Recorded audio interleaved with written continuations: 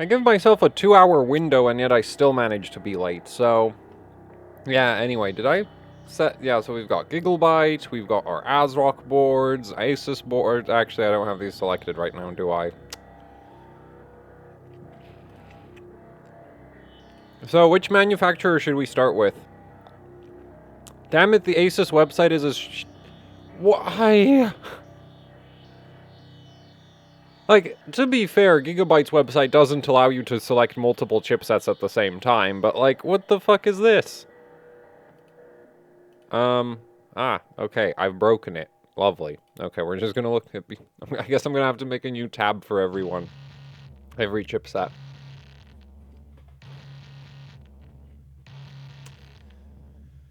Oh, I also forgot we should pull up Intel Arc. Because the thing that makes these boards so incredibly boring is that, like, there's now, like, CPUs that don't pull a million watts that don't suck, so... Yeah.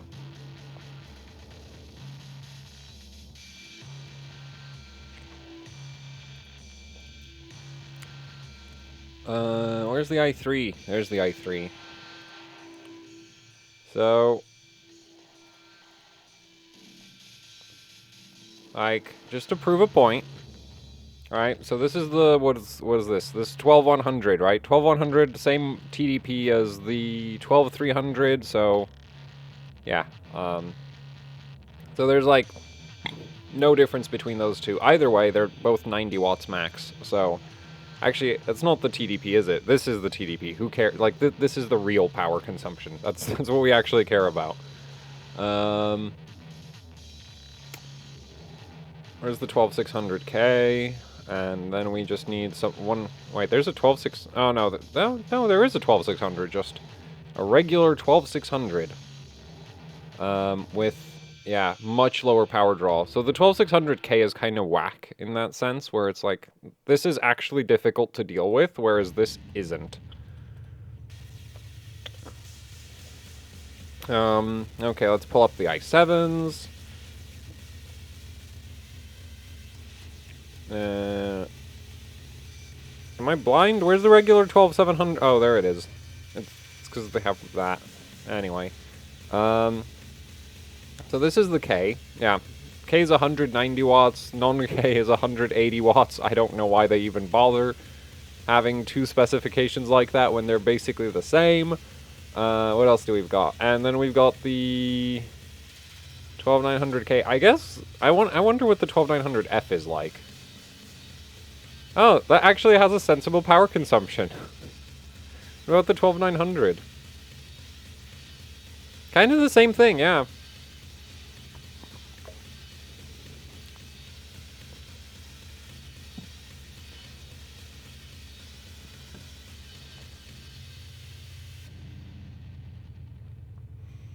$110 watts for the quad cores under real-world use. As measured by what? The motherboard?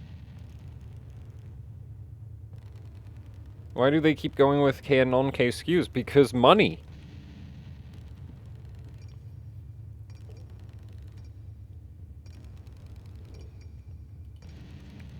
12300? No, it's got 3.5 base, 4.4 turbo.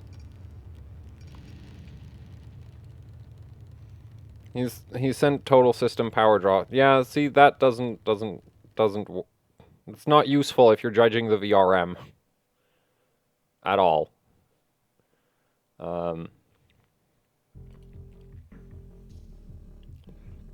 Anyway, so basically, what makes the B660 motherboard so incredibly boring, in my opinion, is like if you're considering an i3, this will run on everything. Like, even... Where is it?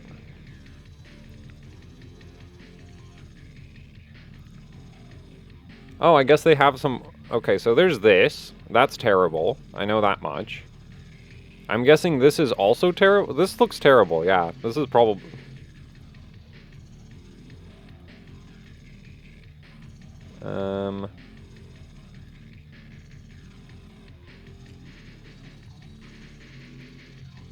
Imagine if motherboard manufacturer websites didn't take forever to do anything.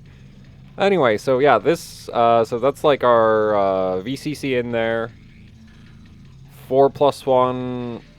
I'm guessing it's a 4+1 for V-Core and iGPU. I guess it could be a 3+2, but that would be kind of weird. That doesn't make a ton of sense. Anyway, even something as horrible as this is perfectly capable of providing 90 watts of power, assuming it has a downdraft air cooler, which is what the CPU comes with, and probably that air cooler is going to be a bigger problem than the motherboard's VRM in that scenario. So because of that, it's like if you're considering an i3, it's like just buy whatever. It should basically, like, unless somebody made some kind of fundamental design flaw, it'll run on everything. Yeah. And this looks like... I am very confused what this is. Is this a 5+1 or a 4+2? Wait, can I... No, yeah, 5+1. I have no idea what it is. Does it say? Probably doesn't, right? Because why would we give information? Not that it really matters, because the thing with the Intel CPUs is like, so you have your 100-ish watt i3, this will run on everything. Then you have your 117 watt i5s, which will kind of, like, at this point the VRM kind of matters, but not really, not yet. Then you have the 12600K, and then it's like, okay, this is actually a problem. The whole reason why for years and years and years Intel would stick to like roughly 100 watt TDP CPUs is because, or what it used to be was 95 watts. Like, all of your Sandy bridges were 95 watts, all of your, like, Ivy bridges were 77, Haswells were 84, Skylakes were 90? Something like that. Actually, no, I think Skylakes were like 77, something like, you know, consistently sitting under 100 watts. Because basically, you could make a complete trash motherboard and it would run if you were under 100 watts. Like, that's really not hard to deal with in terms of power delivery. 150 watts, on the other hand, this is actually a problem. Like, something like this is probably going to be limited to a maximum of around 120-ish watts of power, maybe 130, depending on how much airflow it's getting and what the ambient temperature is and that kind of thing. And so something like the i5 12600K is just like, yeah, this isn't going to be able to run at full speed. Like, it just isn't. So, yeah. So that's kind of like the divisions in the power draw is like, you have the sort of sub 120 watt CPUs that'll run on almost everything. I think the i5s, you might have certain motherboards that would suck. But the thing with the i5s is also there's like the 12400F, which still has the same power, like upper power limit as the 12600, because Intel is too lazy to change the power specs that much. Like, that's literally what it is. It's like, this right here with a 2.5 gigahertz base is, what's this? Yeah, that's the 3.3 gigahertz base versus 2.5 gigahertz base. Like, these are not going to pull the same power at all. Like, this is probably actually going to hit that 65 watt TDP for base clock. This isn't. I'd be very surprised if this did. And so this actually has a TDP that's probably quite a bit higher than it needs to be. So this will really, like, this really should run on just about everything. Though I guess it does give them the option to bin like a super trash i5 into a 12400 potentially. So I don't know. I kind of doubt that you would see many i5 12400s that hit their power limits. Whereas the 12600, realistically, this actually could, because it has the frequencies for that. Like, the power limit is basically designed for the 12600, and then they just apply it to all the other i5s. Is kind of how Intel does it. Anyway, so yeah, 12600K is like, okay, now we kind of need a motherboard that doesn't suck. Then we get to the i7s, which are 200 watt CPUs and everything. Like, yeah, they're basically 200 watt chips. And 12600K without power limit on B660. The thing with the 12600K without power limit is, it's a $300 CPU, and all you get is a bunch of E-cores. Like, if I was if I was trying to, like, min-max a system, I would probably try to squeeze a 12700F into it. Because that is actually, like, reasonably priced. and a lot faster than the... Yeah, see? 314 versus 300. And you actually get P-cores instead of just this garbage. So... Though... oh wait, no, that's the E-cores. Base performance, yeah, 2.1 gigahertz. So the thing with the 12700F though is like, yeah, this is a 180 watt CPU.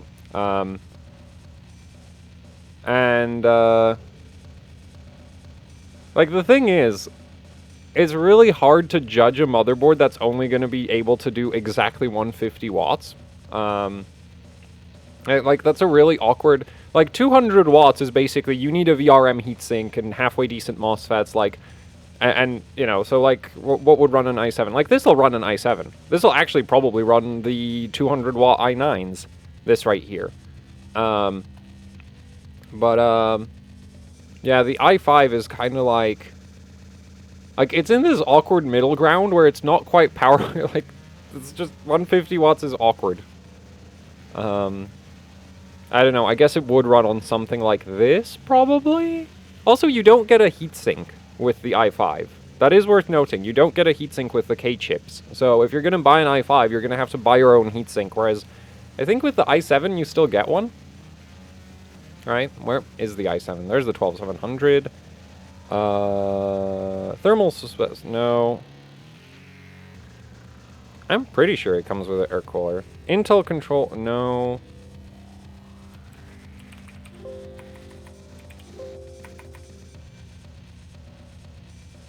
I'm 99% sure this comes like this comes with a heatsink, right? I thought it was only the K chips that they don't sell heatsinks with.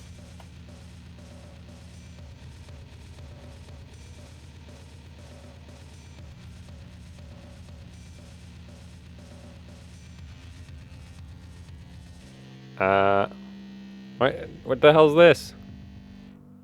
It doesn't say if it has a heatsink. Are you fucking shitting me? What the hell is that?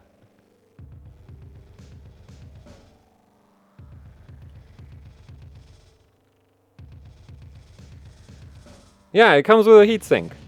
Hey, it comes with a... Yeah, it comes with this thing. I mean, that's not going to cool 100... Well, see, this is going to prevent your VRM from catching fire because this is going to thermal throttle the shit out of the CPU. But it's still cheaper. Like, it's going to cost... Yeah, like...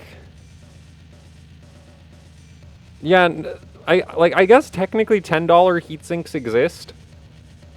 But at that point, like, you're really right up against the price of an i7 12700F at that point. So I would just get the 12700F, unless you need the iGPU. In which case you're kind of looking at, what, the regular 12700, which I can't remember the price of that. Oh man, yeah, okay, that's actually kind of a lot for the iGPU version. So I guess that is a consideration there, but I don't like the idea of buying a $300 CPU and then just getting a bunch of E-cores for it. As well as no heatsink. Right? Like, that's just... Because, like, the E-cores, they add what? Like 1,000 points in Cinebench? That's it? Actually, if you're on a B660, they do even less than that because you can't even overclock the stupid things. So... Yeah, I don't know that I would stick a 12600K in a B660 motherboard.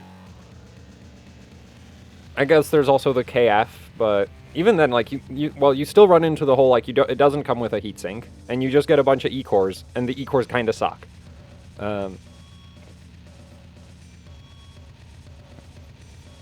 Anyway, so, I don't, like, admittedly with the i7 you do still need, like, a capable motherboard, but it does come with the downdraft air cooler, so, yeah, so I don't know, like, I wouldn't use a 12600K on B660 because it just doesn't really make a ton of sense to me. And the thing is, you save a lot of, like, if you go with, where was it, the 12600?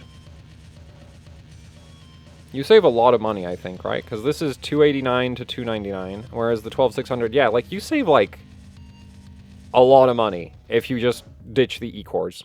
And I guess maybe if you do, like, video encoding, will you notice?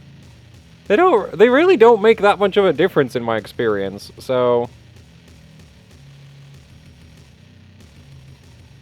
Okay, well, if you do a lot of multi-threaded stuff, I guess you'll notice the E-core's missing, but otherwise you just won't notice, because they're borderline useless.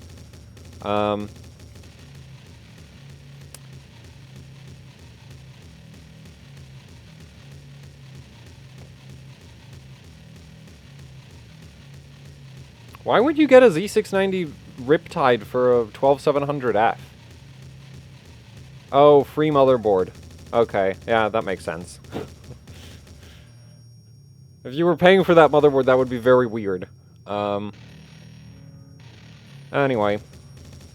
So, that's kind of the first thing with B660 is, like, so all the, like, so you basically have, like, 2 CPUs that'll run on almost everything, and then you have a bunch of CPUs where it's like, okay, now you actually need, like, a halfway decent VR, or, actually, if you decide to stick a 12900K into a B660 motherboard, which is completely stupid, by the way, if you do that, dumb. Very dumb.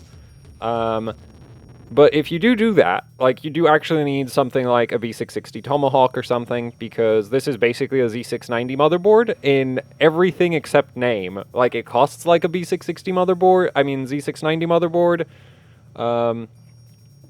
Let's pull them up. LGA 1700. Actually, yeah, let's pull up all the S1700s and go from cheapest to most expensive.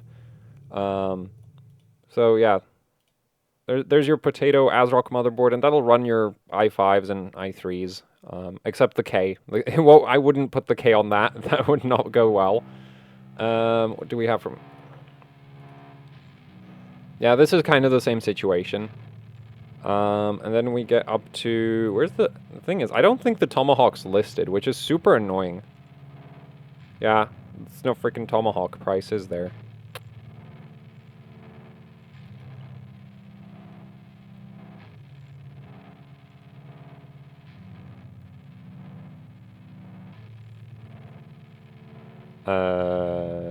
Yep, sure looks like there isn't a price. Actually, I don't think it's even in the list at all. Right now. Like, I don't think it's listed on Z690, and... Yeah, so... Oh, there's the Tomahawk. There. Okay, so that's basically priced like a Z690 board at that point. Though, it is worth noting there are some advantages compared to a Z690 motherboard. Like, if you buy a really low-end Z690 board, you get, like, you get worse audio than this. That's, I think, the main difference. Though, with a low-end Z690 board, you get more M.2 slots, you get a slightly better VRM off the top of my head. Yeah, I think you get Intel networking instead of Realtek networking, though from what I've heard, the 2.5 gig LANs are both terrible. Like, apparently both of the 2.5 gig LANs have some issues, so I don't know, like, which one's better there. So, B660, like, the high-end B660s kind of make sense. It's like, if you want better onboard audio and don't really care about anything else, and you want to run, like, an i9 in your B660 motherboard, then it's like, okay, that kind of makes sense. Otherwise, it doesn't make sense. Also, what's the price difference between the 12900 and the K? Okay, this is still insane. That's actually a big price saving.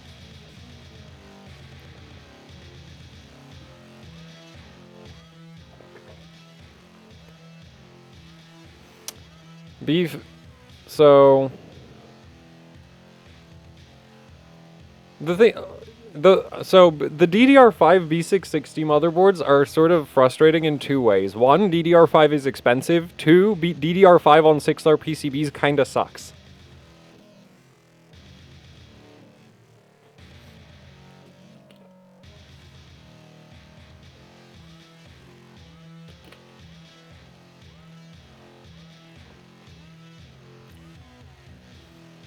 Those DDR4 adapters would cost so much that they would make DDR5 look sensible. And they'd also cause all kinds of issues, probably. Anyway, I've not really planned out how I want to do this, so... should we just go through one of the manufacturers, like all of their boards, and I'm just going to sort of guesstimate what kind of power consumption they can deal with? Because that's basically what this is going to come down to. I kind of like that idea. So I guess we're going to do all of the ASRock boards.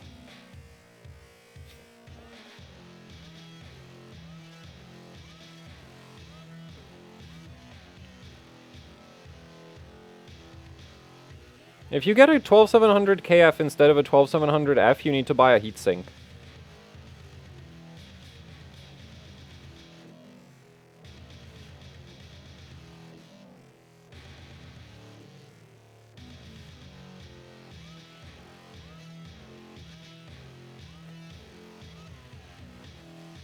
Also, the 12700F is a lot cheaper than the KF. Because, where is it? Well, yeah. Like, Intel keeps the price differences pretty similar, so I'm going to assume it's like a $50 difference between the KF and the regular F. Anyway, let's go through all the ASRock boards. I'm kind of disappointed in Intel. I would not consider a 12900 CPU, but if they doubled the core count of the 12100, I'd totally actually buy that CPU. Isn't that just a 12700F? All E-core just out of curiosity. It's called a Skylake. Without hyper-threading. Get yourself an i5 6600. There's your all E-core CPU. Except it's kind of gigantic. Not very space efficient at all.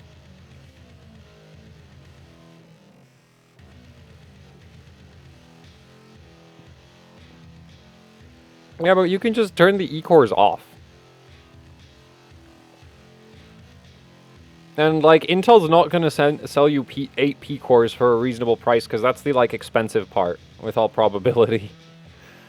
Anyway, so I guess we'll just go bottom up for ASRock. Let's click on the first one, H610 ITX. It has a VRM heatsink, and this is not a completely stupid VRM heatsink design. I mean, this doesn't inspire confidence by any means. Wait, this has power stages. So, stick in an i3 in something like this, you're going to be fine. Or even an i5, because that looks like 4-phase V-core with... Actually, it might be 5-phase V-core with 1-phase iGPU. Do they say? No, they don't. 50 ADR MOS. Also, like, the nice thing with ITX boards is the VRM is so close to the socket that you don't get a lot of power plane power losses. So this doesn't look completely horrible for like a basic ITX motherboard. Yeah, I'd be willing to put an i3 in this. Even an i5 would also probably still be fine. I wonder if it's 5, like if it's 5+1, then the i5 I'd be actually confident about it, but even if it's 4+2, it should still probably be fine. I wouldn't put an i7 in this. I wouldn't put any K CPUs or an i7 in the, or like K CPUs, i7s or i9s. I wouldn't put them in there unless you're happy like reducing the power limit, though the motherboard might just do that for you. I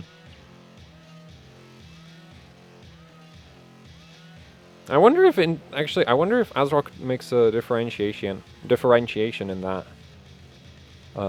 If we go to support. Okay, yeah, they don't spec if they support the full high power consumption. They just support the, like, base power, and that doesn't really help us in any way, shape, or form. Yeah, okay, I wouldn't put an i9 in this, or an i7, but everything, like the i5s, i3s, that would be just fine. Next we have this thing, which, this is probably actually slightly worse than the ITX board, but I don't feel like that fundamentally changes anything.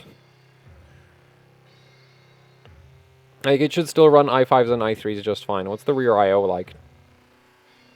Oh, that's not completely terrible. It's still, you still get 6 USB Type-A ports.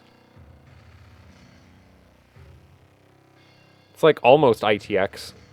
I just realized what a strange form factor this is.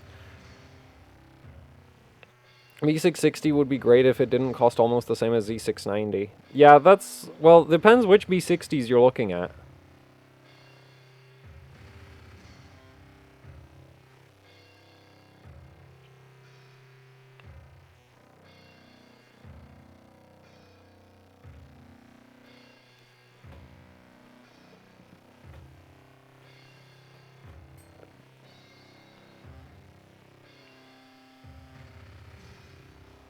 So, anyway, this, like, exists, and yeah, it's fine for i3s. i3s, i5s, I wouldn't put anything more power-hungry than... Actually, what's more convenient? Should I just say up to 117 watts like, should I just say the power limit that I think this should run at, or the CPU names? Because, like, up to 117 watts, this should be mostly okay. I prefer just talking in power limits, to be completely honest, so that's what we're gonna do. This is the same board, isn't it? Yeah, that's the same board, except with some adjustments, I'm guessing. Nah, it's like... I guess the different rear I/O. Yeah, I think you don't get a VGA on the other one. Wait a minute. Okay, no, I didn't. I thought I saw a different memory speed spec, but I didn't. They're the same. Actually, H610 doesn't support overclocking, does it? On the memory. Yeah, it doesn't. Neat. So, that's one downside. There's this thing where you get 4 USB ports in the back. So no. Like, I'm guessing this is literally the cheapest board ASRock makes, but yeah, like this is terrible. Like, this is just absolutely horrendous. So this, like, again, it'll run i3s and i5s, but like, it's basically a laptop at this point. Anyway, what do we have? Oh, look, it's the same VRM with a heatsink. The thing is, I'm not sure that heatsink is going to make that much of a difference.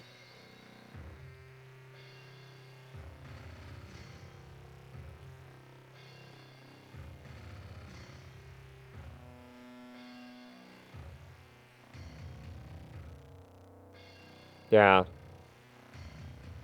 Like, I'm really, really not sure how much of a difference that heatsink's gonna make. It's not exactly much of a heatsink.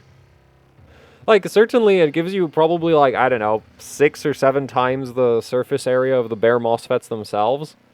But, actually more than that. Probably, like, yeah, it has a decent amount more surface area. Probably uses a really... I don't think the crappy thermal pad would even be a problem. So maybe a 12600K would kind of run on this. Like, yeah. I guess this might be the, like, 150... This might be the 150 watt motherboard if you use a downdraft air cooler. If you use anything else, it'll still overheat, because that heatsink isn't gonna... Like, this isn't gonna work if you try to run it completely passive.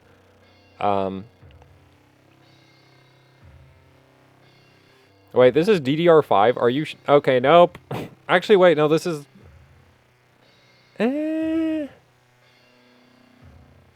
Yeah, no, this is dumb. Because it can't overclock, right? Yeah, this is just going to be DDR5 at 4800. Like, literally pointless. Like, DDR5 doesn't make sense until you're approaching 6000, in my opinion. This isn't going to approach 6000, it can't do that. So, anyway, so that's the H610 boards. And basically, avoid the DDR5 one, because that's just dumb.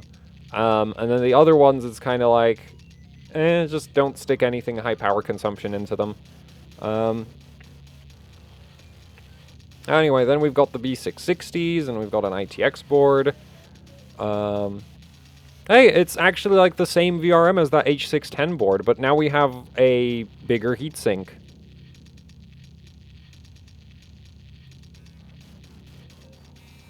Yeah, like, yeah, quite a bit bigger heatsink. So that's better, I guess. Other than that, I think it's literally... Yeah, this is literally the same board with a different chipset, isn't it? Which makes sense. Like, why would you make, you know, multiple different PCBs if you can make one PCB and then just change what chipset's on there? Hop. Look, it's the same board.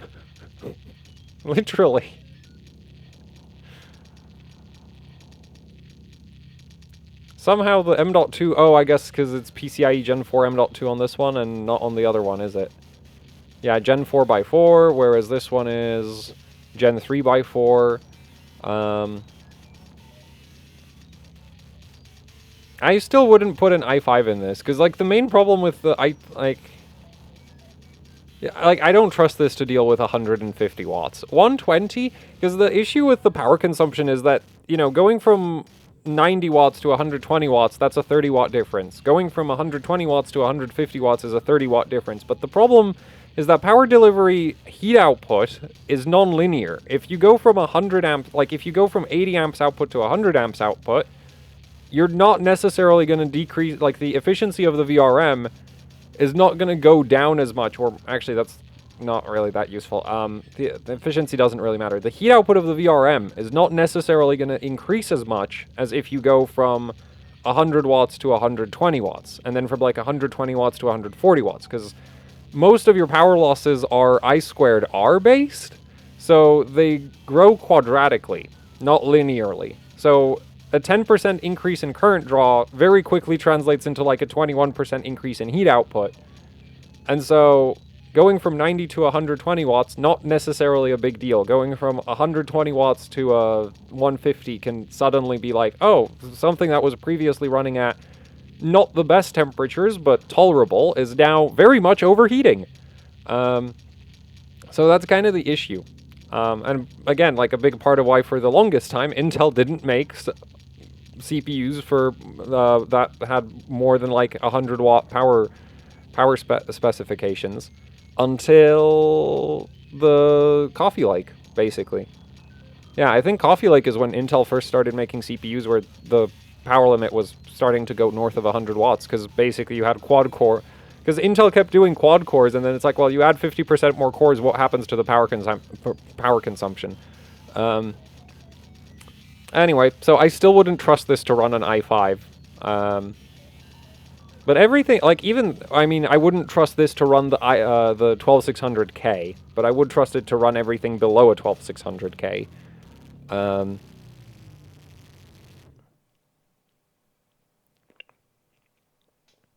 No, I think if you glued enough heatsinks to that VRM heatsink, you might get away with even a 12600K. You might even be able to get an i7 to run on this if you get creative with it, but I don't think that's a good way to, you know, do stuff. Anyway, what do we have? So next we have the B660m HDV. Oh look, it's an H610 board with, oh, DDR4, good. I was like, wait a minute, so that's not DDR5.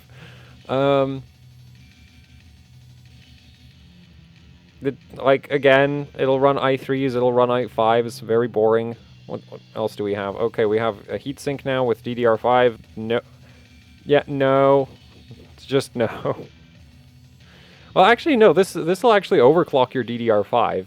It might suck, though. Like, admittedly, it is 1 DIMM per channel, but I wonder if, like, the concern I have with this is I wonder if the topology on this got as much attention as the better boards. Supports DDR5 technology. Okay. What speeds, though? They don't say. That to me sounds like they didn't finish something. So ASRock actually... Oh, so the QVL did up to 6,000-ish. That might actually run. Yeah, that might actually run on this. Even though I'm pretty sure this is a 4-layer PCB. But it's 1 DIMM per channel, so, you know, it might actually do the speeds that they're speccing here. The thing is, that doesn't really make, like, it doesn't make sense to buy, like, a super low-end motherboard like this and then use high-end DDR5. And low-end DDR5 is really, really bad. Like, it really isn't worth it, in my opinion, to get low-end DDR5. You could just get, like, for the same price, you can get good DDR4 instead. So, yeah. But other than that, I guess you could maybe get a i5 12600K to run on something like this. Maybe. The thing is, the VR... Like, ASRock likes to use really trash MOSFETs. And so I'm not sure that heatsink really makes that much of a difference. Anyway, what do we have next? We have the Phantom Gaming 4. Finally, a motherboard that doesn't suck, maybe? Yeah, actually, this is decent, because you got your power stages, or driver MOS components. That was the rear I/O. You get 6 USB Type A's, so not completely terrible. B660m HDV, no heatsink at all. If it doesn't have a heatsink, it'll do up to 120 watts. Like, I'd be confident up to 120 watts. Everything above that, no. What's the lowest layer count motherboard? 4 layers. I'm not sure you can make a functional... Well, I guess if you go back in time enough, you might eventually find 2-layer motherboards. But for, like, modern hardware, you're not going to get less than 4 layers because you won't be able to, like, do anything with less than 4 layers. As far as I know, each memory channel has an entire layer of the motherboard to itself. And there's a memory power plane that needs to run between them. So, yeah, you can't really do a DDR4... Like, you can't even do a DDR4 motherboard on 2 layers. Unless you're gonna do it, like, single channel. And, yeah, even then, I'm not sure it would work out. No, because the problem, you eventually run into an issue of, like, some of your traces are just gonna be too damn long if you try to make it single layer. How many layers the OEM? Probably 4. Like, 4-layer PCBs aren't particularly expensive. Actually, they're kind of cheap these days. Anyway, so B660 Phantom Gaming 4. So this looks like... This might run an i7, actually. Yeah, if you have enough airflow over the heatsinks on this, it'll run an i7. I wouldn't see any issues with that. I don't know how much it costs, though, but yeah. I wouldn't put an well, actually, the regular i9s, the 200-watt i9s, might actually run on this. Depending, again, if you have, like, a downdraft air cooler or a... Well, just get a downdraft air cooler if you're going to run something like this with an i9. But I wouldn't put a 12900K in this. Because that 240-watt power limit is actually ridiculous. Yeah, like, the thing is, like, this is reasonably sized. I think it might be a 6-layer, actually probably a 4. I can't tell. Oh yeah, it's a 4-layer. Planes on outer layers. No, it's not. I can see the freaking traces. Yeah, like, you can literally see the memory traces on the top layer of the board. I have no idea what they're talking about with that. Because there are 4-layer ASRock motherboards where they have, like, full planes on the top layers, which I don't know how they managed to do that, because that means the channels have to be internal to the board, which is super weird. But yeah, this doesn't seem to be doing that, because I can see the traces. So, I'm not sure. I guess they copy-pasted this from some of their other 4-layer PCBs. But, I guess the power plane on this thing is going to get infernally hot, though. Again, if you have a downdraft air cooler, that shouldn't be an issue. Though, yeah, so that's like, okay, like, you could probably put a 200-ish watt CPU in that, probably. I wouldn't recommend it, but you might be able to get away with it. What else do we have? B660m Pro RS, 8-phase,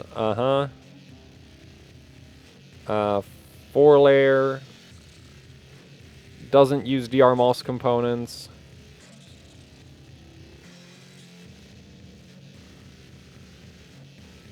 Doesn't it? Oh yeah, no, it is a different VRM, isn't it? Wait, no it isn't. They're like the same freaking board.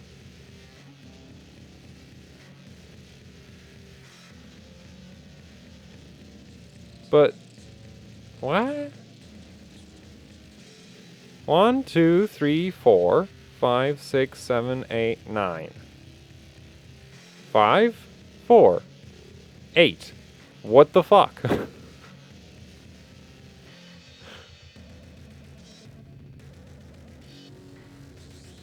Like, what?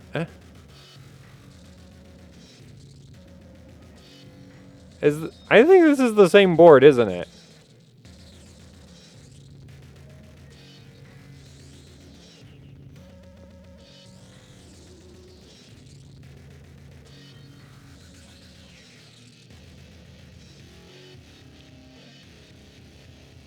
Yeah, like, it doesn't make sense for this to have a better VRM than this. Because this, like, this has proper heatsinks on it. And yeah, so, like, an i9 on, like, a non-K i9... Like, anything except the 12900K, I'd be okay with on this board. Mostly because the 4-layer PCB still doesn't give me confidence for over 200 watts, but...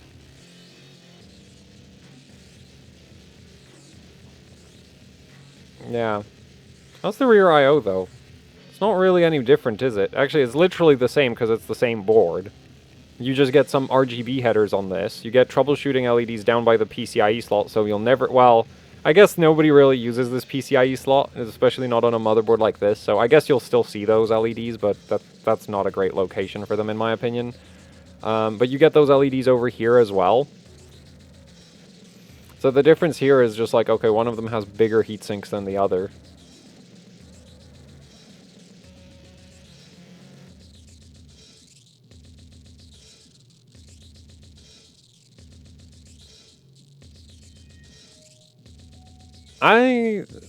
Though I don't know what the price difference between them is. I wouldn't pay significantly more for this one. Though the heatsinks should help. Like, these are proper heatsinks for the board. Like, that right there is, yeah, like, these are proper heatsinks compared to this, so... Yeah. The thing is, judging heatsink efficiency is, like, impossible. So, yeah, anyway. But I guess, like... If the price difference isn't too big, I guess I would go for the heat-sinked version. Then we have the B660m Steel Legend, and now we've got 9-phase DR MOS again. Looks like they changed the inductors. Yep, they changed the inductors. I'm guessing this finally uses a proper 6-layer PCB? Ah, they don't say. Really, guys? Come on. I'm going to say it's a 6-layer, because they're not advertising the 4-layer memory topology thing.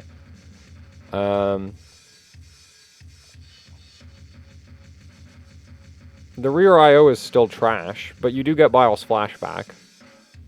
And, optical output? Yeah, you get upgraded audio, I guess, in the sense that you get, like, an optical output, whereas it's still, the audio codec is still the same, yeah. Both of them are still on the ALC897. So, they're probably going to sound the same, but if you just need different ports... Okay, they do say it's a 6-layer PCB. Why does... Man, ASRock's website and just having things in random-ass places. So yeah, this doesn't look completely horrible. And you get troubleshooting LEDs in a slightly more reasonable location this time. I think. I think that those 4 down there are LEDs, right?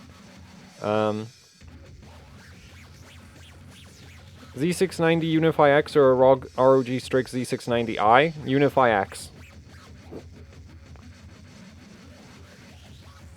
Like, I don't know how that's even a question.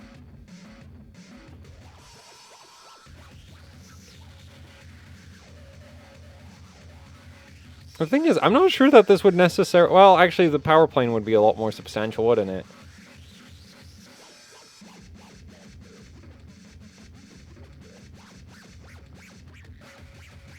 Yeah, I'm not... So...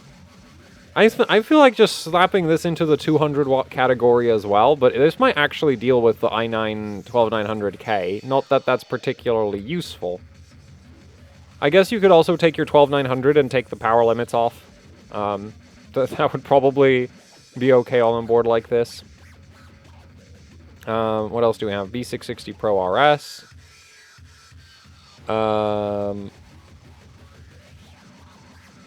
Oh, this is like a big version of those four-layer MATX boards. VRM spread out a bit more.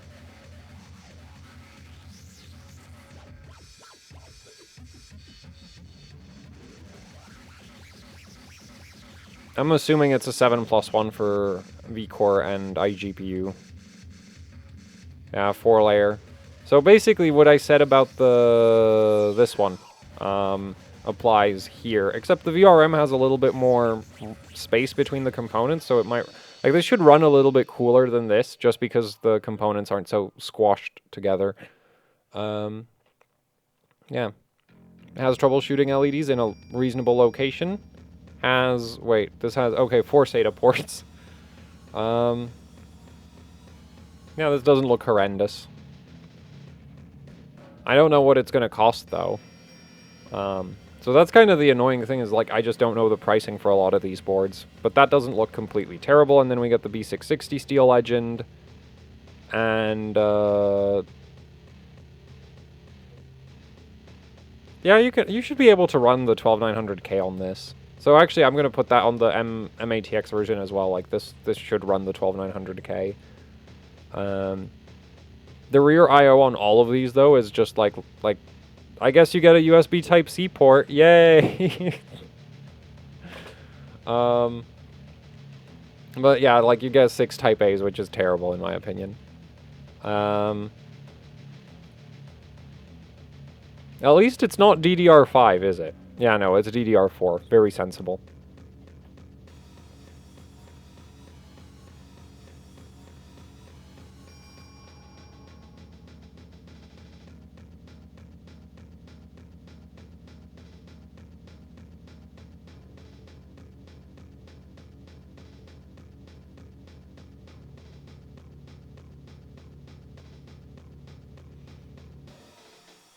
What do you use all the USB ports for? Well, I have a printer, I have an external, I have a USB sound card, I have multiple webcams, sometimes I have a drawing tablet, mouse, keyboard, what else is there?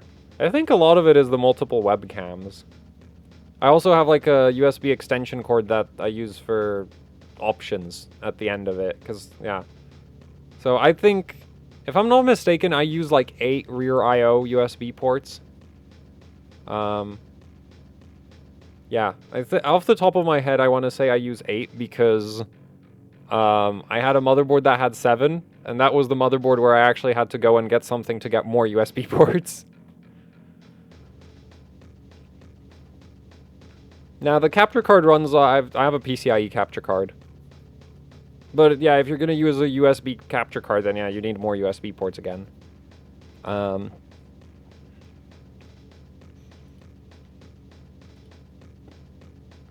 Anyway, yeah, so I'm really not a fan of having like full ATX boards with just 6 Type-A's. That's terrible.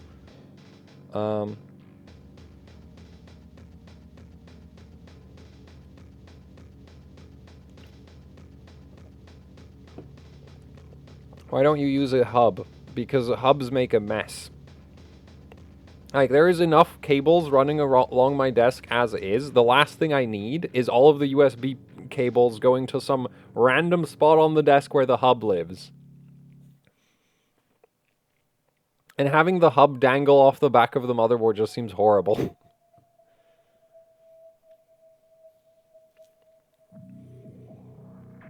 I've already shared my opinion on the Z690 boards. Can you not read the title of the frickin' stream? It says B660, H670, and H610. Where does it say Z690?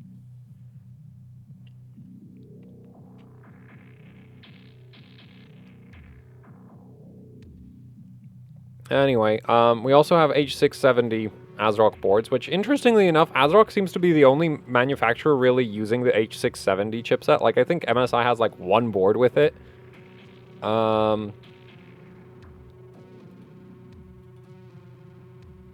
Let's see. This looks like the rear I/O might not... Hey, look! We've got a rear I/O that isn't completely freaking horrible. So that's nice. I mean, the audio got downgraded, but I don't care about that part. Like, that's the nice thing if you have an external audio... Like, if you have an external audio solution, you never have to worry about the onboard audio again. It just becomes completely irrelevant.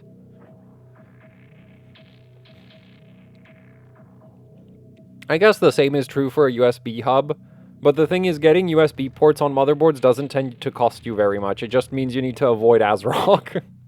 Because most manufacturers are halfway decent about providing USB ports. Like, they don't really cost much. So I don't get why it is that, like, ASRock likes to just make motherboards with no USB ports. Yeah, this should run an i9. Yeah, I don't see a reason that this couldn't run an i9. I mean, we've got... This is the same VRM they have on the B660s, just more features. And it's still DDR4, so it doesn't use the memory like DDR5 at least. And we have an H670 Riptide, which is the same thing, but with smaller heat sinks. Oh, wait. Yeah, this sure looks like the same thing, but with smaller heat sinks. Actually, this might be a worse VRM.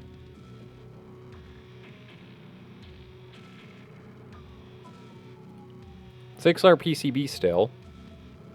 And it does still use DRMOS components. They've just, like, used cheaper inductors. And it is a 6-layer. So, yeah, honestly, like, this would be a good board for, like, the i7s and the non-K i9s, I think.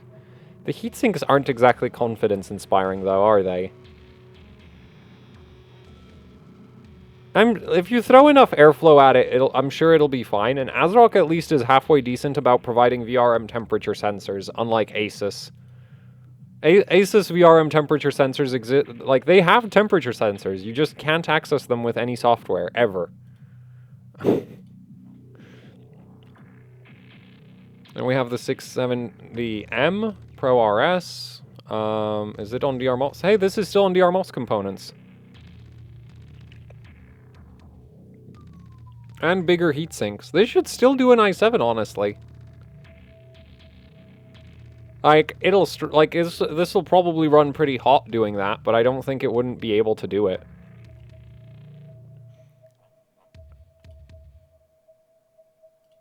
And 4-layer PCB.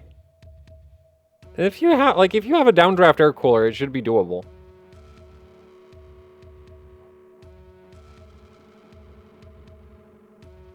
Yeah, and how's the rear I/O? We're back to B660 levels. Okay, well, hopefully this is somewhat cheap at least.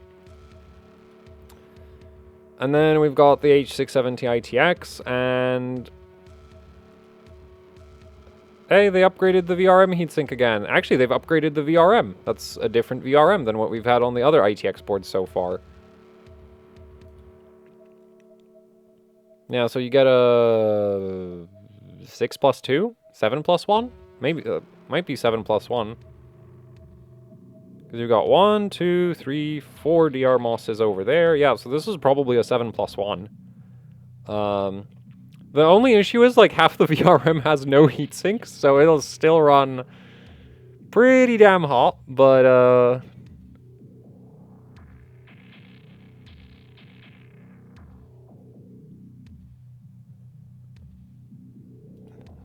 the thing is, like, I'm thinking back, and it's like, I've technically shoved, like, 240 watts through a 6-phase, ITX board for Z390, but the thing is, I had to have a freaking Delta fan, like, a really, really high RPM fan on the VRM heatsink for that to work. So it was like, yeah, technically it worked. Technically. And it still ran at, like, 100+ degrees Celsius. So it was by no means ideal, but... This is slightly better. Because that board also shoved, like, 5 of the V-core phases under one heatsink, and then you had, like, one V-core phase hanging out by the 8-pin power connector with no heatsink.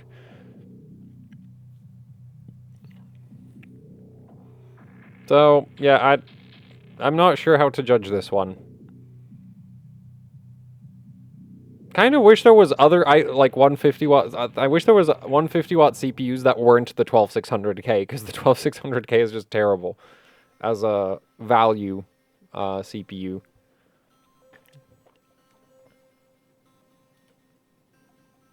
Yeah, 8-layer PCB because it's ITX. So this looks like, this doesn't look completely horrible, but, like, it's just really hard to judge. So, yeah, anyway, that's all the ASRock boards. So I guess we're going to move on to, I don't know, MSI, because their website is not terrible, unlike some of the other vendors. There we go.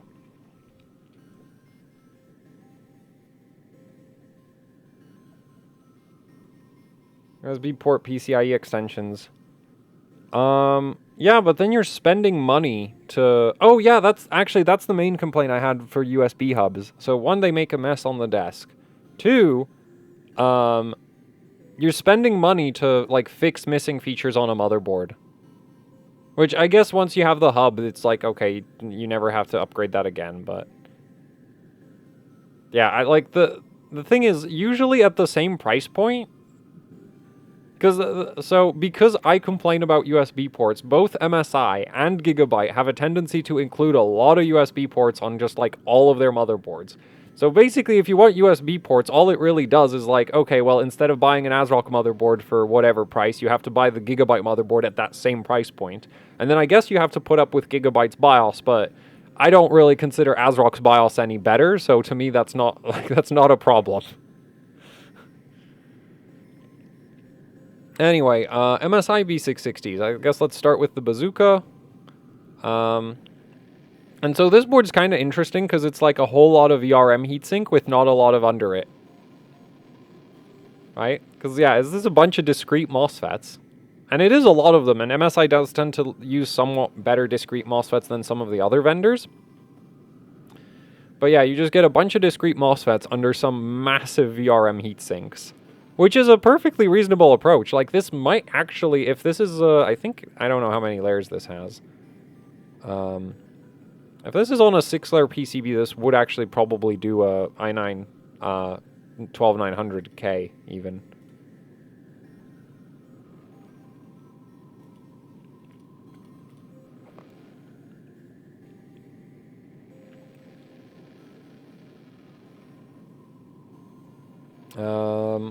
Except I can't find a layer count.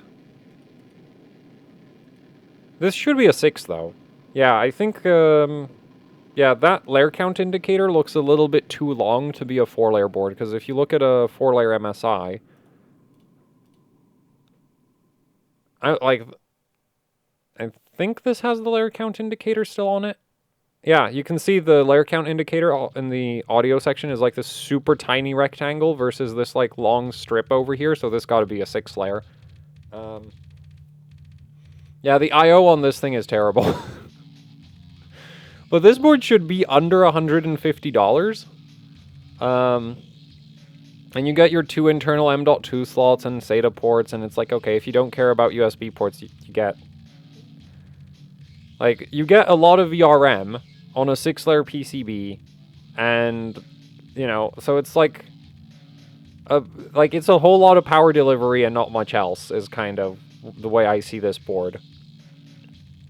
Actually, it's not even a lot of power delivery, it's just a lot of VRM heatsink, which still kind of counts. So, yeah, and you do get troubleshooting LEDs, and they are color-coded on the newer MSI boards, which is nice. And it's DDR4. So, yeah, like... I mean, I'm not a fan of the rear I/O on that board, but if you don't care about that, then this is a very capable motherboard. The main issue I have with that board is actually that the Dash A exists. Actually, no, that's the wrong Dash A. There's an MATX Dash A, which is like the same thing, but cheaper. Yeah, literally the same thing, but cheaper. Alright, so here's the Dash A. Actually, you get a bunch of display outputs, which is not all that useful. And you get Wi-Fi. Whereas with this, I'm assuming they'll eventually make a Wi-Fi version, because, like, there's the option for it, but, yeah, like, you can see how the rear I/O is the same thing. And then if you look at the board itself, it's literally just a heatsink swap. And this heatsink barely even changed, this top one. Right, like, I guess this one's taller, which we can't really see in this angle. Actually, I don't think it's even significantly taller. Right? Like, this looks... Yeah, I have no idea.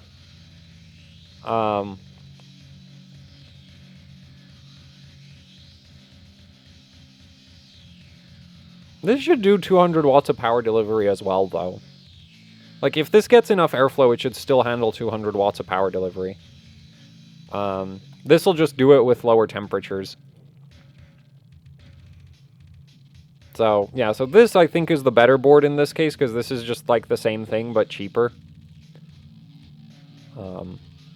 I don't think there's any major differences yet, I guess. Well, let's check.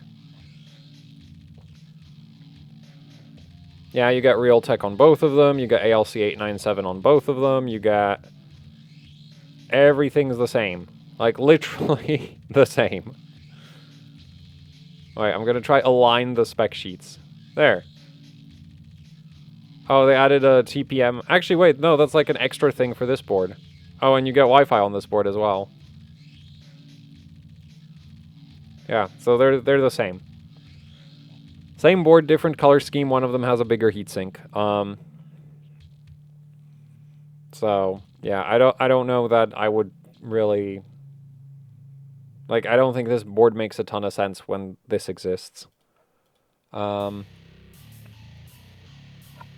Anyway, next we have the B660 Tomahawk Wi-Fi, which has DDR5 on a 6-layer PCB with 4 DIMM slots, so you should probably already know what I'm about to say.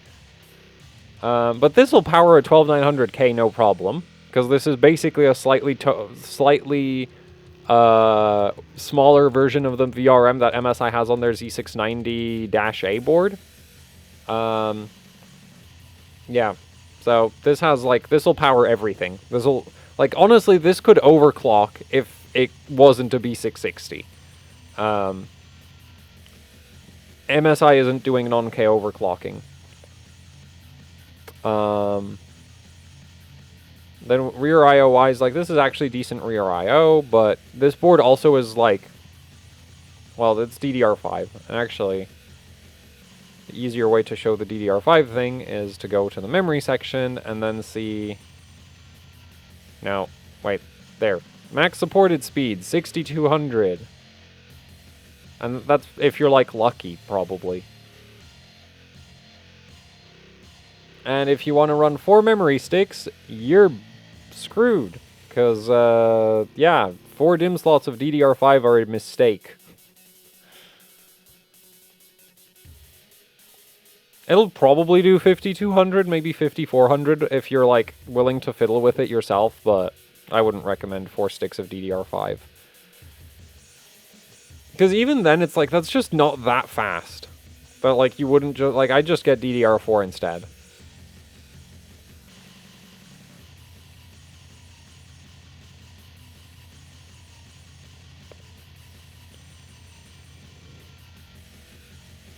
Yeah, so the main advantage you'd get with this, instead of a low-end Z690, is that this has better audio. That's basically it. Yeah, because if I pull up the low-end Z690 board, man... Nope.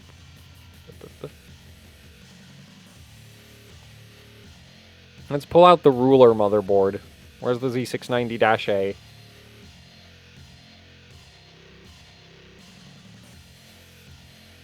Everything gets compared to the -A, because the -A is OP. Actually, no, I do not want the DDR5 version, because DDR5 on 6-layer boards is dumb. Oh man, and it reset. I have a Wi-Fi regular DDR4 version. There we go. So, yeah, if you go to the specs for this, like, this has the ALC897, and that's basically the only difference. Oh, I guess you also get Intel LAN instead of Realtek LAN. I don't know how much of a difference that makes. But yeah, so the B660 Tomahawk, and on the other hand, like with this, you get 4 M.2 slots, you get your troubleshooting LEDs, you get your 6 SATA ports, you get, like, the same similar rear I.O. Yeah, you get, like, the same rear I.O. almost. This is, what, 8 Type A's versus 7, so, yeah, basically the same. You don't get BIOS flashback on this, whereas you do on this. I'm pretty sure that's BIOS flashback in the rear I.O., I think. So, yeah, now, admittedly, this is a little bit over this tends to be around $220, like, $200 to $240, depending on which version of this board you get. Whereas this is under $200. So it's like, yeah, you save 40 bucks and you get better audio, I guess. I don't know if I would... Like, I guess that makes sense depending on what exactly you're trying to go for with your system, but I wouldn't get the DDR5 version of any of the B660 boards. That's just dumb, in my opinion. So, yeah, there's a DDR4 version. I would just get that instead. And this will run absolutely everything. And you can also, like, max out the power limit and stuff. But yeah, actually, we can do the VRM, like, I'm just going to show the difference in the... Actually, do they show the power delivery on this board or not? This frustrates me so much with MSI on the... On, like, the Pro-branded motherboards, they don't show the VRM for some reason, even when it's good. Like, I don't get why they do this. Oh, there we go. Here's the VRM. Okay, 14 plus, yeah, so it's the same power stages. There's just very slightly less of them, right? 12, which actually it's a 6-phase versus 7-phase is what the difference is. Yeah. So they basically took out one phase. And that's the whole difference. And it's like, that actually doesn't really make much of a difference at all. Anyway, so that's the, like, B660 Tomahawks. The H670 Tomahawk is a wacky one, though. So this thing has the bad audio codec, but has the Intel LAN. Like, this is super wacky, right? Like, where one of them is Realtek LAN and better audio. This one's worse audio, better... like, Intel LAN instead. And then if you go to the rear I/O of this thing, you get, like, a different loadout of audio ports, less Type A's in total. You get Wi-Fi 6 instead of Wi-Fi 6E. And you get BIOS flashback, whereas the B660 version doesn't get BIOS flashback. So I have no idea what, like, is going on with these boards. Also, I think the H670 board is more expensive. And at that point, it's like, okay, so this one's super weird.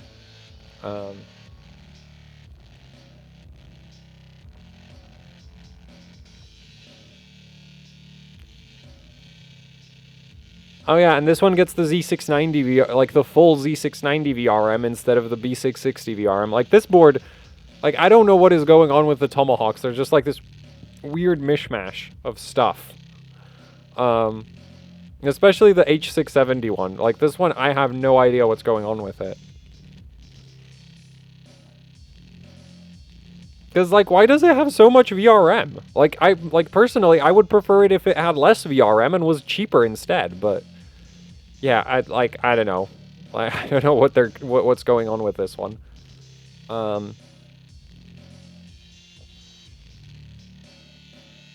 Anyway, let's keep moving on. So yeah, you have the DDR4 Tomahawk, which, if you want to run a really high-power CPU on B660, it'll do that really well.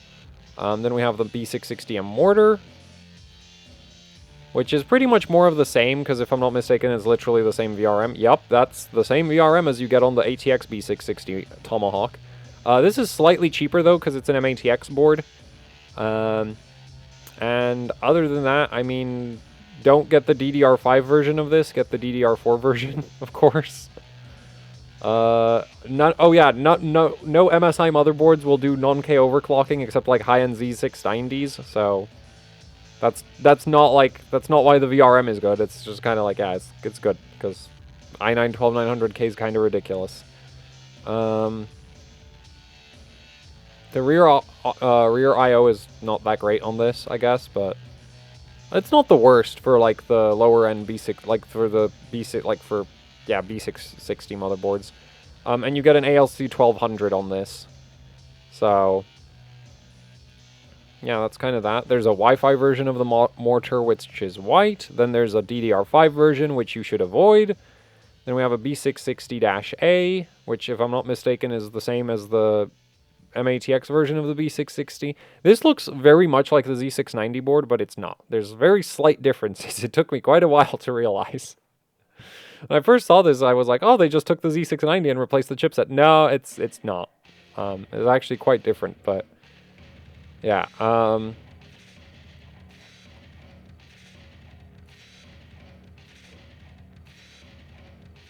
Yeah, it still uses a 6-layer PCB. Fortunately, they will not tell us what power delivery this has. Oh yeah, and this is the DDR5 version, so don't get that. Rear I/O is approaching awful territory, but you do still get your optical output if you care about that for the audio. 897, Realtek 2.5 gig, and that's basically all there is to this one, I think. You get troubleshooting LEDs. It'll run, like, honestly, you could probably run an i9 on this. I'm pretty sure this has power stages under those VRM heatsinks. Because I don't think you would be cramming your inductors. Actually, no, this is MSI, so they might... Actually, it might be MOSFETs. I don't know. I'm not... Like, it doesn't say.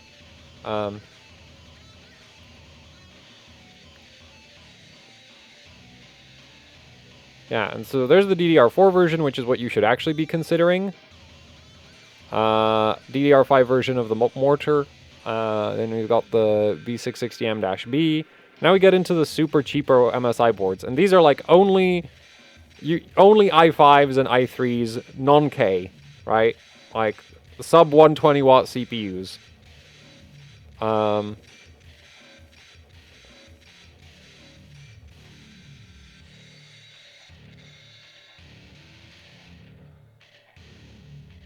You make a video on why not to get a DDR5 board, because cheap DDR5 boards kind of suck at running DDR5.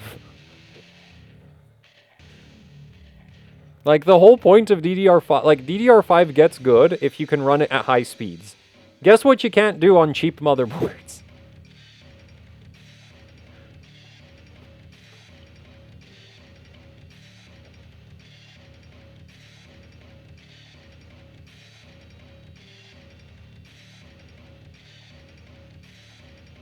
Also, 13th gen CPUs will support DDR4 as well.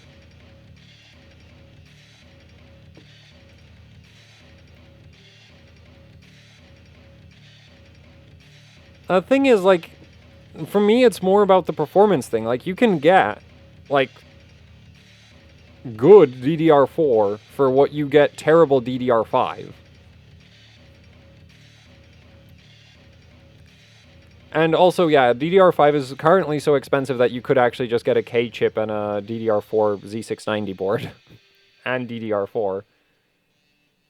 No, no. H610 is limited to 3200. And H670 and B660 can overclock the memory. But they can't overclock the CPU. Unless you're Asus. And if you're Asus, you can only do it on 2 DDR5 motherboards, which is really dumb.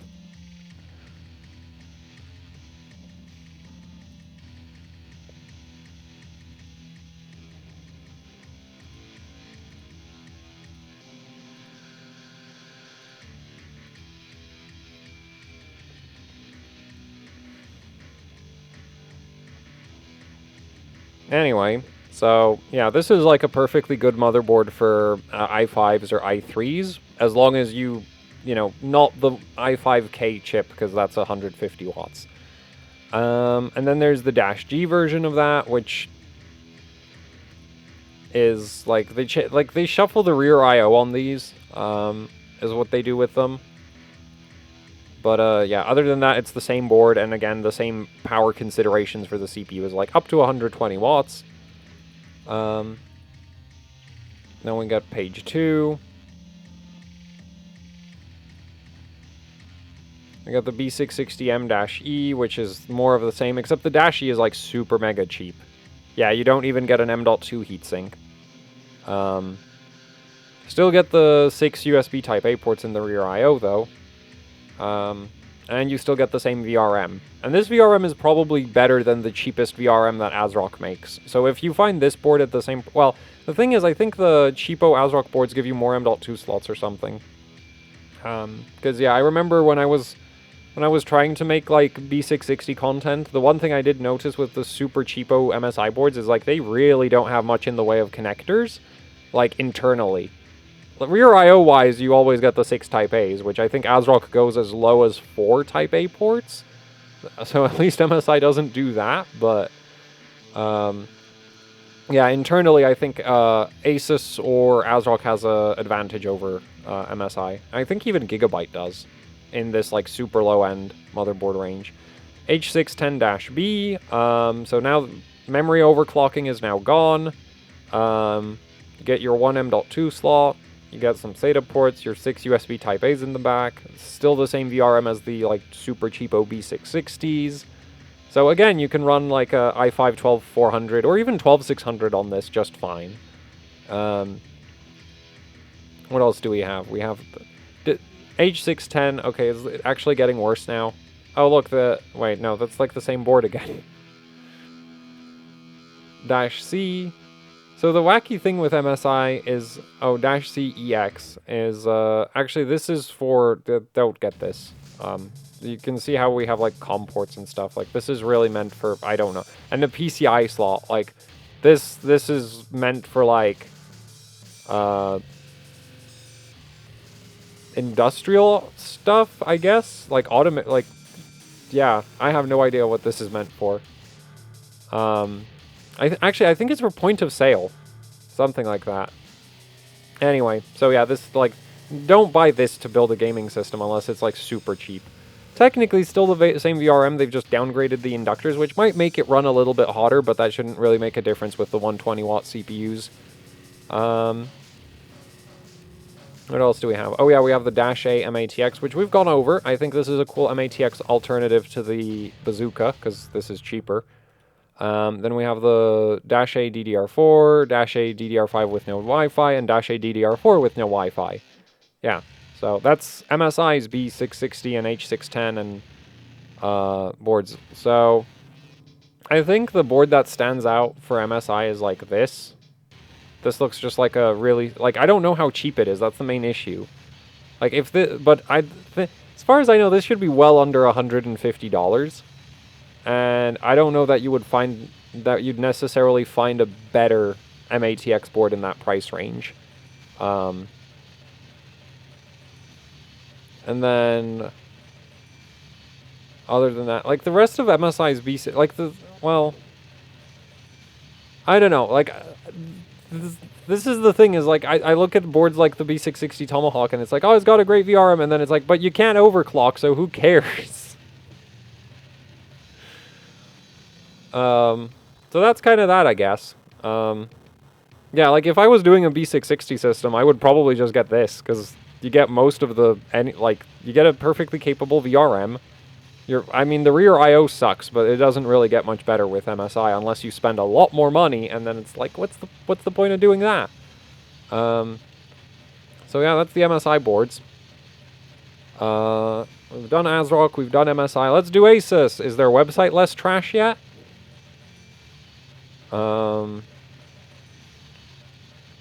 It's probably still broken, isn't it? So, let's see. Is it? Yeah, it's broken. Is completely broken. It's not loading all of the bloody boards again.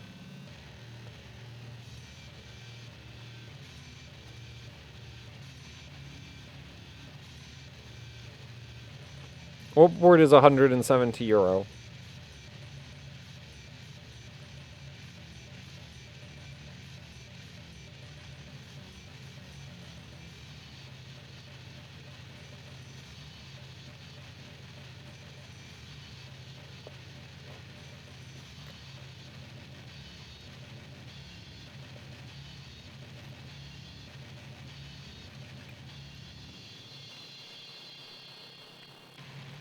Yeah, so Asus website is just completely fucked as always.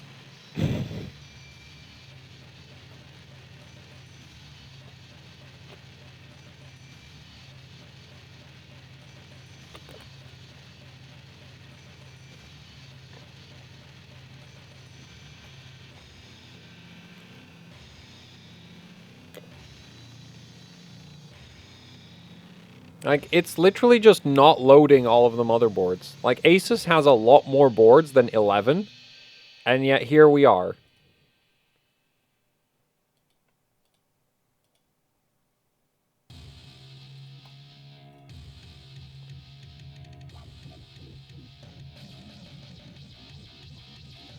So which ones are missing? I don't think I see the B660-F. Oh no, that's there.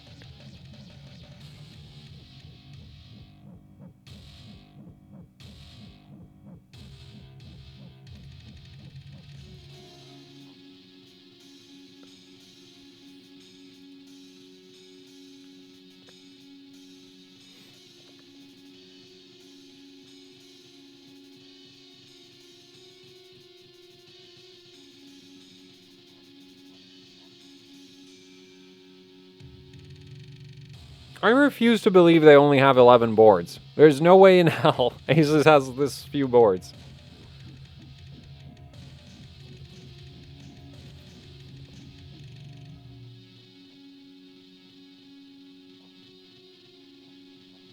Wait, where's the ATX Prime?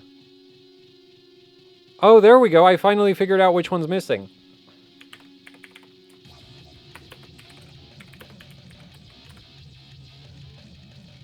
Yeah, where's this thing?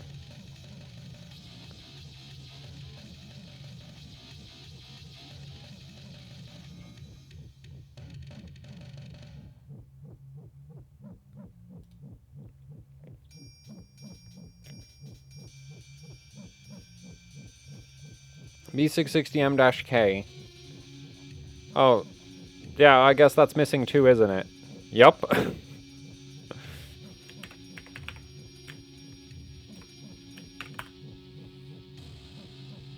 Imagine having a working website.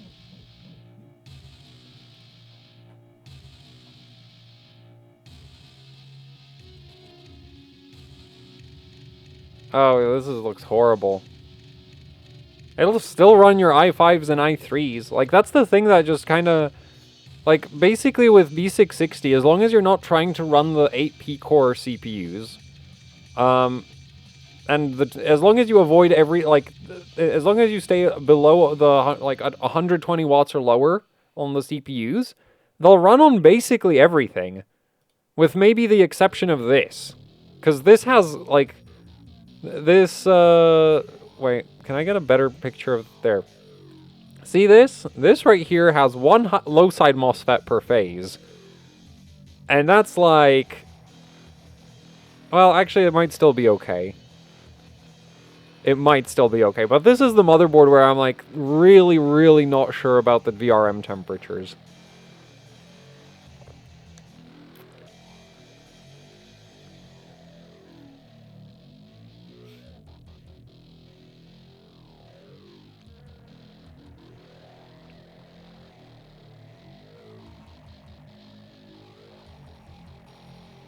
So, yeah, so this is probably the one motherboard where I would only put i3s in it and not even i5s. Because, like, there's just... This has literally half as many low-side MOSFETs as, like, the cheapest ASRock board for V-Core. And I don't think... Actually, it does have more phases, doesn't it? It has, like, 6-phase V-Core. So it's not half as many low-side MOSFETs. It's, like, 50% less. No, that's the same as half as many. Like 25, 33% less, something like that. Because it's 6 low-side MOSFETs, whereas I think the cheapest ASRock board is 8. So that's 25% less low sides. Actually, this might be better than the cheapest ASRock board. This is super hard to judge. Because also ASRock likes to use terrible MOSFETs. So... And Asus does like using really, really low VRM switching frequencies. So that would help. Yeah, so this might still run an i5 if you have a downdraft air cooler. Might, I'm not sure. This, on the other hand, will, because this has a heatsink. And it's not a confidence-inspiring heatsink, but this will be fine for an i5.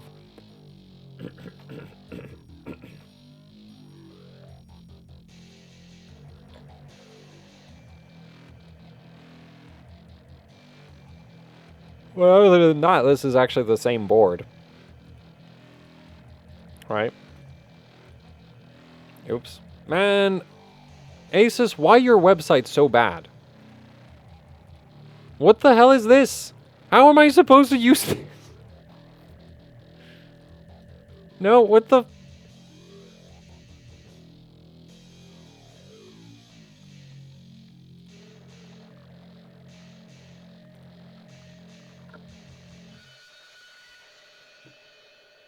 So anyway, yeah, this exists.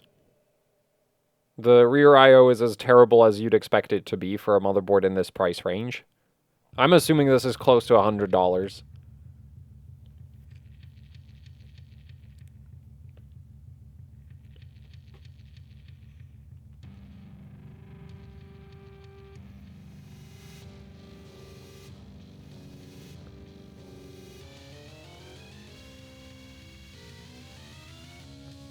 So, yeah, you gotta love how Asus even tells you that they don't put VR, like, they don't give you software-accessible temperature sensors in the VRM.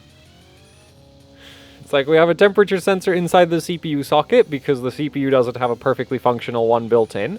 We have a temperature sensor by the PCIe slot because the GPU doesn't have one a temperature sensor built in. And we have one by the chipset because, like, that's actually a useful one. Like, you do kind of want to have something to monitor the chipset temperatures. But the VRM, yeah, we got no temperature sensors for the VRM. Now, that's not actually true, because the VRM literally requires a temperature sensor in order to function correctly. But we're not giving you access to it. You are not allowed to check the VRM temperatures on an Asus motherboard. And they even tell you as much, which is great. Like, stuff like this is why just Asus always, like, it's like, just fuck, like, why do you have a temperature sensor by the PCIe slot and not in the fucking VRM? At least they're honest about it, right? Like, at least they'll tell you, yeah, the VRM will like, the VRM is perfectly capable of overheating and randomly shutting down on you.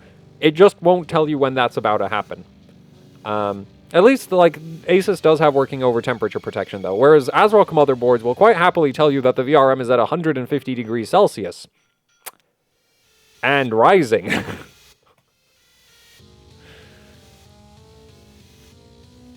Anyway, and I'm guessing they have the same thing for this board, don't they?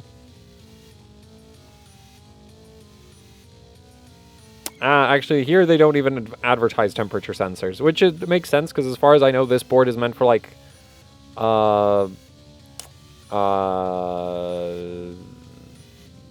there, internet cafes, yeah. Anyway, so what else do we have? We have the ProArt B660 Creator. This is literally as expensive. Actually, I think this is more than like a low-end Z690 motherboard. It does have a kind of neat feature set, though. You get dual LAN, if that's something you care about. You got 1 gig and 2.5 gig, a lot of USB ports. Like, I guess if you're building a workstation, you're probably not going to be overclocking anyway, so the fact that this is like an overpriced B660, I mean, an overpriced Z6, like this is priced like a Z690 motherboard, but it can't overclock, is kind of like, well, if you're building a workstation, you probably weren't planning to overclock anyway, so I don't see how that's really a problem. Yeah, and the VRM on this will run any CPU you can fit into the socket, but you do only get 3 M.2 slots, whereas a cheap Z690 board would give you 4 of them, right? Like, that's the thing, is, like, you can get Z690 boards in this price range with 4 M.2 slots, and just gonna skip to the tech specs part of this. Realtek 2.5 gig, Intel 1 gig. Where's the audio? Oh, they don't tell us what codec it uses. I bet you this uses an ALC897, because the last motherboard I've seen where Asus doesn't mention what codec it has is an ALC897. The Z690 TUF uses it as an ALC897, which is kind of ridiculous for a motherboard that's almost $300. Anyway, so I guess if you want dual... Because the thing is, like, you can't get dual LAN on a Z690 motherboard in this price range. So if that's something you care about, I guess, yeah. But, as, like, otherwise, this thing is really dumb. But, again, like, if you're building a workstation, I guess, like... But the thing is, like, even if you're not overclocking, like, I feel like if you're building a workstation, you probably want to have the option to have a bunch of M.2 drives, right? Like, I wouldn't know. I don't actually do work, but... like, I would assume if you, like, edit videos or photos or something, you might want to have a lot of fast storage, because that seems like one of the places you might be copying large files around. Anyway, let's take a look at the B660m-A D4. Yeah, this will run your i5s. This will run your i3s.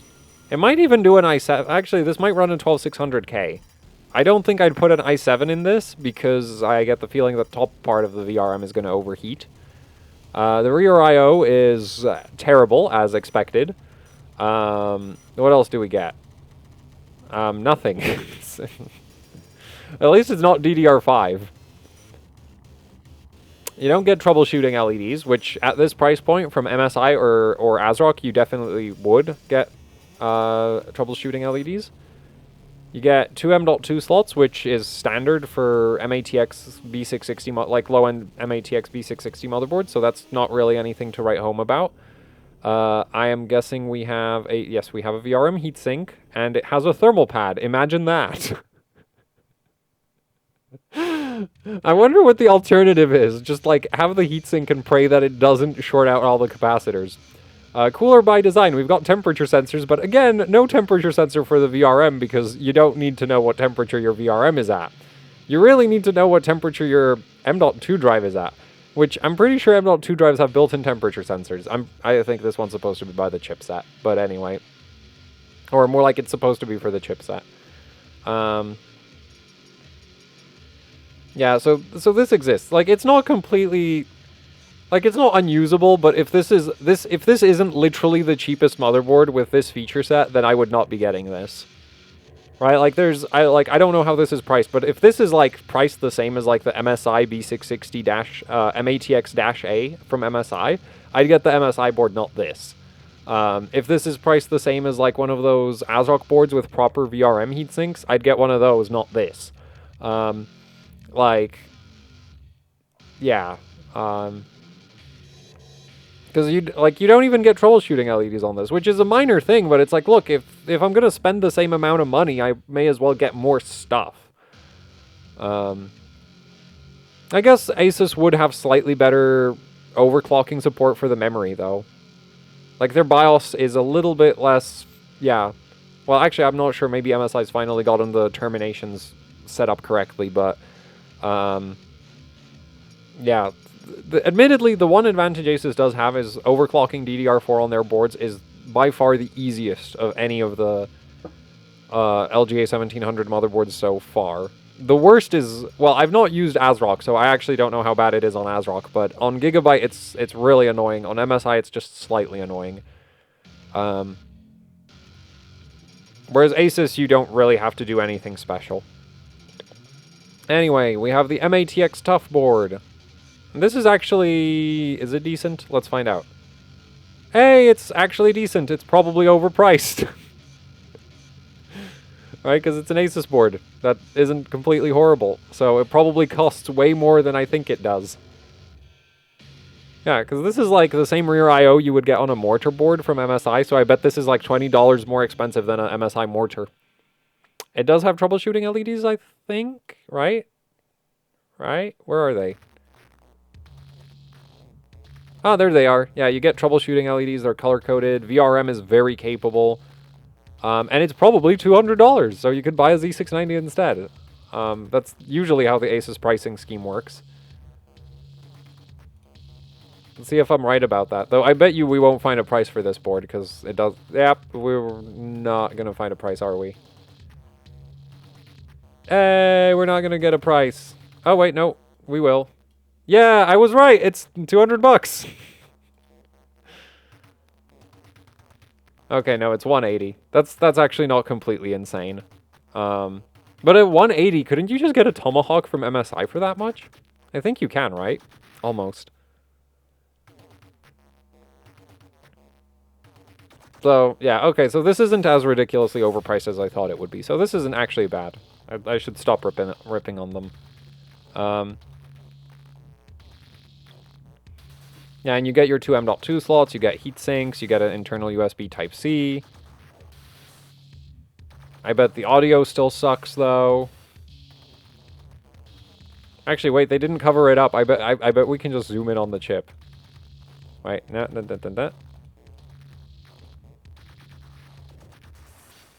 Oh, shit, we just can't...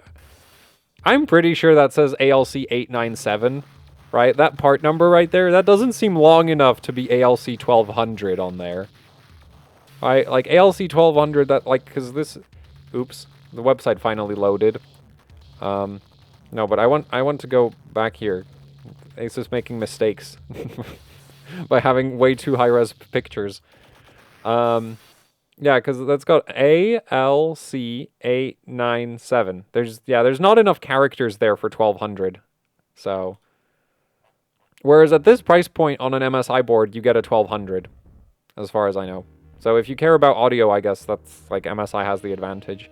But other than that, like this isn't a terrible motherboard. I don't hate this. I just don't like. It still doesn't seem to have like the best performance per dollar, like best functionality per dollar. On the other hand, this will probably be a little bit easier on the memory overclocking than all the other boards in this price range. When I say a little bit easier, I mean you literally won't have to set your terminations. That's it. And actually, MSI might have fixed that at this point. I don't know. I've not checked in a while. Do we need to look at this? I don't want to look at this. It's green, and also I don't think you're.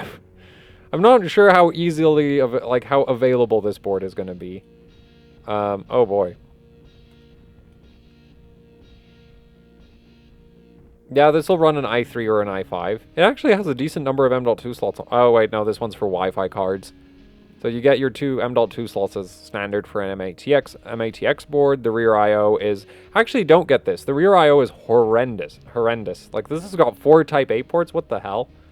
Okay, yeah, so I feel justified in saying I didn't want to look at that, because... ain't got no USB ports. What's your opinion on AMD switching to LGA? I don't really care.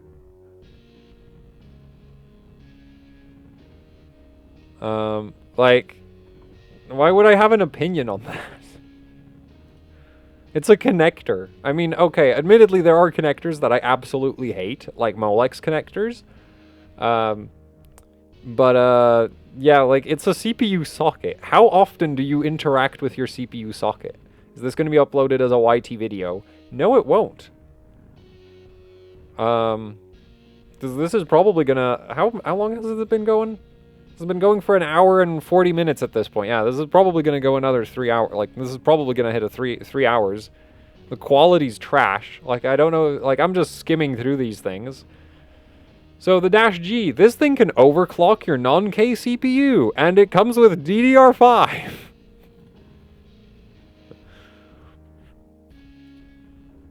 I, too, like paying extra for my RAM and then not being able to run it at proper settings. See that?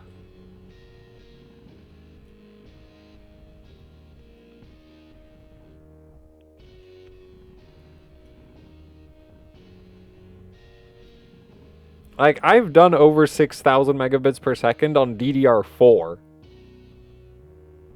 Admittedly, it was on one stick with, like, sub-ambient temperatures, but... like, yeah.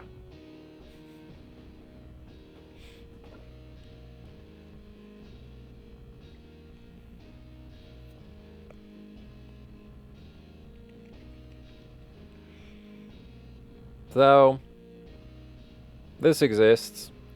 I'm sure... So, funnily enough... Well, actually... let's check. What's the price like? Probably incredibly horrible. Actually, we don't have a price. That's even better. I guess we can try guesstimate the price based on some of the other Asus boards.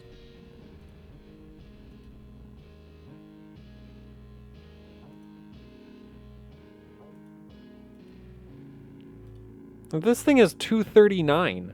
Like, this is a DDR4 board and it's $239, and the DDR5 boards generally cost extra. So I get the feeling that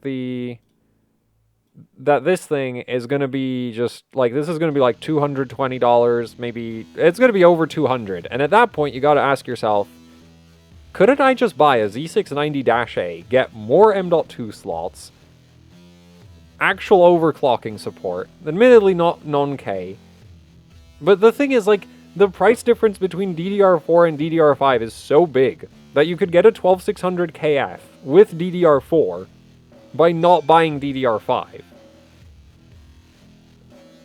So this is super dumb. Like, I love how Asus came up with a really killer feature, and then because they're Asus, they couldn't help themselves, but restricted to just incredibly overpriced motherboards, because it's like, oh, we've got this really cool feature. You know what we gotta do with it? We gotta only put it on motherboards that don't make any, like, money sense. Like, that's, yes, peak Asus right there.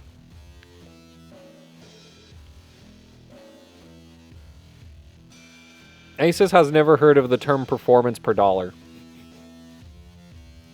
Also, my biggest problem, like, if this had less DDR5 slots, I'd actually be more okay with it. If this had 2 DIMM slots instead of 4, I might not have such a problem with it. But it has 4 DIMM slots. So not only does it use the overpriced memory standard, it uses the worst possible version of it.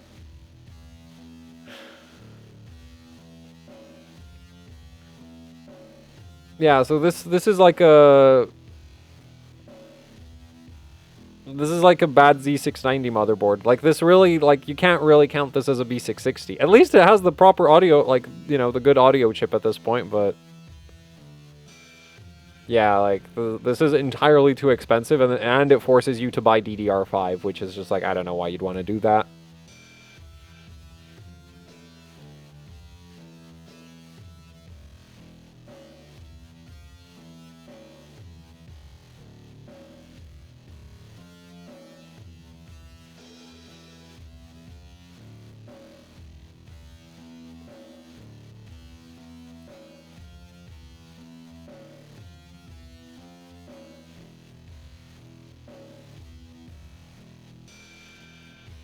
Anyway, so that's the Dash G.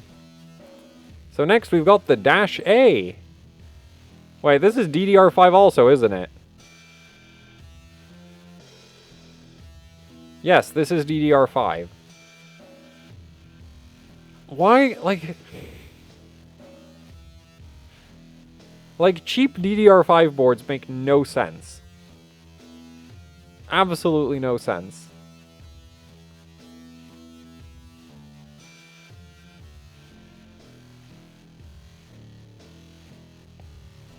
DDR5 overclocking strength. Oh, really? Do I want to look at that QVL?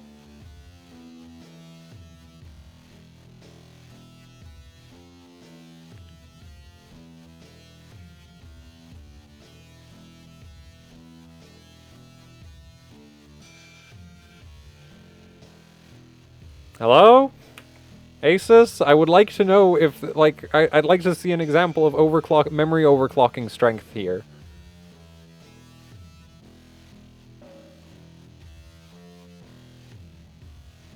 Apparently my computer's not strong enough to deal with the Asus website.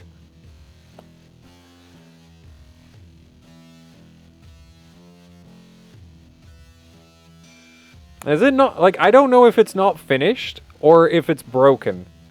And that is a problem. Okay, I'll just leave that open. Hopefully it'll fix itself. Or maybe not. Anyway, this I don't think is completely stupid. Like, this is still very expensive. This thing's over $200. Well over $200. But, your ITX motherboard alternatives are incredibly expensive. And, you know, this is a DDR5 motherboard, but at least it doesn't have too many fucking DIMM slots, does it? This is a 1 DIMM per channel topology, so it... Like, this might actually run DDR5 at speeds worthy of being called DDR5.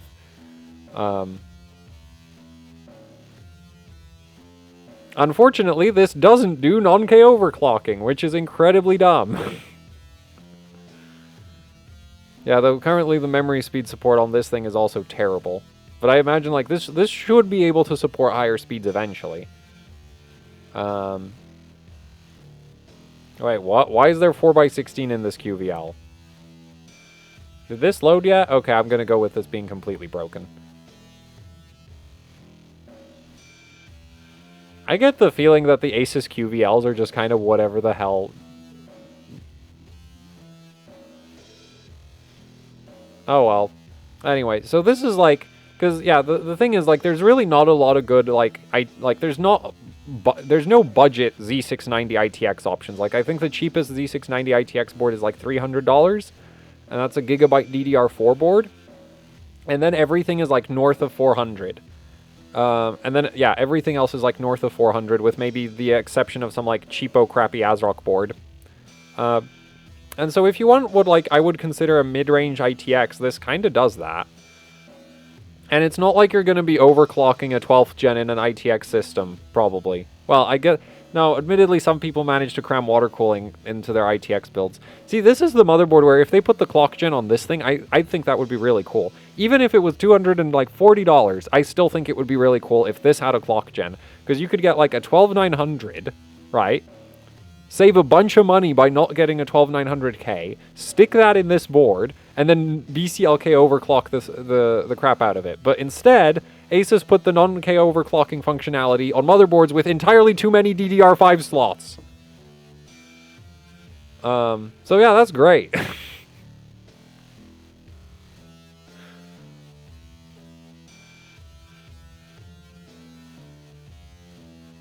As far as I know, that like, I don't know when they figured it out. I suspect they figured it out like before B660 launched, but after Z690.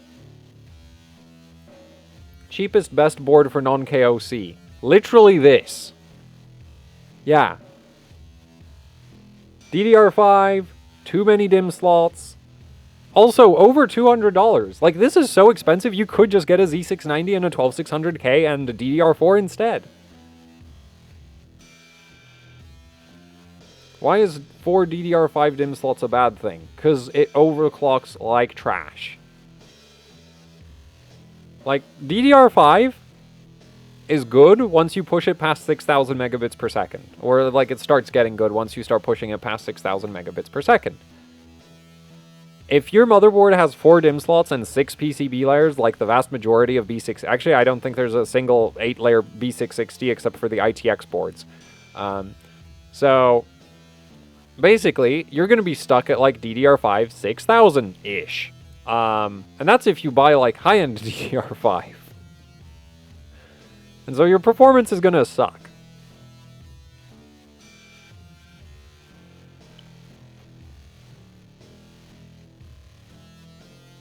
And personally, I'd rather, like, I've seen some people go like, oh, it'll get fixed with BIOS updates, which I kind of doubt, because X99, when it launched, sucked at DDR4 overclocking. 5 years since X99, it still sucks at DDR4 overclocking. Imagine that! You can't fix a bad memory controller. Also, the memory topologies on a lot of those boards are not great, probably, either. So, you know, like, I don't think, like... If you buy a bad DDR5 motherboard right now, it's not gonna, I don't think it's gonna get massively better eventually. Like,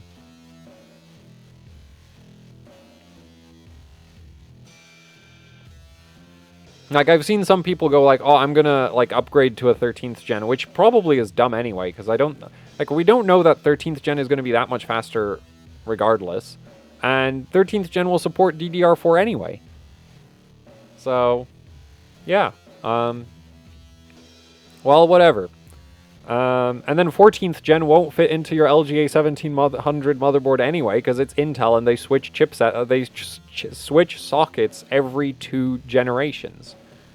So, you know, it's like, anyway, so DDR5 on low-end motherboards is just kind of, it doesn't make sense. Unless you have it on, like, an ITX board, in which case it might actually not suck someday. Anyway, so I do think that thing's kind of interesting as a board, but it doesn't have an on-KOC. But even then, it's like, you know, if you want to run, like, a high power draw Intel 12th gen on an ITX board, this is basically the cheapest option to do that reliably. Because the VRM on this is actually good. It's just a shame that they didn't put the non-K overclocking functionality on it. Then we have this thing, which I did want to do a quick look at the rear I/O, which, why is it that, like, Asus doesn't give a clear picture of the rear I/O in their gallery? Like, what the hell is this? You can barely even see what you're looking at.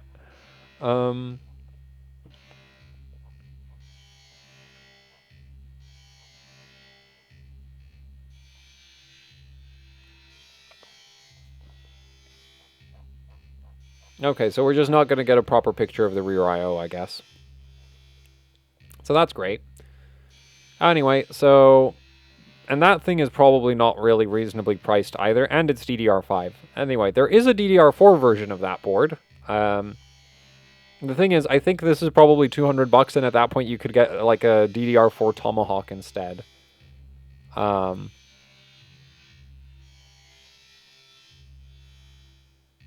this does have BIOS flashback, which the DDR4 like the Tomahawk doesn't for B660, which makes 0 sense. I don't know why MSI did that. You get 2 Type-Cs. You don't get an optical if that's something you care about, which is kind of weird. That Asus has the like Type-C connector in the audio section. Especially because it's not like they ran out of space. I don't know why they decided to put it there. I feel like they could have put it under this stack of USB ports here. Yeah, so this, the main problem I have with this, like, so this is like for an i9, and it's probably really overpriced.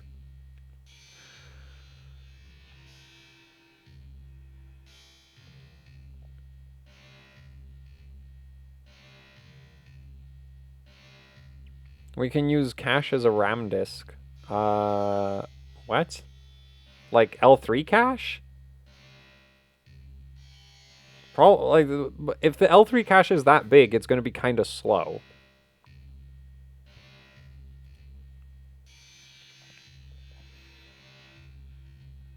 Anyway, so yeah, this board exists. I don't, like, the high-end B660s don't make a ton of sense to me. But there is kind of a lot of them. And honestly, I think I'd get the TUF instead of the Dash A. Because, Asus does have probably the easiest DDR4 overclocking support. Because you don't actually have to do anything. Oh, wait, the rear I/O. Why? Fucking Asus, man. This... Why are they so hellbent on forcing you to overpay for your motherboard? Like, would it kill them to just add 2 more USB ports? Oh, look, I found the rear I/O picture.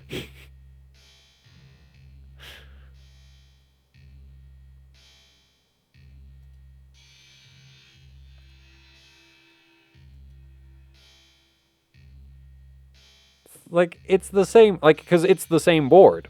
Right? Like, that's the kicker. I think. Okay, no, I think they...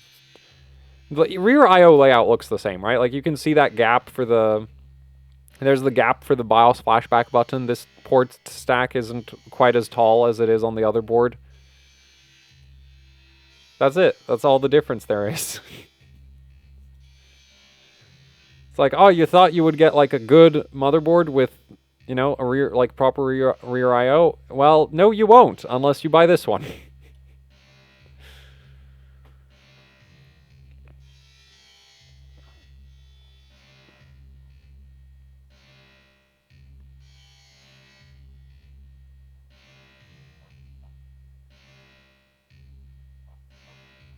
Like, this really is the thing that just frustrates me to no end with Asus motherboards, is, like, the micro optimization of making absolutely certain that there's no motherboard that has like a disproportionate amount of functionality relative to its price point to any other Asus motherboard.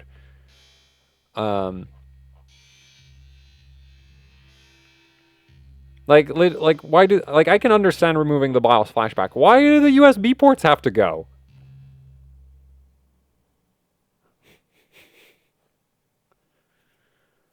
Oh well. I think the MATX version of this board actually has more USB ports. Because there's no, like, cheap ROG board for the MATX version to compete with. Yeah. Exactly my point, right? There's no MATX-A board, because, like, you have for the expensive ROG board, you have the -F, right? So this is your expensive ROG board. Then you have your cheap ROG board. And then, because the cheap ROG board exists, the TUF has to be worse than this thing. Which is really hard to do, because this thing's terrible. Or more like, this thing is not great to begin with, so it's like, okay, how do we make, like, force people to get this instead of this? Remove the USB ports. Yes.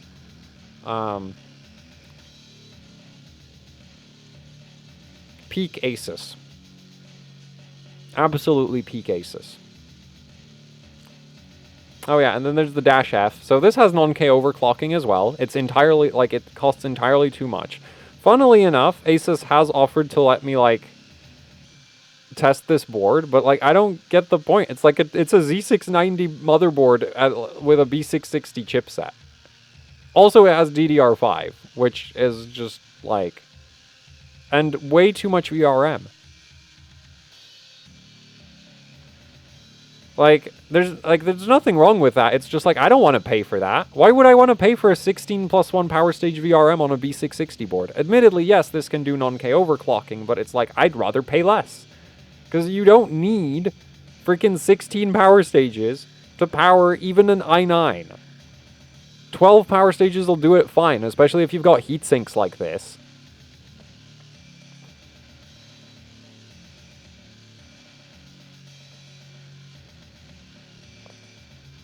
Also, it's got DDR5, which, like, I actually count that as a downgrade.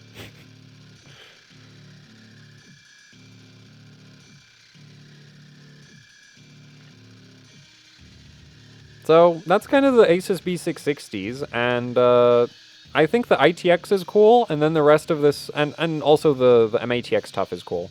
So this is neat, and then the rest of it is just kind of, like, really overpriced. But then we've got, like, a bunch of H6... Oh, no, the website! Where's H670? Do they even make anything with H670? The H670 chipset is super weird, because it's, like, feature-wise, it has parity with Z690, but a lot of the motherboard vendors don't do anything with it. Yeah, so you have a H670 Pro TUF. This is kind of horrible, isn't it? Hey, actually, it's a bit better than the ATX B660 TUF. Yeah. Though I don't know if this is cheaper or more expensive. It gets more M.2 slots, I think. Right? This has 4 M.2s. Doesn't it?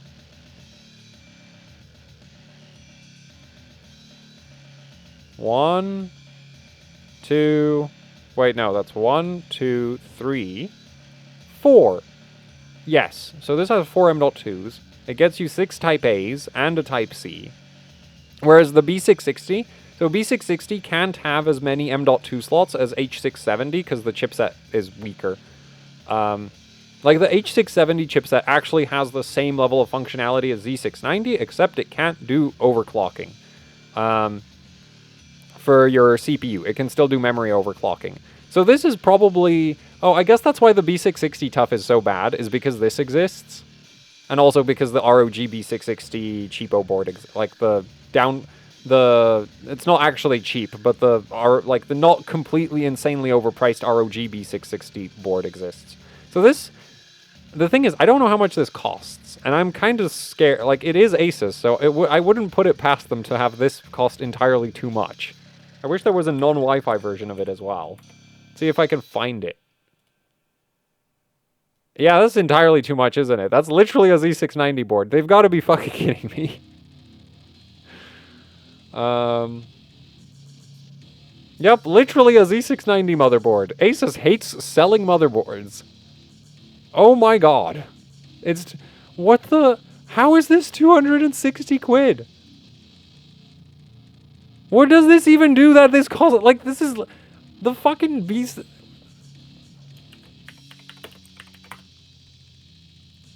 Nope. Are you shitting me?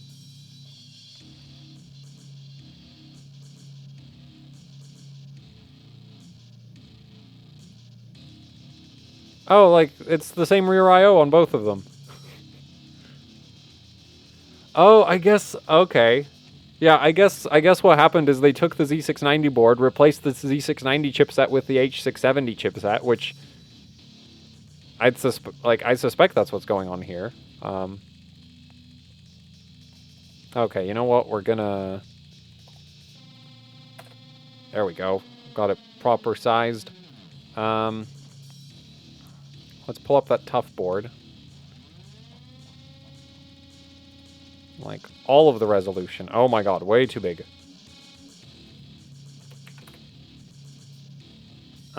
So, actually, let's... Oh yeah, it's the same board. Imagine that. Well, that explains the price, I guess. That still doesn't make it a good deal. Actually, that makes it a terrible deal, because you could literally just get a Z690 MSI board for that price, for less. With the same features. Lovely. Okay, what else do we have? We have the H670 Plus D4. This looks kind of trash. And it's probably... Do I even want to know what that's supposed to cost? Wait, what? This is... No, that's the Z690 board. Where's the... Fuck.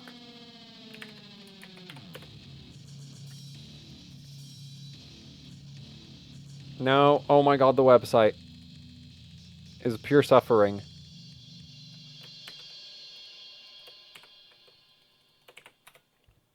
Okay, let's see how much that costs.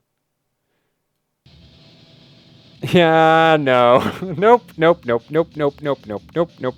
Nope, Asus does not make H670 motherboards.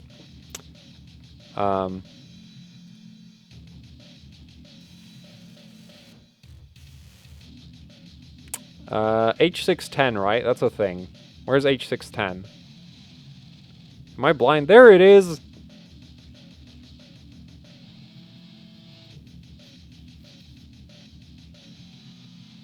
Did the B660-A replace the optical with a USB-C? Yes, it did. That's not a bug. That's intentional. It's some like Asus innovation thing that I don't understand. I'm too cheap to understand Asus innovations. Okay, so we got this, which yeah, you can put an i3 or an i5 in this. I wouldn't use it though, because it's got like 4 USB ports. And actually it has a PCI slot, so yeah, this is meant for like a point-of-sale system. So let's look at something that's actually meant for consumers. So we've got this. It's got 2 M.2 slots, so this is one advantage you get compared to low-end MSI boards, is you can get really cheap Asus boards with 2 M.2 slots, which you can't do for MSI. On the flip side, you also don't get any USB ports because, you know, like, who has peripherals anyway? Right? Like...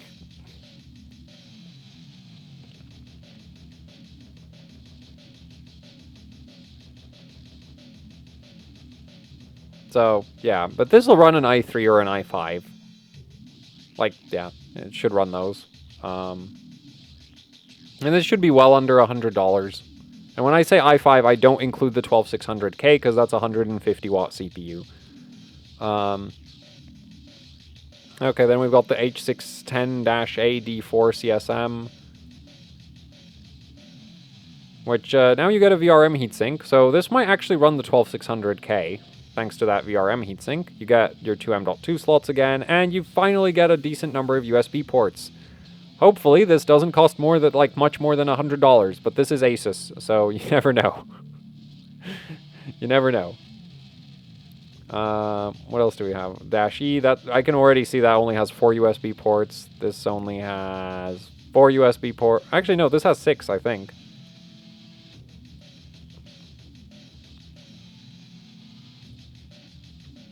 Yeah, this has 6. Yeah, so this isn't completely horrible either. You can run an i3 on this, an i5 on this. Get your 6 USB Type A's.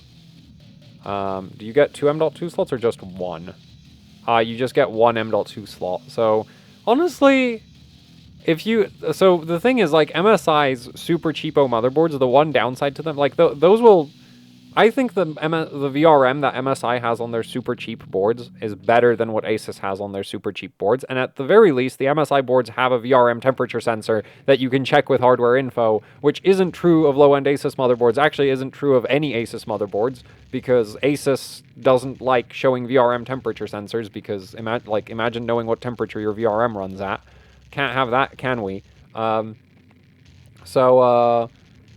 yeah, so like this loses the one advantage that like low-end Asus boards have against MSI, which is like MSI on their super cheapo boards doesn't necessarily have two M.2 slots, but this doesn't have two M.2 slots either, so at this point I would just get the cheapo MSI board instead. Because MSI doesn't have a motherboard with less than 6 USB Type-A's either. So, and you get troubleshooting LEDs on your super cheapo MSI board, which you don't get on the Asus motherboard because, you know, like, who, like...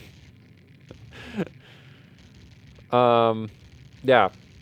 I mean, the troubleshooting LEDs aren't that useful, I guess, but I like having them. I really do like having them. Like, motherboards without them kind of annoy me. So... Anyway, what else do we have? Wait, does this still have the two? Yeah, this does have the two M.2 slots. Okay, so that's not terrible.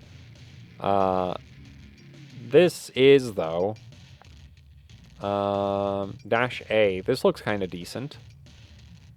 Yeah, this is decent. Rear I/O's okay.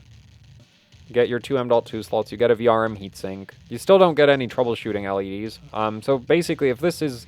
If the price on this is low enough, this is a sensible board for like an i5 and i3. Might even do a 12600K, but the 12600K isn't particularly cost-effective at the best of times. What else do we have? We have the H610 V3. Or, wait, I'm gonna get the The CSM just stands for like corporate stable model, which is like if you're a big corporation, you get slightly longer support or something. Or maybe... less dodgy BIOS updates. Yeah, so this is again meant for internet cafes, but honestly, if this is cheap enough, this isn't... Oh wait, this has literally 0 M.2 slots, right? Like, I'm not imagining that. There is literally 0 M.2 slots on this. Okay, yeah, at this... Like, unless this is, I don't know, like 60... So you can get super cheap H610 boards down to about $85 from at least ASRock, and I think you still get an M.2 slot on that. So with this has to be like 70 or something, right? Like this has to be really cheap to justify not having that M.2 slot if you're, yeah, getting this. It'll still run i3s and i5s though, so yeah. Anyway, so I think that's all of the Asus boards at this point, right? Yeah, we've got an H670, which Asus doesn't make any H670 boards. They make some H610 boards. Those are, you know, they're not completely terrible. Some of them actually have decent features. None of them, like H610 doesn't overclock memory, by the way. And they have B660 boards that range from, well, they have a few kind of neat ones, but they're generally sort of higher end and a bit kind of expensive. So that leaves, we've done ASRock, we've done MSI, haven't done Gigabyte. Let's go take a look at what Gigabyte has come up with. So Gigabyte has come up with overpriced B660 motherboards because they learn from the best. Though admittedly, they do have an awful lot of USB ports. So I, you know, as a big fan of USB Type A, I do appreciate that. You get your 3M, yeah, you get 3 M.2 slots. Unfortunately, B660 just doesn't support more than 3 M.2 slots, so that's kind of the limit there. Entirely too much VRM for a B660 motherboard that can't overclock CPUs. You do get a reset button, the like rebindable reset button with safe boot functionality. You do get that. This is DDR5, isn't it? Is this DDR5? Man, Gigabyte's website is actually the only website that's worse than the Asus one. Well, actually, so in some ways it's worse. It's more animated, which I absolutely hate, but it does seem to at least load reliably, which the Asus website struggles with, so I'm not sure which is worse at this point. Yeah, so this is a DDR5 board, and quite frankly, no. There is a DDR4 version, though.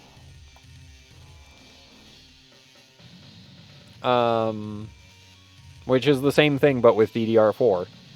The thing is, I think this board is like $200, which is kind of a lot for a B660. You do get a lot of features, though. And you do get the ALC 1220, so I guess it depends on your priorities. Like, Because it doesn't really make sense, because the thing with low-end Z690 boards is, like, you're not going to get that many USB ports. You're not going to get the ALC 1220 audio chip. You're going to get an ALC 897, so if you care about that, you know, the B660s have an advantage, assuming you're not going to be overclocking your CPU.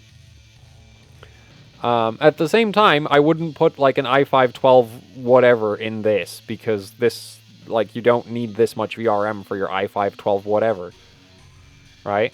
So, yeah, this is a weird motherboard. It's like, I guess if you want to run a 12700F or a 12700F, 12900F,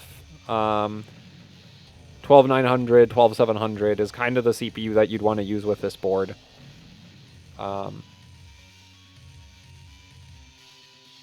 Which is also true of, like, the high-end B660s from Asus, I guess.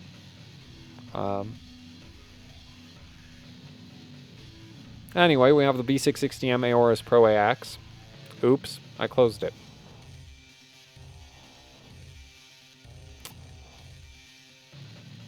Hey, that worked.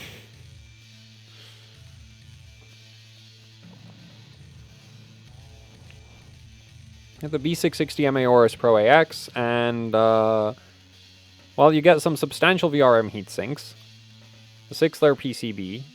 I think this is the most USB Type-A ports you can get on a B660m-ATX motherboard, so I'm obviously a big fan of that, but there is a sacrifice. Gigabyte axed some of the audio ports, which I personally don't care about. Like, this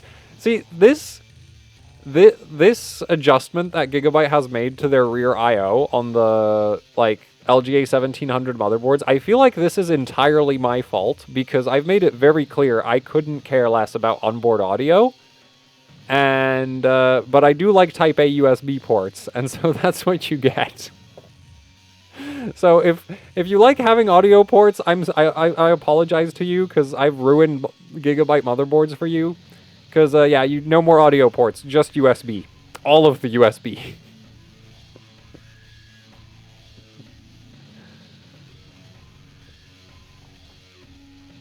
So, yeah. I do believe this board is under $200. I think it's somewhere between $150 and $200. So this is competing against, like, the B660 TUF MATX from Asus. And with the MATX TUF, you get more audio ports, less USB ports. Obviously, I like USB ports, so I prefer this, because I don't plug anything into the onboard audio of my motherboard. So, yeah, and this will run your i9s and i7s and whatever, so there. And you do get the safe boot button. Yeah, you do get the safe boot button, which I'm a big fan of. And actually, I don't think you get any troubleshooting LEDs on this, which really sucks, doesn't it? Yeah, this doesn't have troubleshooting LEDs. Not that I can, like, quickly, easily spot. They'd usually hang out by the SATA ports, but there's nothing there. You do get the reset button, so... The thing is, like, on the Asus board, your memory overclocking is probably going to have less issues. On this, it's going to be easier to recover if you screw up. Though the the auto recovery on the Asus boards isn't that bad anyway, so... I don't know, like... Yeah, no, I don't think, like, the overclocking side of things... Wait, this is a DDR5 board, isn't it? This is DDR5, right? Oof. That's oof.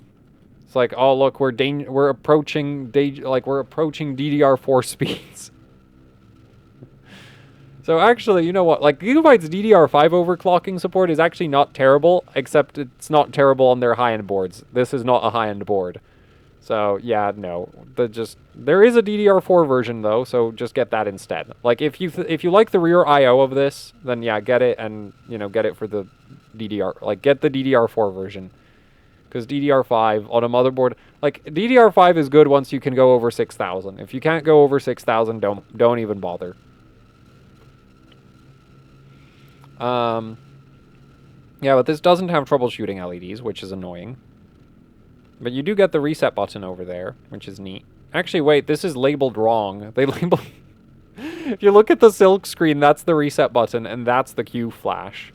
Either way, that doesn't really matter. The point is, you do get those two buttons, which is kind of neat.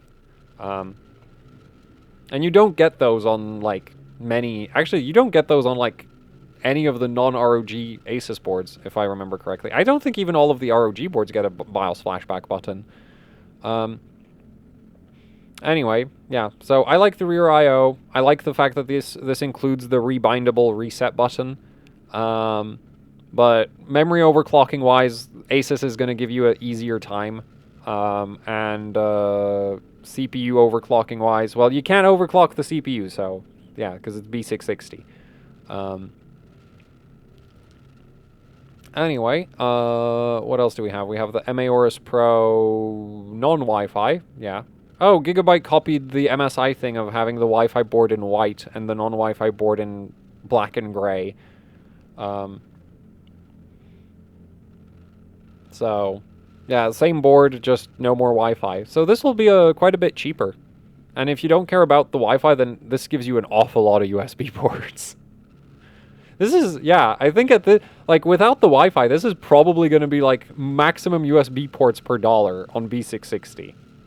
I think. If you, not including some of, like, the uber cheap boards with 6 ports, because, yeah, actually, how many does this have? This is, oh man, this is 9 USB Type A's.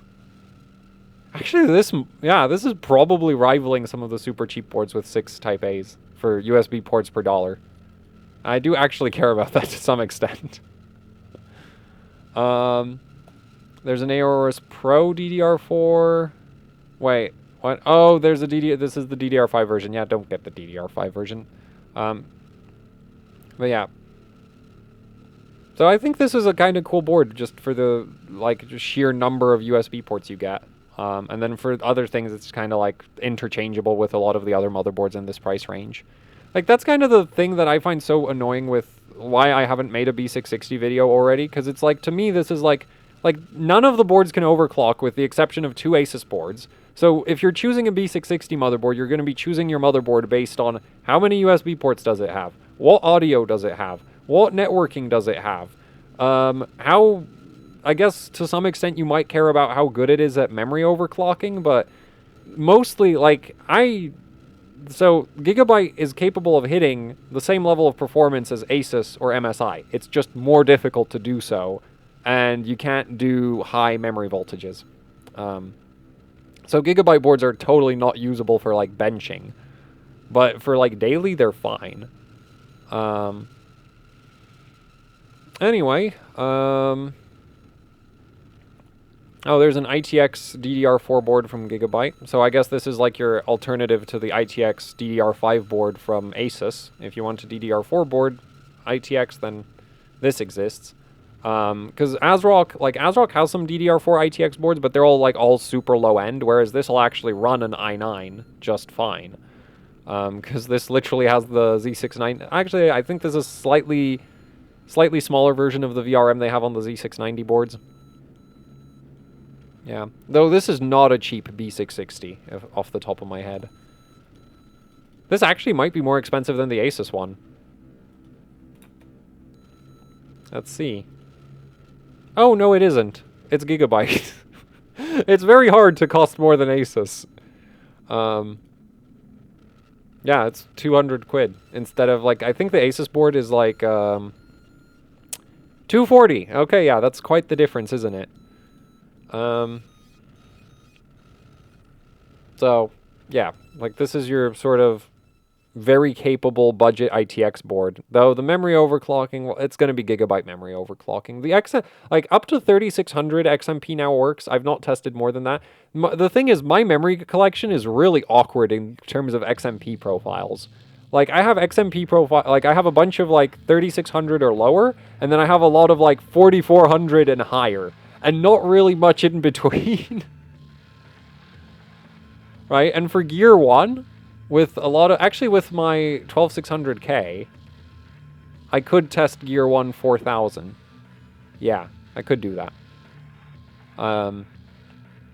Because the thing is, my 12900K's memory controller is garbage. For DDR4. For DDR5, they seem about equivalent, but that might be because DDR5 is more limited by the topology of the motherboards than the actual CPU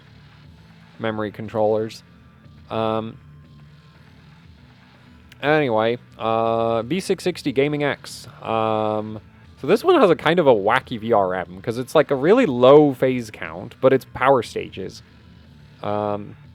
I wouldn't put an i9-12900K in this, even if the heatsinks are very substantial, because the phase count is just so low. It should still handle i7s, but it'll probably run warmer than, like, this will run hotter than, like, MSI boards. And actually, the thing is, this thing's, like, surprisingly cheap, though, if I remember correctly.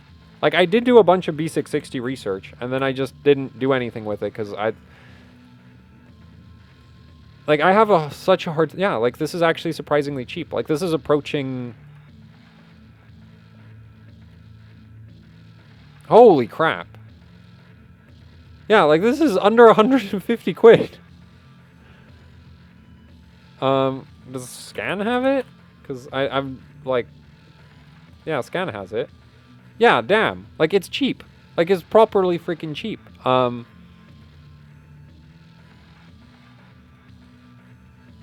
I'm going to go high to low. So yeah, so Asus over here is trying to sell you a Z690 motherboard, but with a worse chipset. Trying to do it twice. 3 times. Four instances of Asus trying to sell you a Z690 board with a B660 chipset. Then we have... Wait, what? This is 200 quid? How is this 200 quid? Are they insane? It's Asus. I don't know why I get surprised by this.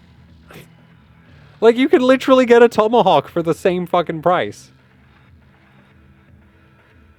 And this is, like, this is the MSI motherboard where I'm like, oh man, this is basically a Z690 motherboard in price point. And actually, some ways the feature set is slightly worse. And then we've got Asus over here, like, you know what? This is actually like a B660 motherboard in terms of build quality and feature set and like everything, but with a Z690 price. We can do it better.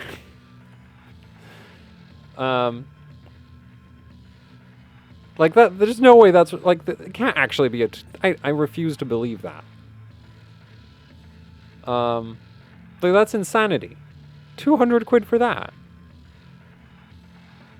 Oh yeah, and then you've got a Steel Legend at like 160. So this is actually like, this is sensible. Yeah, ASRock actually like, yeah, because ASRock isn't completely insane. I mean, ASRock doesn't like to sell you USB ports. Apparently Gigabyte bought all of the USB ports. There's no more USB ports for ASRock and Asus.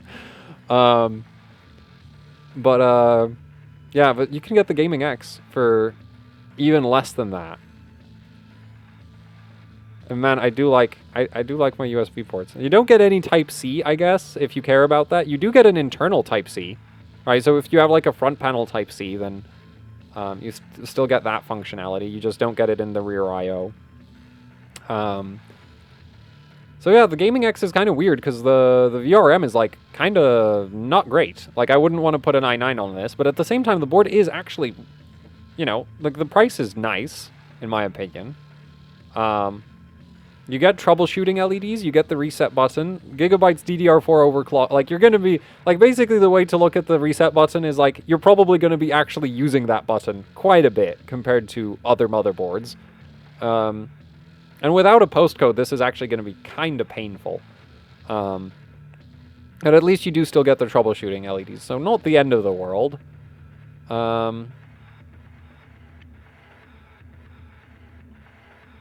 like it. Like, it's still really overkill for an i5, though. I guess if you want to run a 12600K. And it does use a 6-layer PCB. Because, unlike... Yeah, it does use a 6-layer PCB. You can... Well, it does. I know it does. I'm not going to go into... Actually, no, I will go into how you can tell. Man, Gigabyte's website is actually fucking terrible. Holy shit.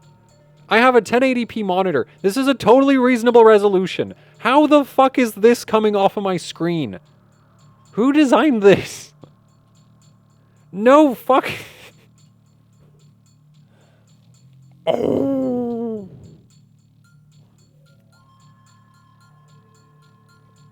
Gigabyte's fucking website, man. Like, Asus and Gigabyte have, in my opinion, the same problem. Like, they're so similar in so many ways, except for the prices. right? Like, what don't I like about Asus BIOS? Too many submenus. Weird-ass fucking naming schemes.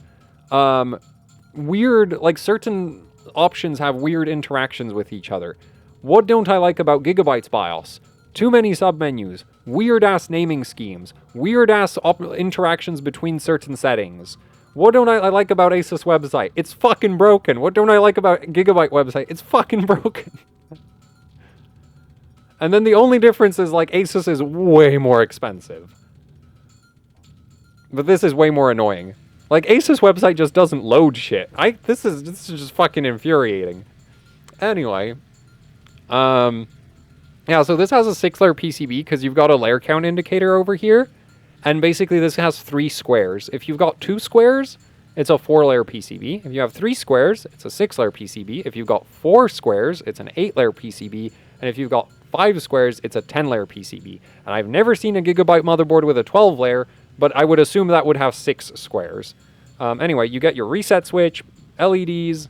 Like, honestly, this is like, I think if you were trying to do like a min-maxed i7 build, or even one of the non-K i9s, this is it, right? You get your 3 M.2 slots, you get your LEDs, you get your DDR4, you get, like, all of the rear I/O I could ever ask for, right?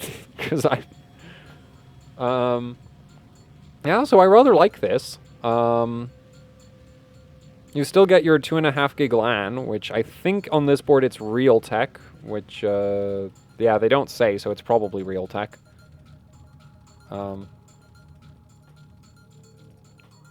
been in the UK too long, professional complainer now. I've complained about absolutely, like, I've complained about shit even when I was in the Czech Republic. I'm just a generally very negative person.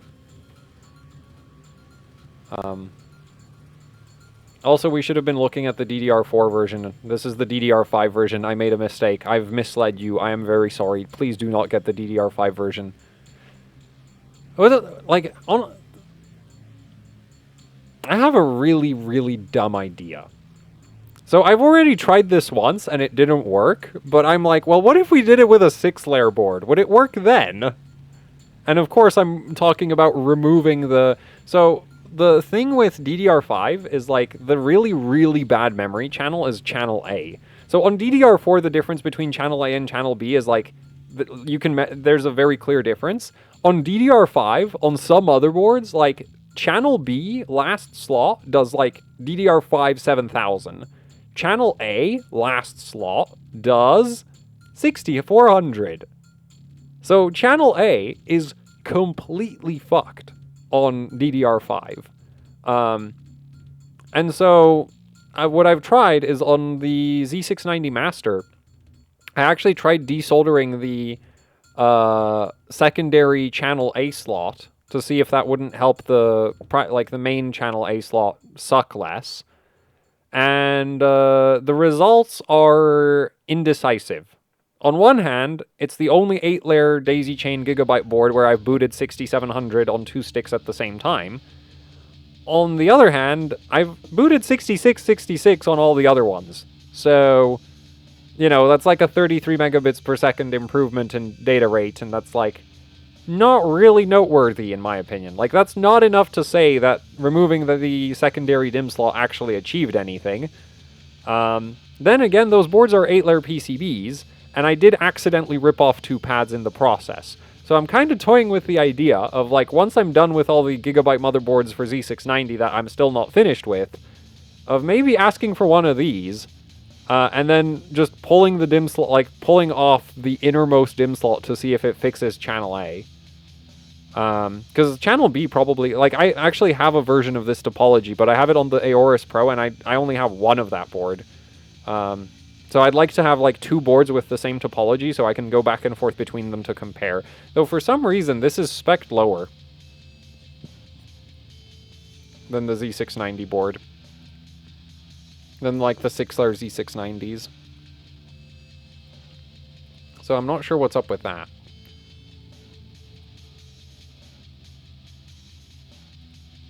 Wait, no, that's the DDR4 version, you idiot.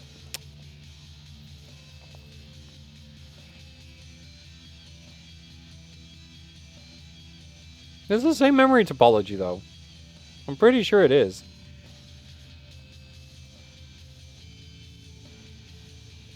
What?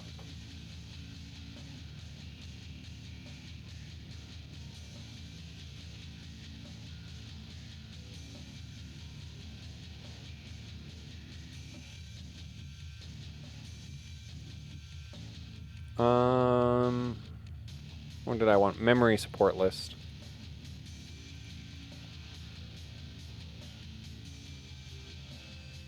Oh, it's not fucking finished.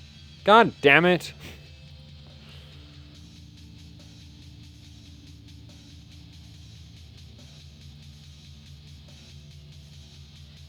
Yeah, so this one claims up to 6200. Whereas this one, they only claim up to 5600. But they're both 6-layer boards, and Gigabyte copy-pastes their topologies around a lot. Like, I know for a fact that they do that. So, like, I'm very confused why the B660 version would suddenly be so much worse. Yeah, I'm really not sure why it would be that much worse. That's like 600 megabits per second. Where did they go?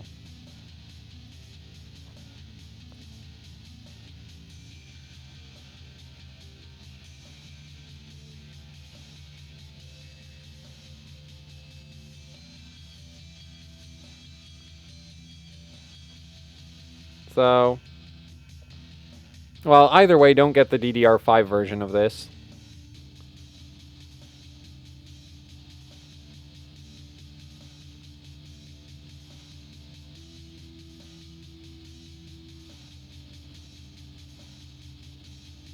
I wonder if maybe they're, like, revising their advertised memory speeds down. Because getting 6200 working on this board is not really... Like, I've seen it do 6200. I don't trust it to do 6200. Yeah, this is up to 6200, and this is 5600 plus. I feel like this is basically, they've come to the conclusion that 6200 is so unreliable. Like I kind of wonder if it's like, you know what, this gives people too much... gives people unrealistic expectations.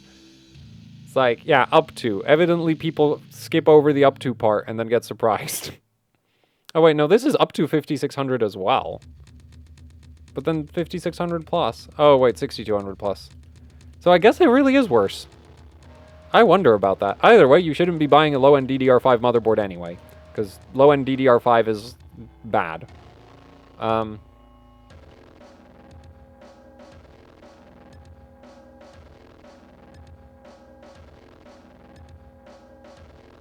Anyway, there's also a B660m Gaming X. This is the DDR5 version. We do not care about the DDR5 version.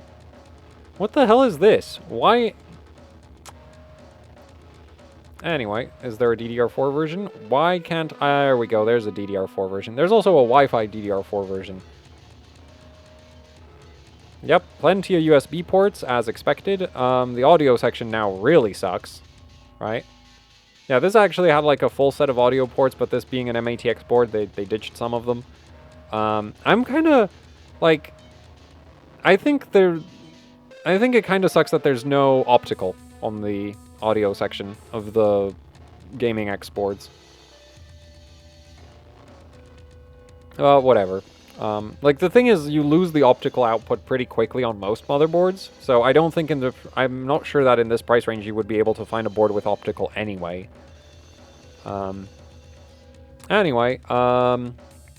Yeah, this will still run your... Like, it's the same VRM, it's basically the same board. You still get your reset button and your Q flash button, and you don't get troubleshooting LEDs because they ran out of space, apparently, which kind of sucks. You get an internal Type-C connector, you get a bunch of USB Type-A's. Actually, I don't think this is doing that great for USB Type-A's. Then again, this thing is going to be like... Where... Oh, we don't have a price for that? Aw. That sucks. Can I get a price for this?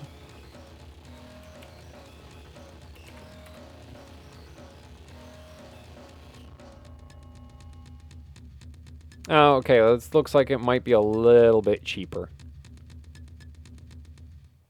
Yeah, so we've got 133. So it's like the same price. It's not significantly cheaper.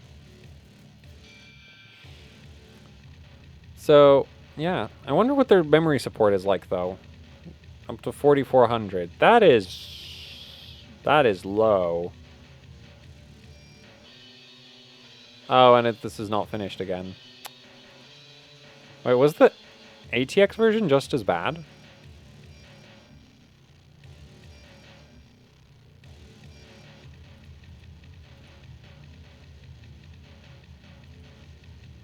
Oh, apparently it is. Interesting.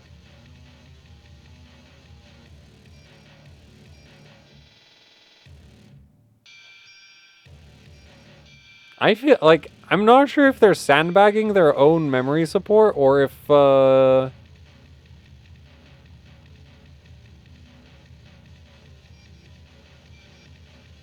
if the board actually sucks. Because I've seen that, like, I've seen Gigabyte do that with other boards.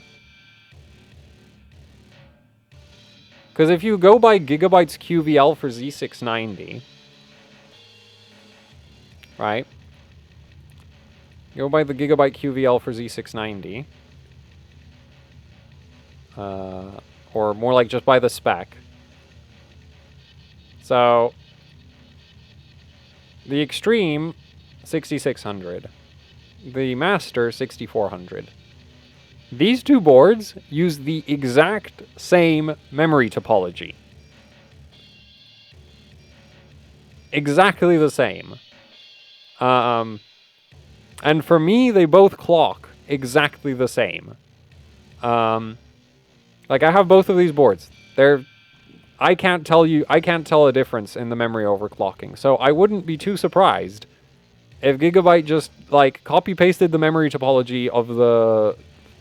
Where's the B660? Like, the B660 Master DDR4, which they have, I think, the spec... Yeah, they claim 5333, which that might not actually work. But, so they'll claim 5333 on the Master, and then use the exact same topology on the Gaming X, and then just say that it doesn't do more than 4400. Like, that is a very Gigabyte thing to do, in my experience. Like, yeah. I wouldn't be surprised if that was the case. Memory support list.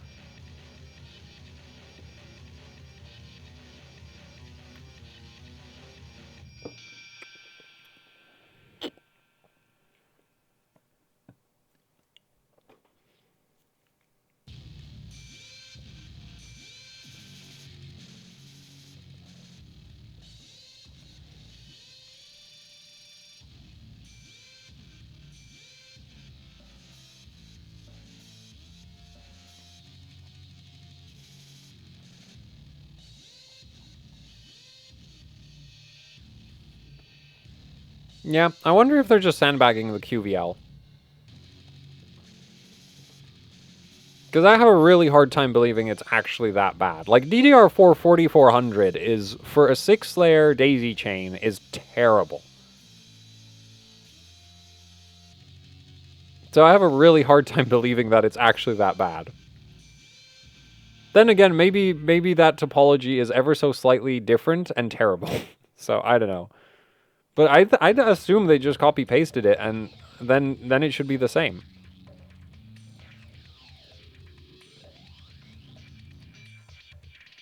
Oh, this is a DDR5 board. Wait, this says 5800? I get the feeling that Gigabyte is just kind of slapping random numbers on the support lists. Yeah, haha. I'm 99%. Yeah, this has the same glossy PCB finish. Like, I was thinking, oh, maybe it's the finish of, like, maybe it's a slightly different PCB material, which it shouldn't do that. Like, for PCIe, different PCB materials are an actual problem, but memory doesn't quite hit the memory speed. Like, DDR4 doesn't quite reach speeds high enough to be affected by that.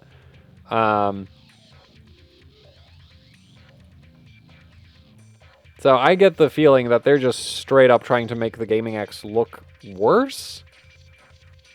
Because that looks like the same memory... Wait, no. Oh wait, this has shielded. And we have traces on the top layer here. Oh, so it does look like it's different. What the hell? Why? Oh wait, 4-layer PCB. Wait, what? Am I stupid? That might explain why it's so damn cheap. Okay, if it's a 4-layer, that makes sense.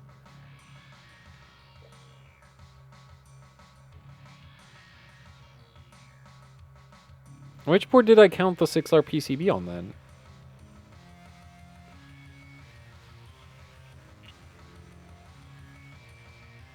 I guess I must have done that on, like, the master, right? Yeah.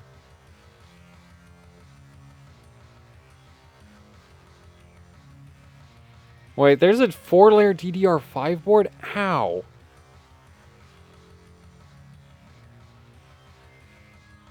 Wait, no, this is 6. Yeah, this is a 6. That's a 6.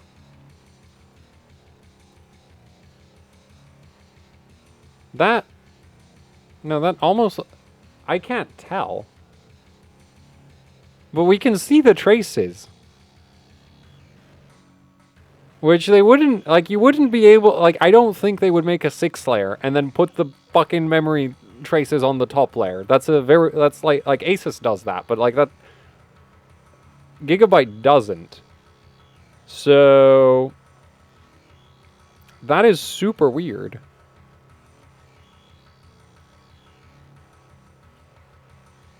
I guess I'll have to ask for, like, details for these boards. Man, that... Yeah, that really looks like it might actually just be a 4-layer, which would explain why the memory is so bad. It won't affect you if you're in Gear 1, but Gear 2 is gonna be fucked. That's what it's gonna do. Yeah. Okay, yeah, that is definitely 4. That's, like... I want to just just one more check. Yeah, this is 6, this is 4. Okay, well that explains why it's so damn cheap. That actually affects the power delivery a bit. It's gonna make it... Man...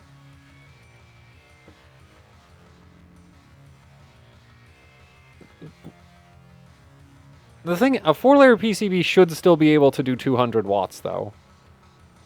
Like, as long as you don't go full BioStar with, like, no power plane, it should still do 200 watts. And the thing is, like, this isn't going full BioStar. The VRM is actually reasonably wrapped around the CPU socket. It's not just on one side, so the power plane's not just going to be... Like, your power plane isn't going to be like a little power strip between the VRM and the socket. Like, the current's going to have, you know, some area to flow through. So, yeah, okay. So that's interesting. I didn't think they would do that, but yeah, okay. I mean, it does allow them to make a very, very cheap board, though. So, yeah, so there's a 4-layer Gigabyte DDR4 board. Man, at that point, I feel like, unless you really need the USB ports, you could get like a... Because at the same price point, like MSI has a 6-layer board.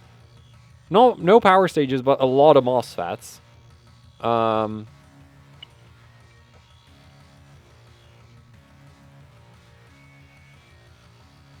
And you're going to get better memory overclocking capabilities out of that.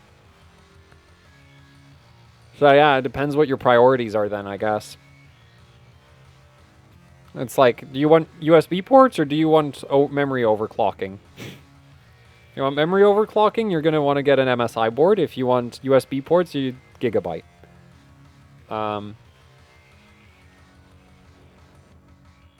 So, what next? Gaming AC DDR4.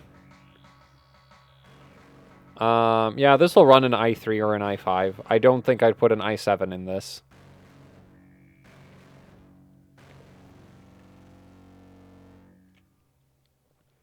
Wait a minute, I think this has a shielded memory topology.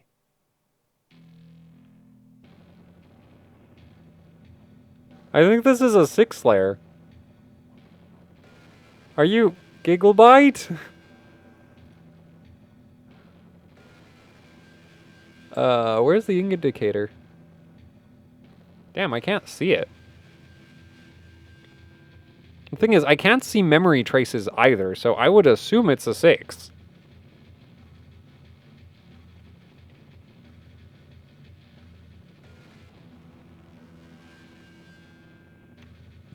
I feel like they just silk screened over it, which is kind of weird because they don't normally do that. You know what, let's just take a look at the freaking QVL. This is a DDR4 board. Yeah, so, okay, yeah, so this got to be a 6-layer PCB, because otherwise it's not doing 5333.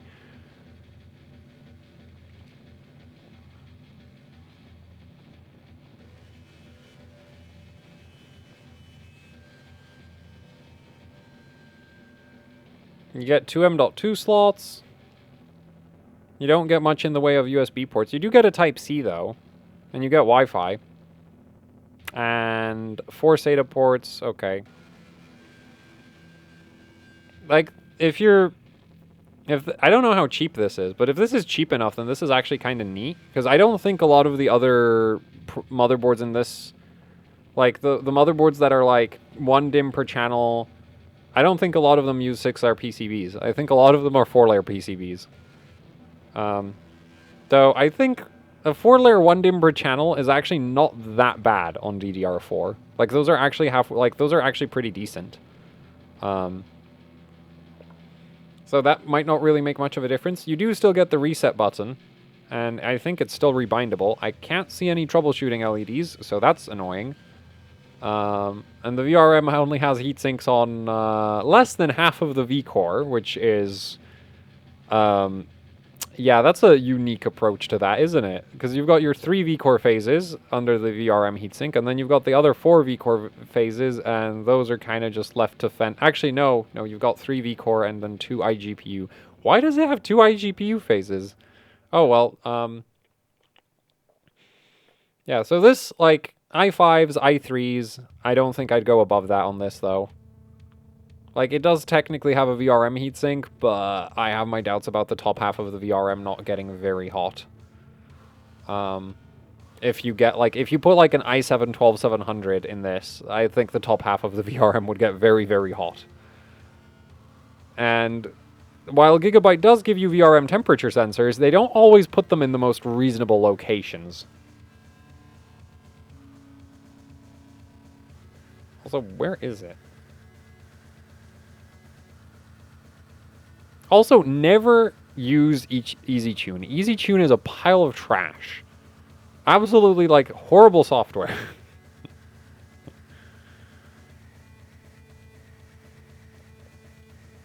Oh, wait, SmartFan 6. Yeah, so they do have a VRM temperature sensor. And if that label is accurate, then it's actually not in a completely stupid location.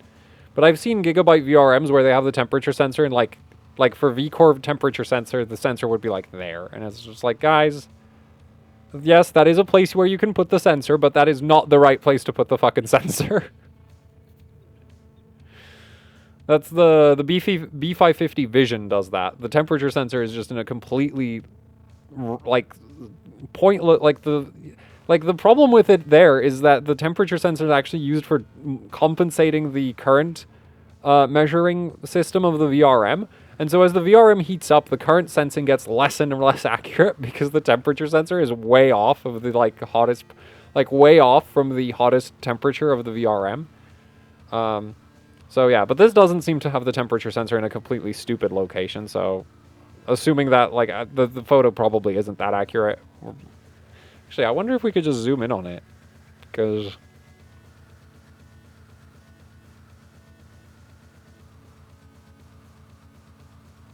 That just looks like a capacitor over there. That looks like a temperature sensor. But that, like, you need one for each VRM loop. So you'd have one for V-core, one for iGPU. Though the Super I/O temperature sensor would be separate from those, so... And the Super I/O one is the one you'd actually get access to in software. And actually, this is probably using an old enough VRM controller that, like, Hardware Info has support for it. Yeah, I'm not seeing any temperature sensor shaped thing in this area, so it's probably... It might actually be that little component over there. Yeah, because that would make, like, if this was for the VCCN, that would make a lot of sense. if this was a temperature sensor. This is evidently not a temperature sensor. That's a capacitor. So I made a mistake on that. This still might be a capacitor. I'm not sure. Oh, kind of... We kind of have something over here. It's not the same on all the other phases. So that actually might be the temperature sensor then over here. But yeah, I'm not sure. Either way, if you run an i5 or an i3, you don't have to worry about that on this board. Anyway, next board, there's this thing, which really looks like it wants to be a mining motherboard. Actually, it probably is a mining motherboard. God damn it, Gigabyte's website. Yeah, mining motherboard. We've got PCIe slots that don't work unless you're a miner. Anyway, M.2 slots, 2 of them. There's a VRM heatsink on this. This is like the same VRM you had on that the red motherboard. Okay, you know what?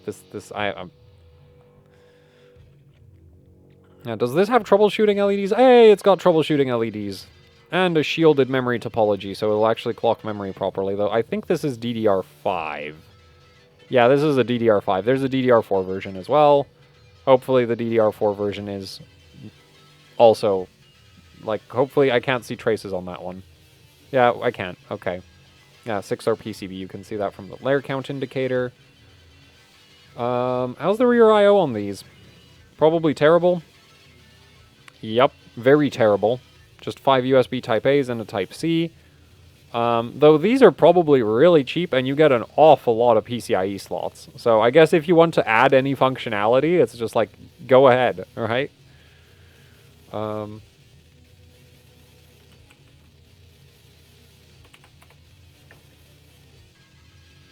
Wait, that's 139 quid. Oh, I guess because...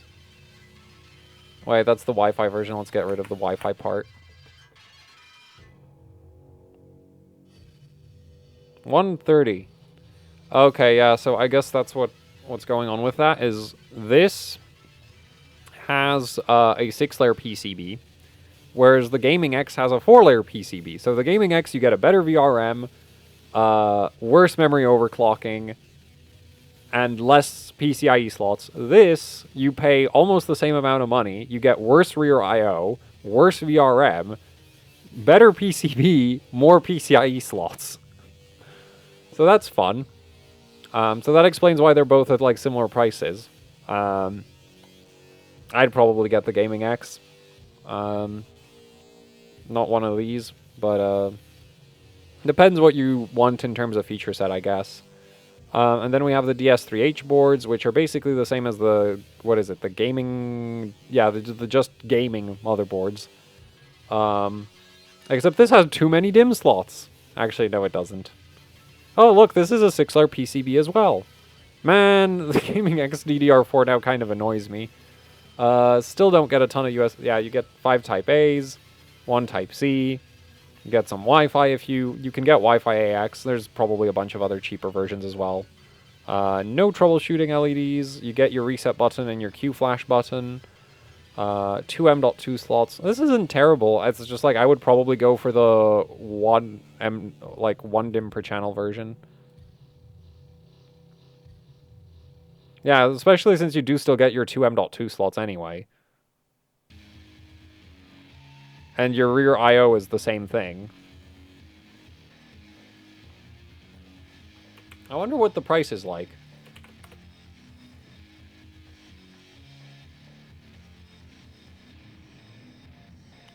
Oh, really cheap.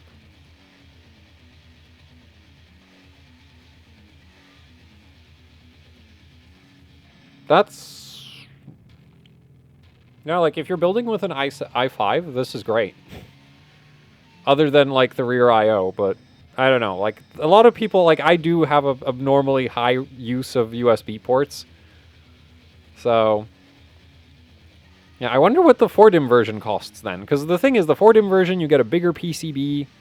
Should be more expensive. You get more PCIe slots as well. Yeah, and honestly, like, screw it. I'd give up DIMM slots for, you know... Because the money you don't spend on the... Though... Thing is, dual rank B-die sticks are kind of expensive. And yes, I would pair my i3 with B-die.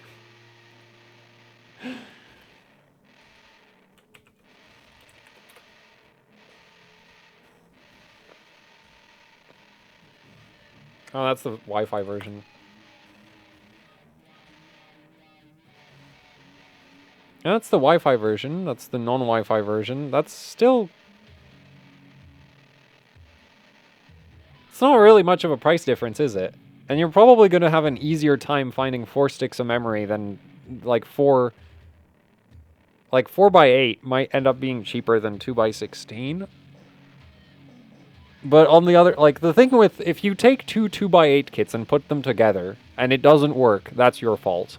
So you're potentially making your life more difficult than if you just went with 2x16 on the cheaper motherboard. Also, the cheaper motherboard might actually clock RAM better.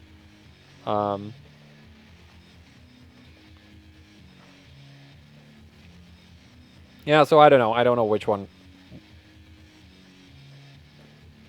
Like, if I was building the system, I'd get this thing.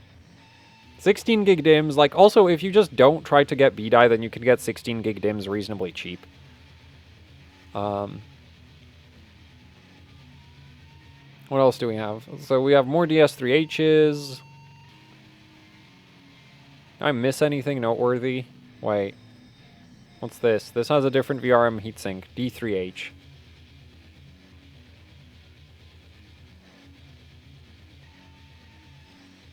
How do you feel about the DS3H with a 12600K?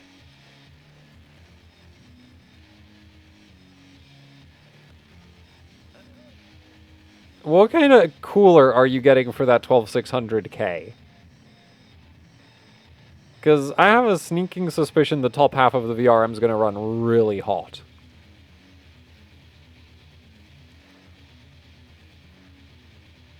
Arctic 34 eSport. Yeah, that's going to cook the VRM. Like, unless you angle the fan down somehow, it's going to cook the VRM.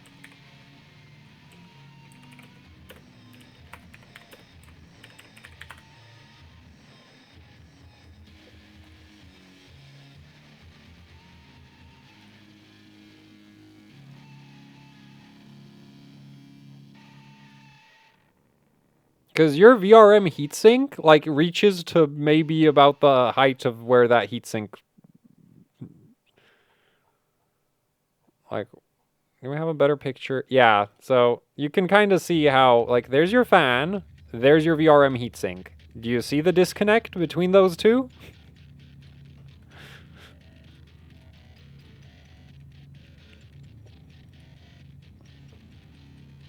Like, your VRM heatsink is going to be, like, way below the fan. And if you have a... Yeah, like, the VRM's not going to get any airflow.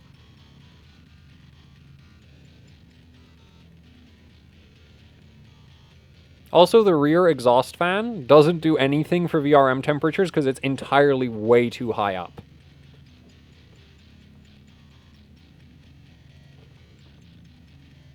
Top fan. No, like, you need a fan that's, like, pointed at the motherboard. Because the biggest problem with, like, the main problem VRM cooling has is you are trying to cool something that sits right out of the way of any airflow in the entire system. Like, there is, generally speaking, unless you have a downdraft air cooler, VRMs are a total airflow dead zone in a typical case.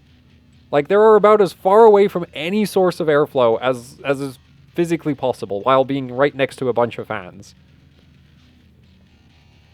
Because the problem with fans is that all of your rear fans are, like, they're pulling air.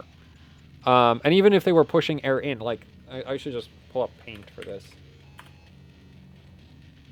So, if you look inside a case, right, this is awkward to draw. If I draw the rear I/O, right, so you've got your rear I/O, and you've got your 120mm fan, which might be something like this. Right, and actually I should have made the fan blue. So, there's your cooling. Right, there's your fan. Actually, that seems a little bit too close together for the average case, but whatever. I don't use cases, so I don't know where the fan really goes, but your VRM heatsink typically sits like here. Right?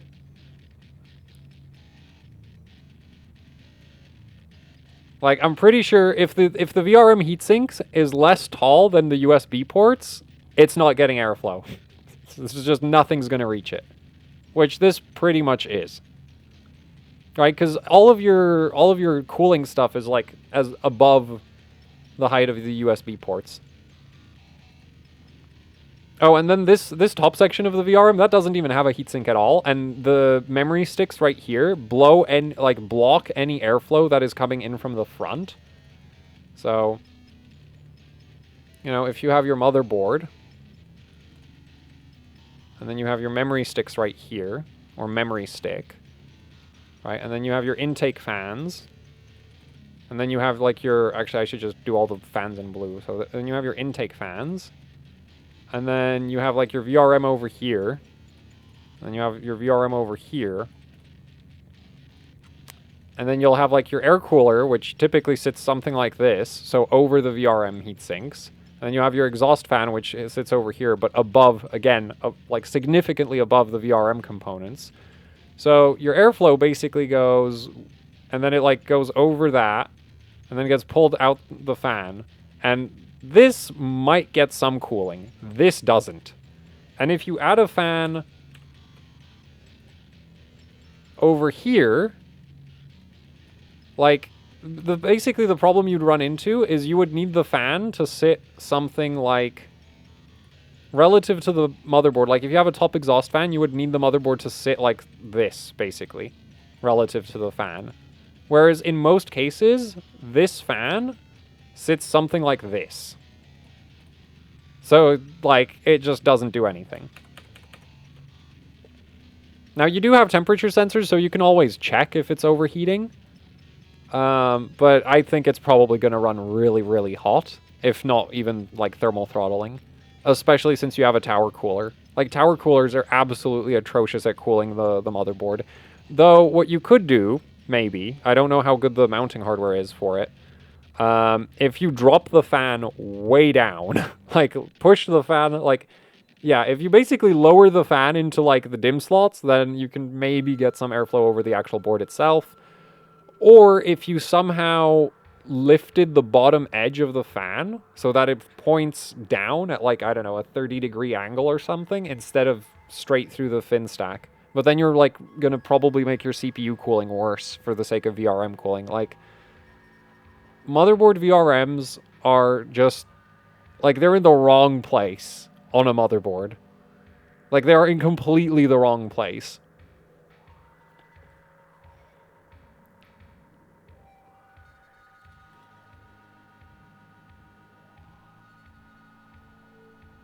Like, if you look at how server motherboards handle the VRM cooling, they put the VRM right in front of the front intakes.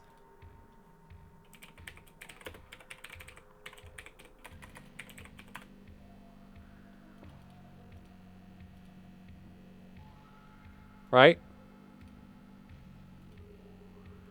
Like, servers put that VRM right into the front intake, because if you put it up behind the CPU heatsink, it's not going to work. This is also why servers get away with, like, relatively weak VRMs relative to how much power the CPUs can pull. Is because in servers, you just put the VRM where it actually makes sense instead of where it's convenient. I'm really not sure why memory sticks go where they go.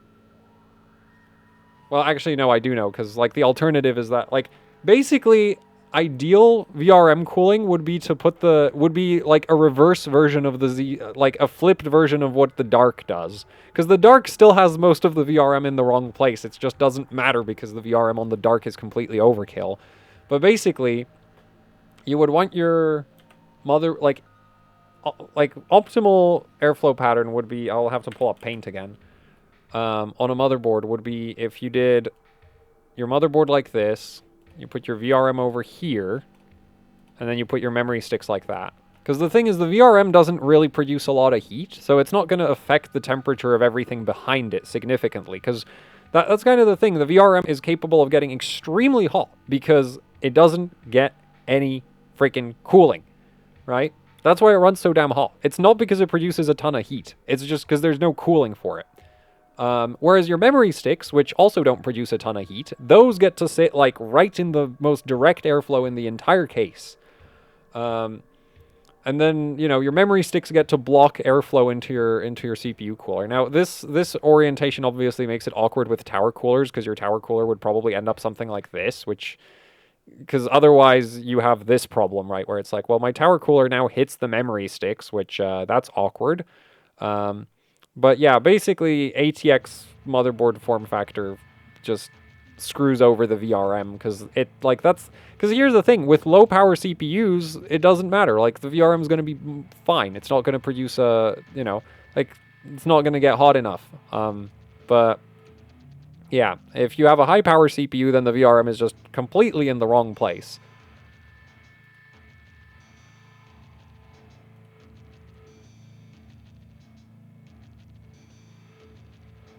Oh yeah, and the 24 pin would still get in the way, wouldn't it?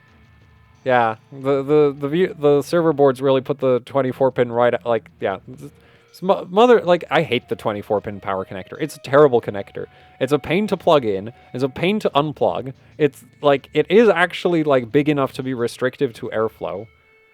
I guess this board doesn't do what I said with the VR. Well, no, you can kind of see how they compensate for that. Those are some seriously tall heat sinks. Though, I guess...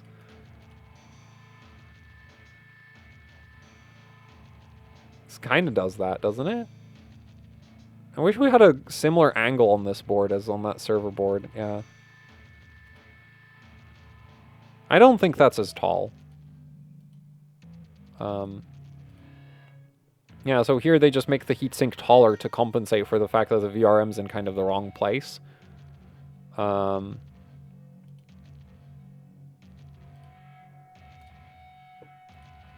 then there's some motherboards where they just... Yeah, like, so there's a few different options, but generally you'd want the VRM right at the front. Which a lot of boards will do, but not all of them. So it's not always, but... Oh, this is like a good example of that.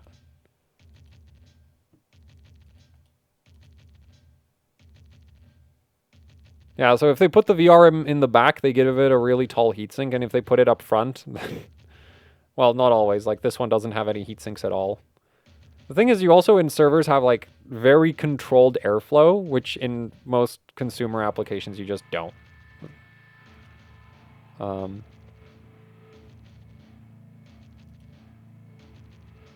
So yeah, like that rear heatsink is pretty damn tall. Also, the rear I/O is all open.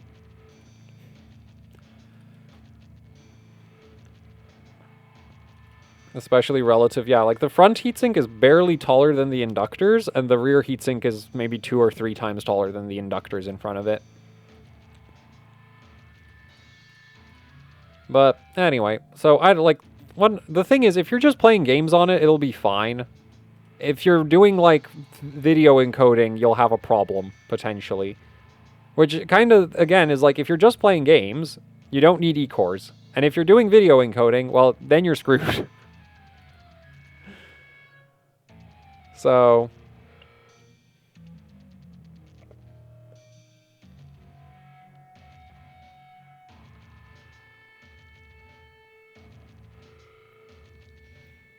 like this will do 120 watts fine. Like that's the thing is, like 120 watts you can get away with like trash, absolute garbage. But you start going a little bit above 120. Like, let's put it this way. So the 5950X normally has a TDP, has a power limit of 144 watts. On the cheapest A520 boards, it runs at 130-ish. On non-sustained workloads. Right? And at 130-ish, that VRM is getting close to 100 degrees, and that's with a downdraft air cooler. Actually, I could just pull up the video.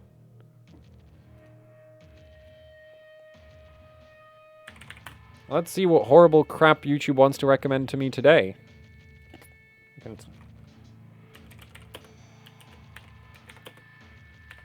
I don't know. I think I did it with the 3950X, yeah. Yeah, see? So, admittedly, this is a 4-phase board. But, and that's with a downdraft air cooler. And that thing is doing 3,000 RPM. It is completely maxed out, pointed straight down, and right over there, we're at 100 degrees. And this is running Cinebench, and the CPU is downclocking itself a little bit. So if you take a board like this, or, well, like this, and you give the VRM, like, not even a fraction of the airflow I'm giving it here, and then you run 150 watts on it, it's probably going to throttle. 125 should be fine, though. Still probably going to get really damn hot, though. He's not even signed in. Yeah, because I don't use, like, I use Chrome as my stream browser, so it's not logged into any of my accounts, so it can't accidentally pull up any of my stuff.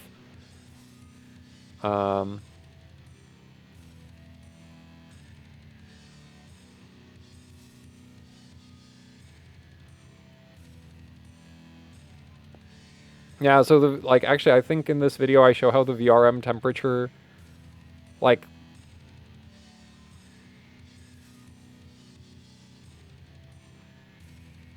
Yeah, so it just kind of keeps going up. And then when Cinebench finishes the render, it drops off, and then it starts going back up again. So I guess if you had, like, a non-stop version of Cinebench, it would maybe actually hit 110 eventually. So that's fun. Yeah, because without the heatsink. Yeah, so it comes down a bit. And then it starts climbing again. Anyway. 125. I wouldn't say it's gonna be no problem. But the thing is, the board has working VRM throttle. Like, the board will have working over temperature. Like, it'll just throttle if it pulls too much power. So yeah, I wouldn't be worried about, like, I wouldn't be worried about the board suddenly failing, but it's like, why would you put a $300 CPU on a $90 motherboard?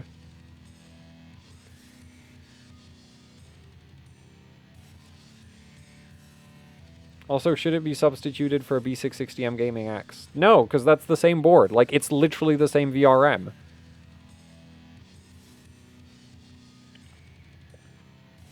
But, like, here's the thing. If you're just playing games, it'll be fine, because games don't use CPUs. But, like, I don't get... Like, that's kind of, like... It's like, why would you get a server CPU if you're going to go play, like, or... Like, why would you get something that's approaching a workstation CPU and then just play games on it? But if you are just going to play games on it, it'll be fine. It's just that, please, like, if you do video encoding, you might suddenly...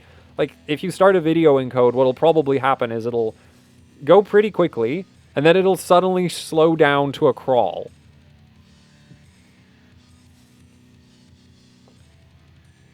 Oh, the Gaming X? Oh, that would be fine. Oh, not the Gaming Ace. Yeah, man, I hate motherboard naming schemes.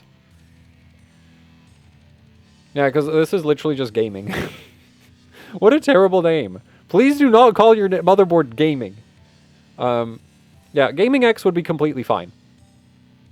Like, because this, like, first of all, we got power stages. Like, we've got actual power stages on this. Secondly, these are way bigger heat sinks. Yeah, you've got 60 amp DR MOS components instead of discrete MOSFETs. And, like, you can get discrete MOSFETs that rival DR MOS components in performance. You don't see them on motherboards these days. It's like, if you're going to spend that much on your MOSFETs, you may as well get DR MOS components instead.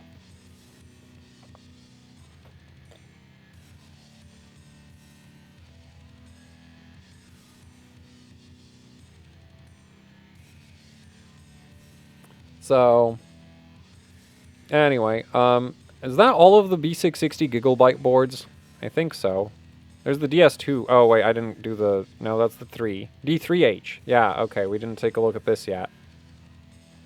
It's more of the same with arguably a worse VRM heatsink. I'm not actually sure. This might be worse. It might be... I think that's worse. Actually, well, yeah, no, I think that's probably worse.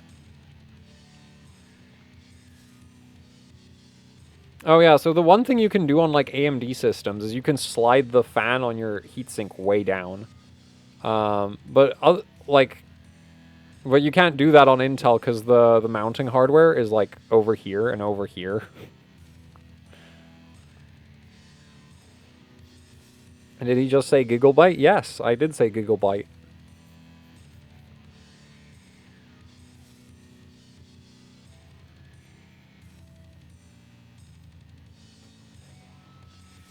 Evga has simple model names because they have 2 motherboards.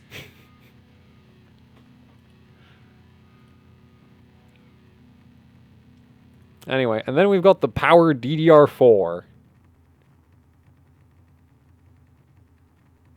Which still uses the same VRM, but now they've completely ditched half the, no more heatsink. Honestly, this will still run your i3s, though. Actually, it'll probably even do the 120-watt i5s. Like the non-K i5s. Assuming you use a downdraft air cooler. Like, that's the thing, is, like, the downdraft air cooler makes such a massive difference. Like, you have no idea. Like, tower coolers are absolutely atrocious at cooling motherboard VRMs. Actually, no, I've had one idea. I just got an idea. I'm not sure how you're going to be able to implement this, but what you could do is if you have a tower cooler, right? You got your crappy motherboard. That's too high up. There, so you got your crappy motherboard. You got your memory over here-ish, right? And then you've got your tower cooler. This is not to scale at all. I'm quite the artist, as you can clearly see. So we're going to put the tower cooler, like, sticking off the page, right? So you got your tower cooler, and it's got, like, its mounting stuff, and then you've got your CPU at the bottom. There.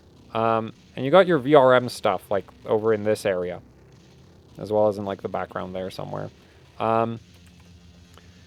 What you could do is, and I'm surprised that no air cooler manufacturer does this, is you could just make a duct that does that. Right? So that you, because admittedly this will be literally the hottest air coming out of your air cooler, but do that.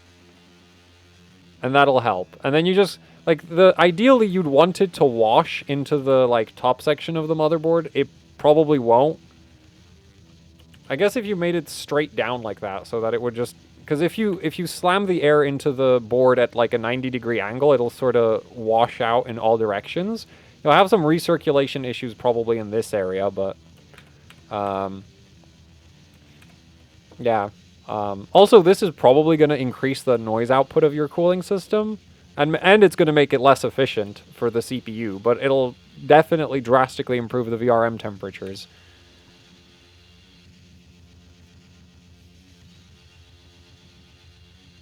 AIOs even worse than tower coolers? Well, the thing with AIOs is that they're so low profile that you can just kind of slap, like if you have an AIO, right, you've basically got this blue block here, and that block is not very tall, so you can just put a fan like that.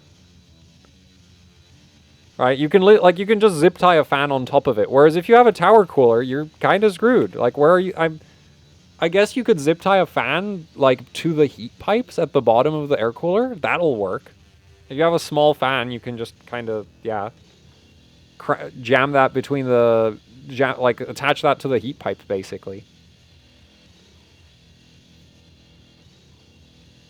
Actually, I have an idea. I do have a random tower cooler that I got with a motherboard that I bought, so I could demonstrate the idea.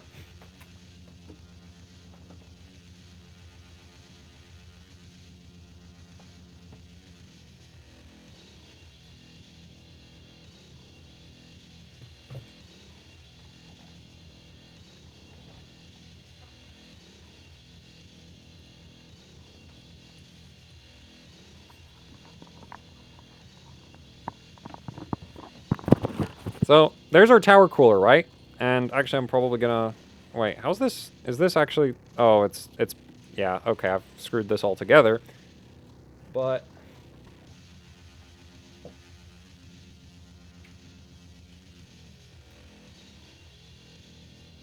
This is a way bigger fan than what I was hoping to grab, but it was the first thing I could find. So, you take this, right? And if this is sitting on your motherboard like this, then your VRM's somewhere in this area.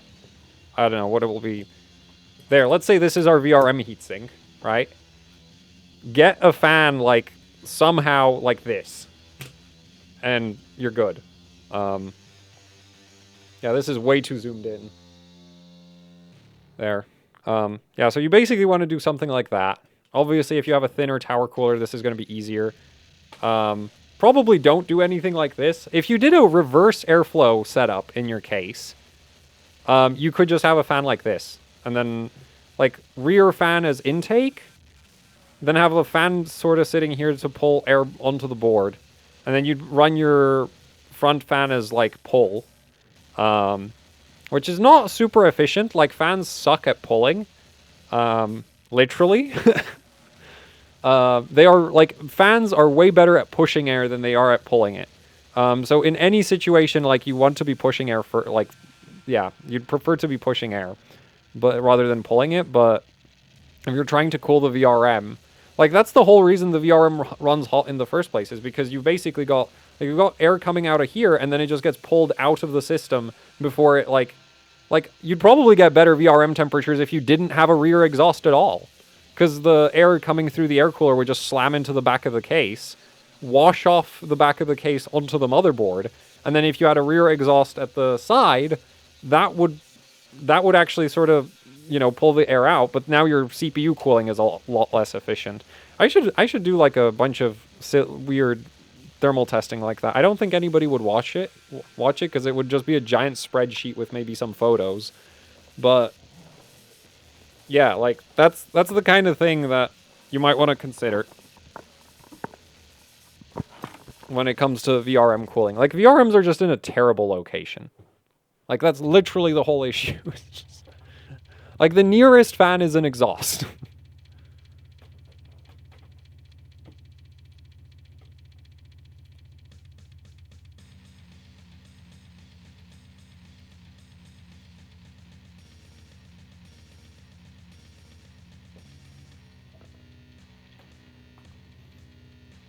So, yeah, but even then, like, here's the thing. If you're not doing multi-core workloads, it'll be fine. Like, the CPU only hits that 150 watt power limit when it's actually working, all the cores are working.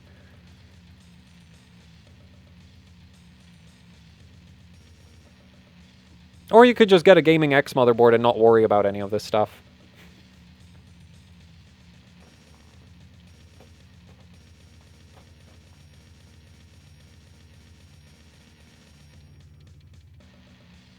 Can you not get an MSI B660-A? Because that would actually probably be a better deal, and it would have better memory support. I don't know. Like, I don't know if that one's cheaper, or if, like, how that one's priced.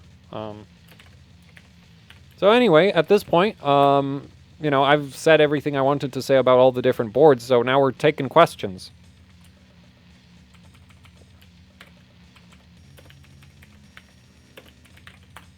I do want to see if I can find the price for this thing.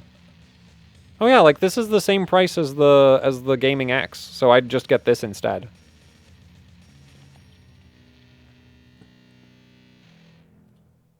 Yeah, between these two, I'd take this. Like, you do lose out on the, like, USB ports. But this is a 6-layer PCB. Yeah, this is a 6-layer PCB. Yeah, you can see, like, this is totally shielded. You can't see any memory... Well, you can see the command address bus, but you can't see any of the data lines. Which is the same thing here. Well, and here you can see all of the memory traces because it's not shielded. So, like, this will have better memory overclocking. VRM temperatures on both are going to be fine. Both have troubleshooting LEDs. This doesn't have the reset switch, but... MSI's auto recovery is not terrible. It's pretty good. Gaming X is cheap, though. Like, these should be the same price. Oh, the MSI Sweden. Okay. I guess that makes sense.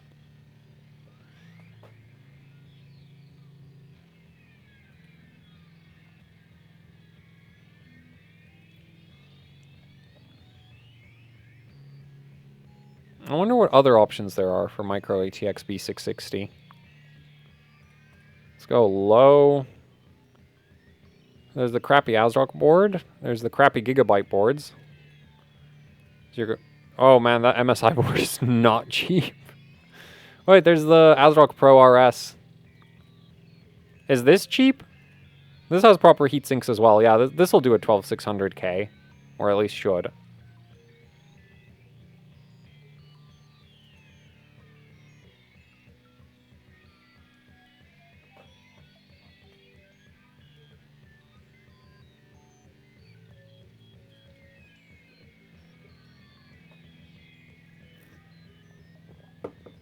The Asus.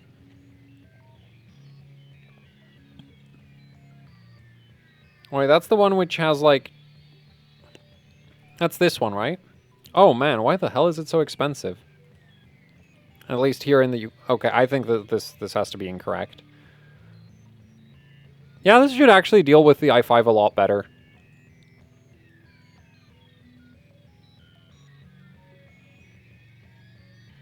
Mainly because they have more of the VRM under the... Well, actually, wait a minute. No, it does have more of the VRM. Yeah, it's still a 6-phase. It still uses 2 low sides per phase. Except you have more of the VRM under a more substantial VRM heatsink. And Asus, like... The funny thing is, like, Asus usually gets better thermal performance out of the same VRM components than Gigabyte, especially. I don't know how. I think Gigabyte runs their low-end boards at too high switching frequency, probably, or something.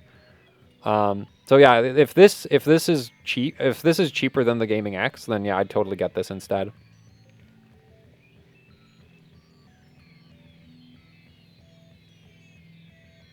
Isn't the Gaming X at 8-phase? Yes, but we just need to run a 12600K, which I still don't think is the most sensible of CPUs to run on a B660, but this'll do that. Oh, they're the same price.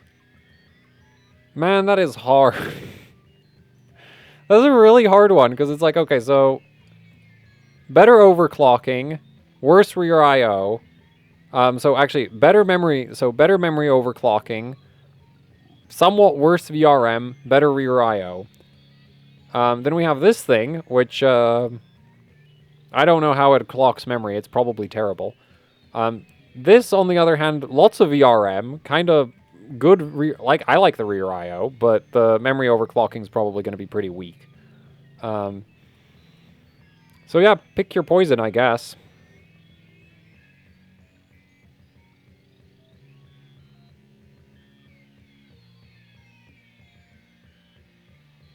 Z690-A Pro is 180, 190. Should people just go for that? Yes.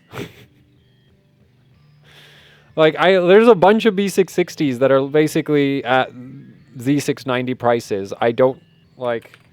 And it's not just a UK thing.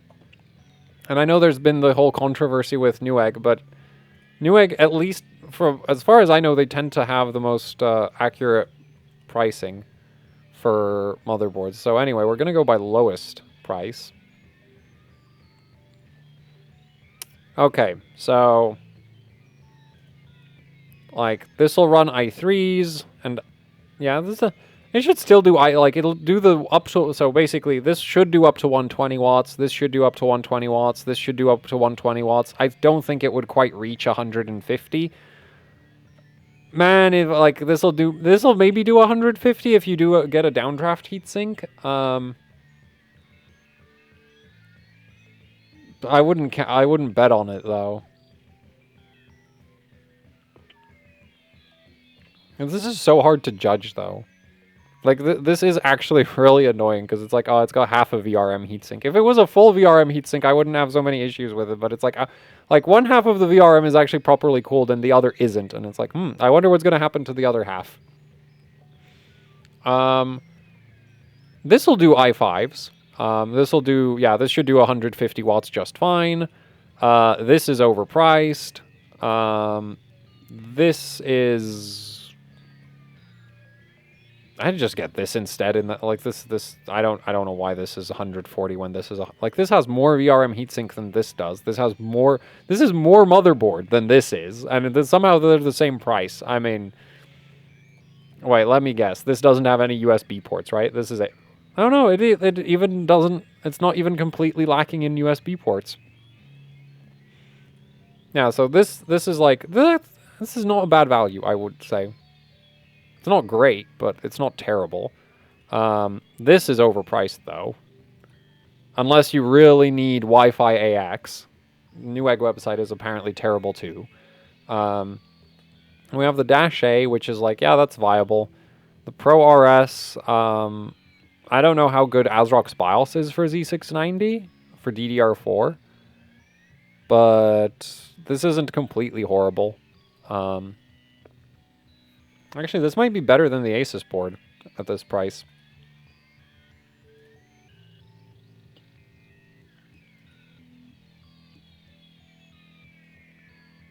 Not really. Like, you do get troubleshooting LEDs. And you get, what, 3 M.2 slots? But I think you get 3 M.2 slots. Yeah, both of them get 3 M.2 slots. The ASRock board has better VRM heatsinks, but I don't really, like, I don't think it'll get you up to the next tier of CPU necessarily. Well, I don't know. This might actually do 200 watt CPUs. It's really, like, ideally it would be, like, it would be best to just test the damn boards, but, like, I don't, yeah, I'm not doing that. I don't care about B660 enough to go that far. This is really good, though. At $139, like, this is a just all-around, very solid motherboard. Yeah. You get your, like, it's an MATX, so you only get 2 M.2 slots instead of 3, but this is a very solid motherboard. You get your troubleshooting LEDs. I mean, the rear I/O is still not great. Like, you still only get 6 USB Type A's, but it's not a disaster. And apparently there's no Gaming X's in stock. So that's annoying at Newegg.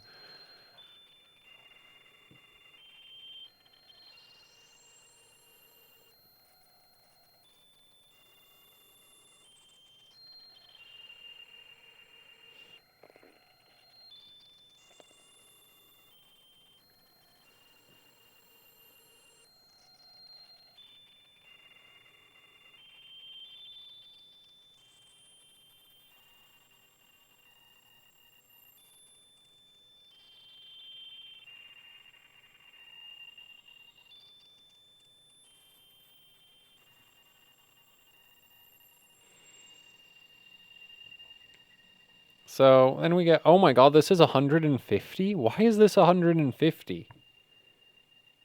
Oh wait, this has power stages, doesn't it? Yeah, I think this is on power stages. Oops.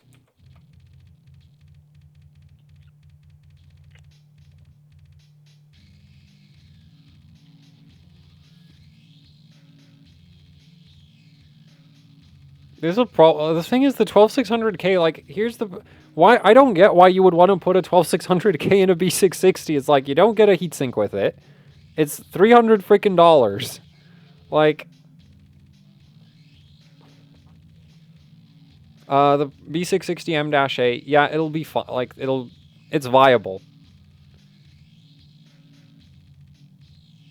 Wait, the full-size ATX... Yeah, the Prime... The full-size board is fine. Yeah, this one's good. The MATX version of this is a bit... but the full-size version is fine. Like, this really won't have any issues running an i5 12600K. Or at least it shouldn't have, but it really, like... I'd be really, really surprised if this struggled with an i5 12600K. Though, the bad news is, it's an Asus motherboard, so it doesn't have VRM temperature sensors. Wait, what? MATX has dual... No, it doesn't.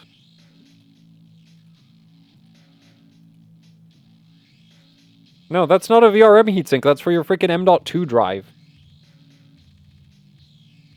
Yeah, I would rather totally agree. Well, the thing is, like, unfortunately, a lot of motherboards, like, so there's some people who will literally just buy the cheapest motherboard they can find. And then there's some people who will buy the motherboard with, like, the looks that they can afford to pay for. So a lot of motherboards are designed less around providing good value and more around looking good. Like this. Like this chipset heatsink doesn't achieve anything. It's just aesthetics. I have serious doubts that this M.2 heatsink changes your M.2 temperatures, considering it's literally a flat piece of metal. And last I checked, M.2 heatsinks are basically flat sticks of NAND. It's like, yes, we are increasing the surface area of the flat stick of NAND by attaching a flat stick of metal. It's going to increase the surface area by, like, I don't know, like, whatever the edge of this freaking heatsink is. Right? Like, that's the kind of the funny thing. Like, I've seen a lot of people say that, like, VRM heatsinks that are just like a block aren't effective, but they are a lot more effective, like, they're a lot more effective than having naked MOSFETs, because a naked MOSFET is literally like a 2D object. It has a top side and it has a bottom side, and the bottom side is often, you know, obstructed by a bunch of PCB layers. So you basically just got one side cooling, whereas even if you put a literal, like, square tube on top of the MOSFETs, like, that'll triple the surface area easily. Because you'll have 3 sides instead of just 2. It's probably not going to drop your it's probably not going to do that much for your temperatures, but it'll still be a lot better than just bare MOSFETs. Are the M.2 heatsinks included with motherboards worth using? I don't know. I've never used an M.2 drives. Like, I've literally, the one M.2 drive I got was because it came for free with a motherboard, and I sold it. Because it was like 64 gigs or something, and it's like, what am I going to do with a 64 gig hard drive?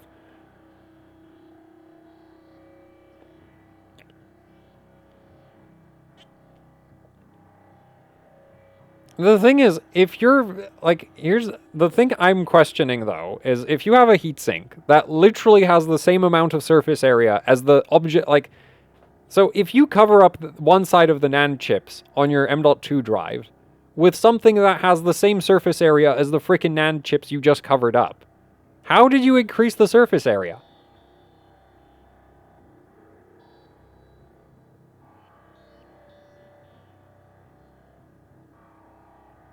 Like, I have serious doubts about this actually achieving anything. Like, the only increase in surface area you really get is from the edge being slightly thicker than that of a NAND chip.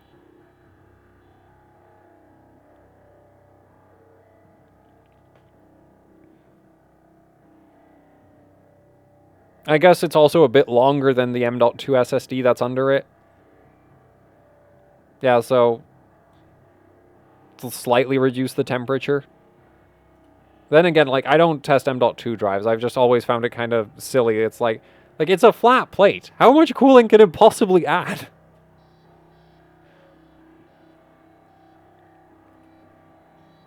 Like, I'm pretty sure most chipset heatsink, like, even the super cheapo chipset heatsinks have more surface area than your M.2 drive heatsink. Actually, this actually has surface area, right? This right here, that adds some serious surface area, because, like, it's got 3D structure to it. It's not just a flat plate. It's the same idea as the chipset heatsink. Like, if you had a chipset heatsink that was literally just a flat plate, you could have just had the naked chipset itself, which is what a lot of motherboards do, right? A lot of uber cheap motherboards in OEM systems will literally just have the chipset naked because, like, you need something to actually add surface area. Like, you need some amount of geometry. You can't just have a flat plate.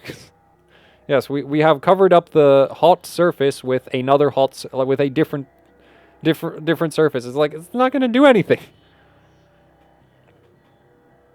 Anyway, So yeah, I have my serious doubts about this M.2 heatsink actually achieving anything, but I don't know.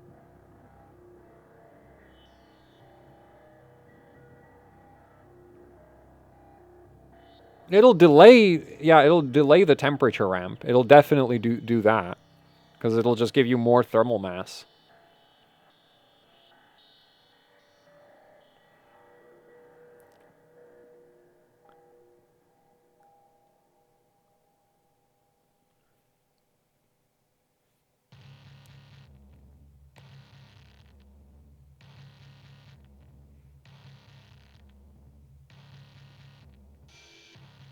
What you're saying? No, I don't know if you should buy an M.2 heatsink. I've literally never tested M.2 drives. I've just always found it like as somebody just like, I care about cooling things, and M.2 heatsinks on a lot of motherboards have always made me wonder, like, do these actually do anything?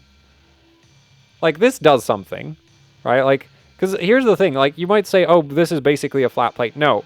It doesn't take much to drastically increase how much surface area you have. So something like this is actually probably... It's not double, but it's definitely like, it's not going to have the same surface area as the drive under it. It's going to have quite a bit more. Though, yeah, it's not really much of a difference, but it'll help. Like this will actually start making a difference, I think. But then you've also got heatsinks which are literally a flat plate, and that's where I'm like, does that do anything? Other than, like, delay how, like, slow down how quickly the temperature rises. Like this right here. Because each of those notches they cut into it has, like, you have 3 sides instead of just 1.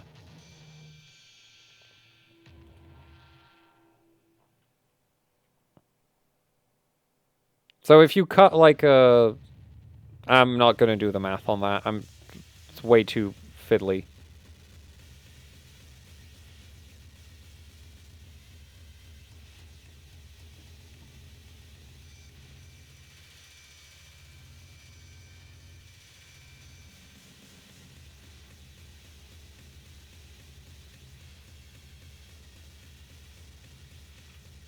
Like, I think if you wanted to try cool an M.2 drive, you'd probably be better off just, like, sticking memory heatsinks to it than some of the plates that motherboards come with. But yeah, I've never tested it. It's just like, I have a suspicion that that would be the case.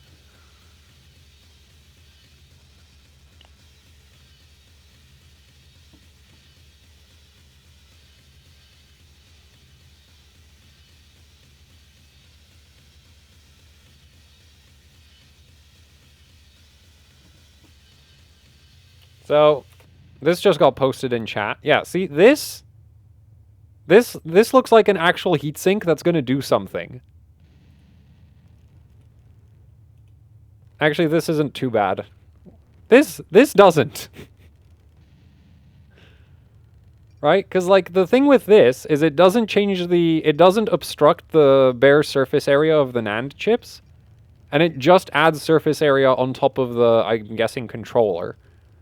Whereas with something like this, all of the drive's own surface area on one side has just been covered up by that plate. So you've deleted that surface area, and then you've replaced it with this plate.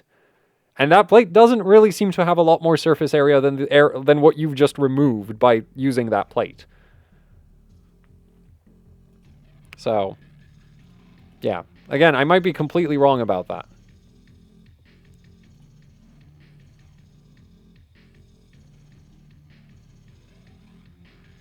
Cheapest board for 12600K, Z690-A. Why are you getting a 12600K if you're, like... Why would you put a 12700K into a freaking B660?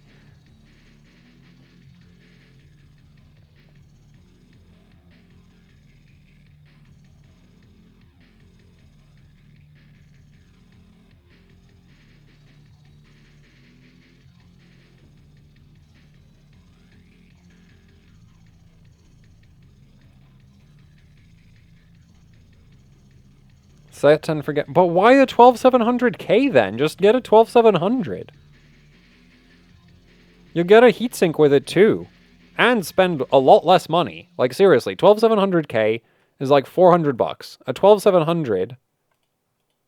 Where is the 12700? There, no, that's the 12600. There, no, oh, there we go, i7s. There, nope, that's 12900K. Okay, fine, I'll just click on the damn i7. Okay, there we go. So, 12700. You save 50 bucks for, where, there. Actually, you save more than that. You save like $60 by just getting a 12700 instead. Like, you can get a better motherboard, better heatsink, better memory kit. You know, things that actually make the system faster.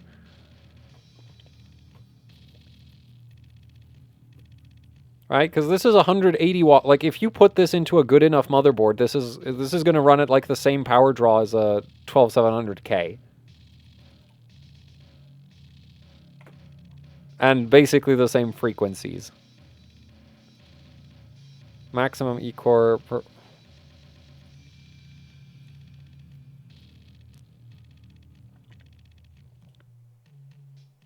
Like, K CPUs are really, really dumb if you don't have a Z690 motherboard.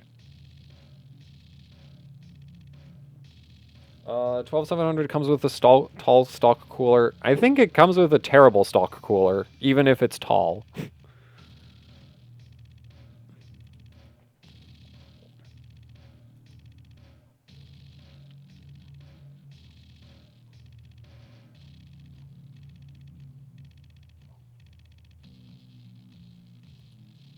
I tried to check this earlier in the stream.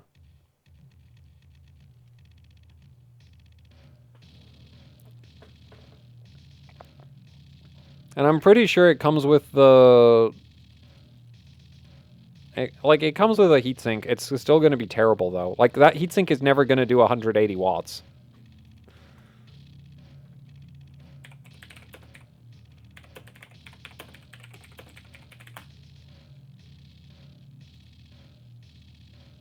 Oh man, why did I click on that?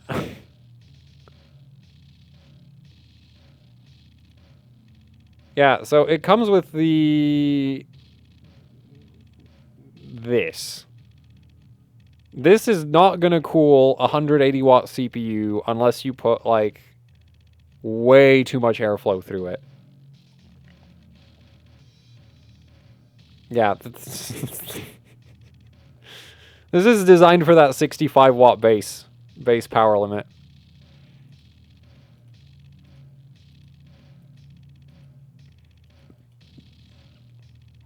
So yeah, that's not going to cool your CPU. Yeah, you can see it in Cinebench R23 10-minute loop. 16k points versus, if you have a proper cooler, 21,000 points. A 12700K gets 22,000 points.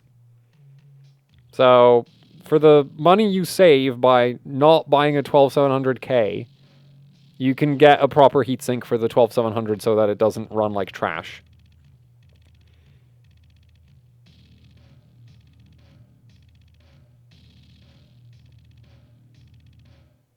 The i3s get an even worse heatsink.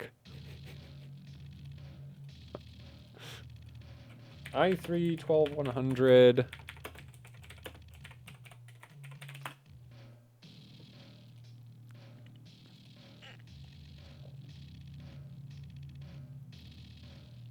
Actually, it might be the same thing. Yeah, it might actually be the same thing. I guess the i9s get the tall one. Well, whatever. Yeah, so basically, like, you do get a stock cooler, but if you actually want the CPU to perform properly, you should get a better heatsink. But if you do that, like, it'll perform the same as a 12700K.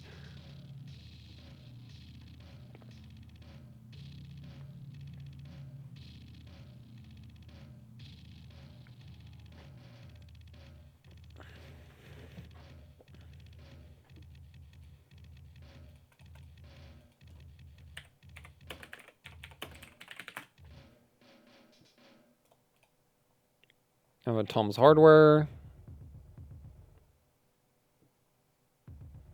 I swear Tech Power Up did a 12700 as well. Non-K. Okay, apparently they didn't.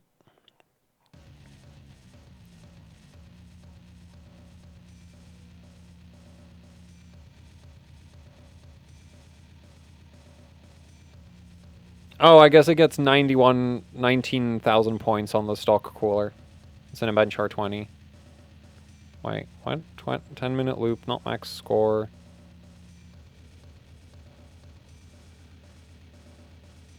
Is this single core? Oh, that's single core.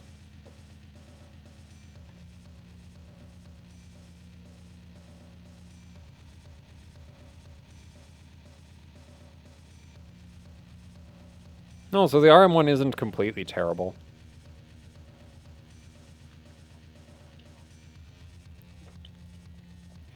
Anyway, 12700K is super dumb if you're not going to overclock it. Because you are spending 60 bucks for the privilege of overclocking the CPU. So if you're not going to use that privilege, why are you spending $60?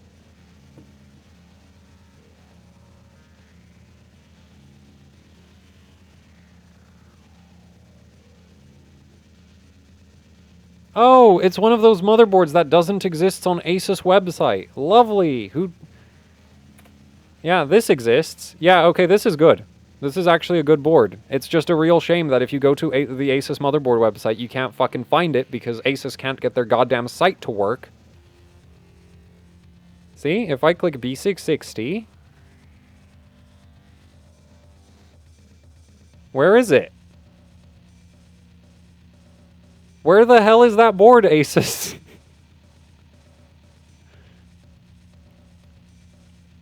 Yeah, no, this is a good board. This is a great, like, this is actually a good board. Yeah. For what you want to do with it. I'd like, yeah. This is a perfectly viable board. But, you know, Asus doesn't want you to know that it exists because having a functional website is just... It would eat into the profits of selling ROG motherboards too much.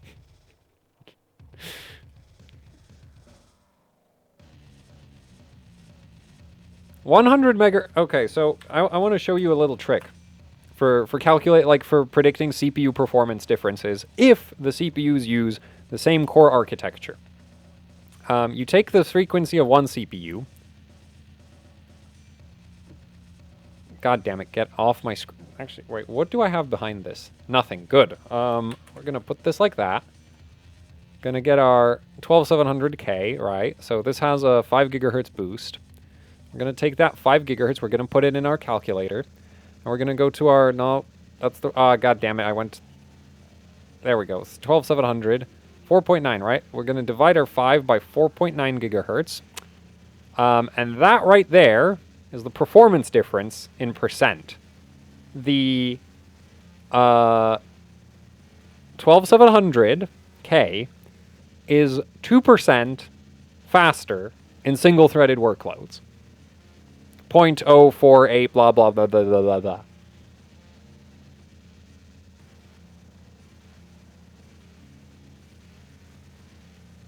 Oh, if they cost the same, then get the KF, yeah. But it should be a lot cheaper, because it sounds like your retailer is screwing, like whoever you're buying from is like really screwing you over if you're paying the same for a 12700F as a 12700KF. Because they should be, like, the price difference should be quite large.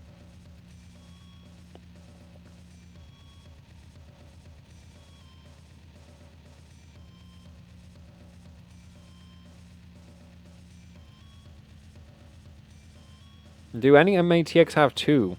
What? No, they have 2 M.2s. That's perfectly normal. And now I don't have that weird Asus board anymore.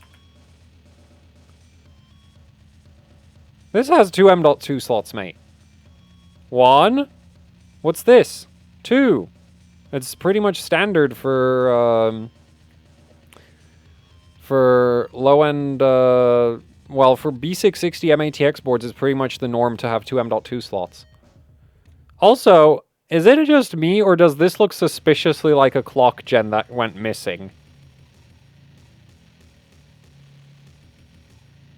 Right? Like, you can see that there's padding for a crystal oscillator right there.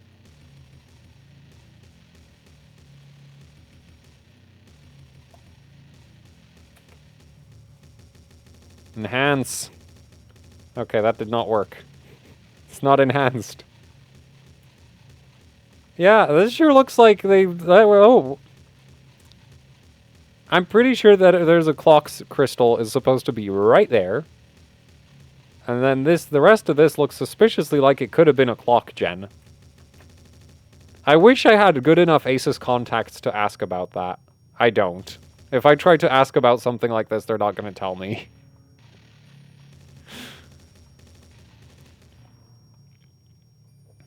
But yeah, sure looks like they could have...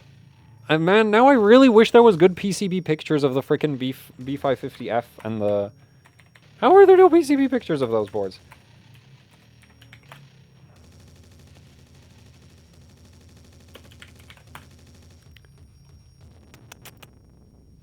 Okay. No. Oh, fuck. I keep mixing up B550 and B660. This is the second time I've done it in, like, a couple days. There's no pictures. Like, does this board not exist? Man, I feel... Like, Asus offered to send a B660F. And I was just like, I don't... Like, loan me a B660F. And it's just like, I don't really want to do that board. Because, like, I still think it's a really stupid board.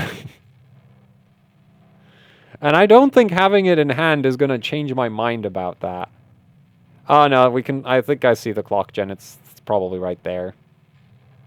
Yeah, okay, it's not in that same location. Well, that makes sense. That's an MATX board. This is an ATX board. So where does the -G have the clock gen? Ah, we can't see anything because there's stupid-ass M.2 heatsinks covering it up. And the chipset heatsink, probably. Oh no, why did I click on that?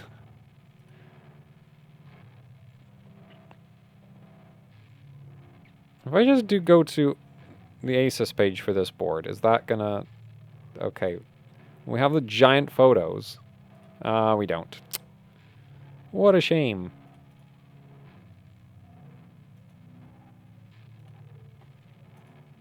Could we? Nope. I can't zoom in more. Yeah, no, I can't see Well, okay, yeah, no, this has a completely different layout. The clock gen's actually, it's probably this right here. Oh, well.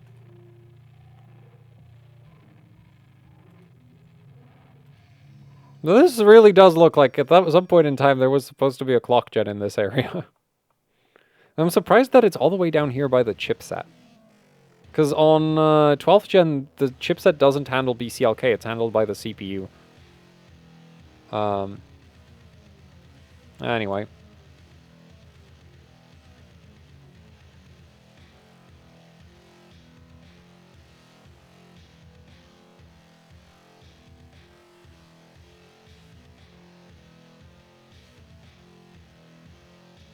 Asus made a B660 Pro art. Yes, it's like, it makes sense if you really, really, really need dual LAN.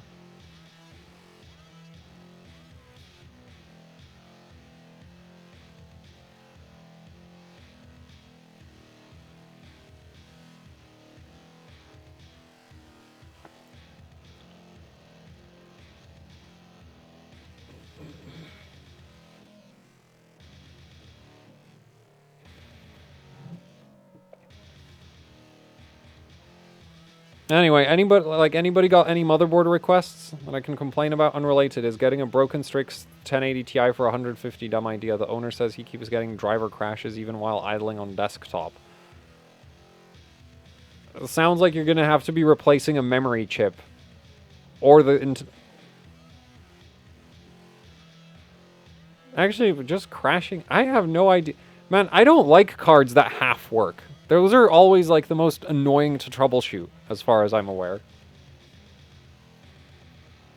150 for a dying 1080 Ti is not the worst price for a dying 1080 Ti. Then again, I buy some I make some really stupid-ass dead GPU purchasing decisions.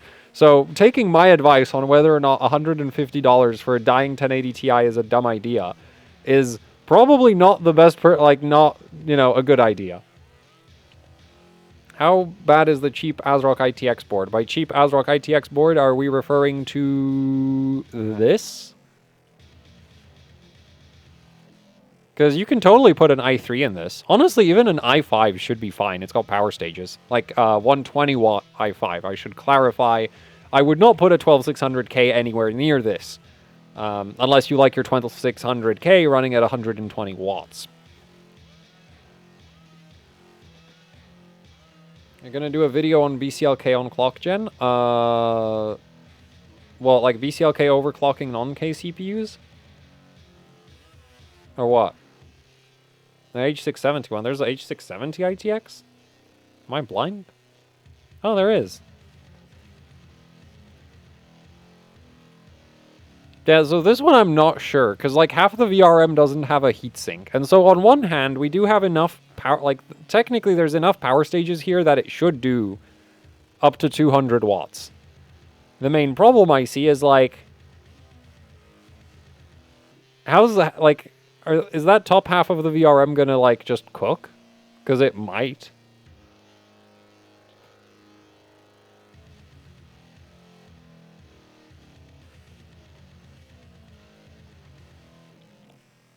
And 12400 in this is completely fine.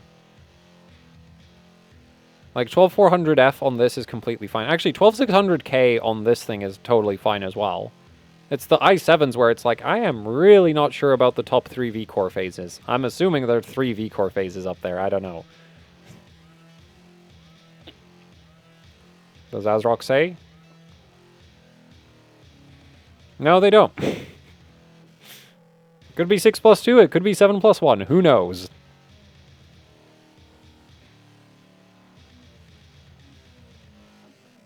Yeah, even if the 1080 Ti had a bad memory. That is true, yeah.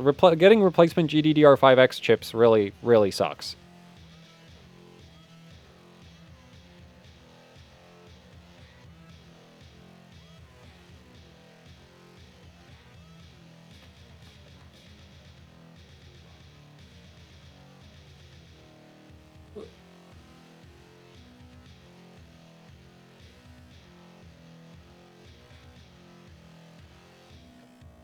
The cheap H610 board is fine for, yeah.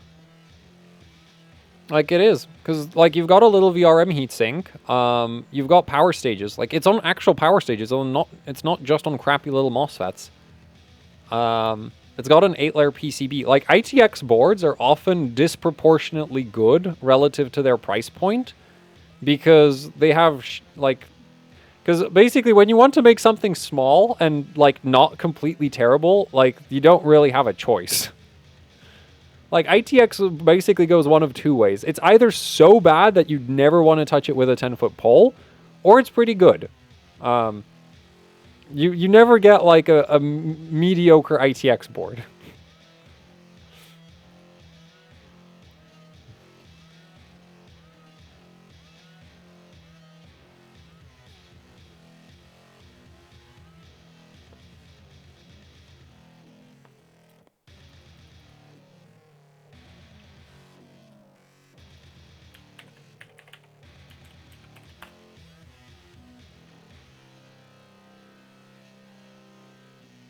No, this doesn't look completely terrible.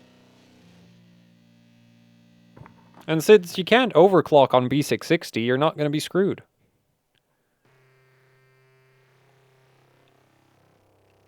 Yeah, this actually doesn't look completely terrible. This actually looks pretty decent.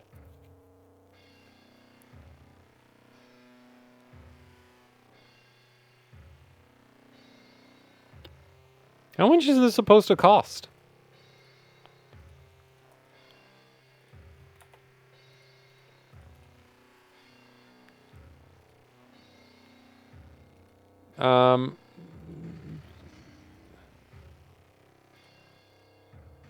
Okay, so we don't have a price for it. Yeah, that's kind of a problem, isn't it? But that doesn't look terrible. It could still be terrible, like, you know, BioStar has managed to build a motherboard with 90 amp smart power stages and still get it to run insanely fucking hot because it didn't have a power plane, it had a power strip.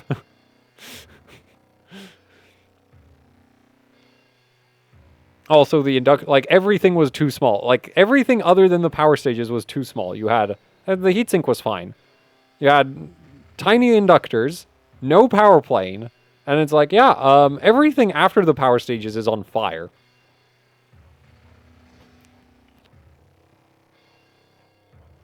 Well, and that, you know, the heat from that basically spread into the power stages, so even the power stages were really, really hot, but...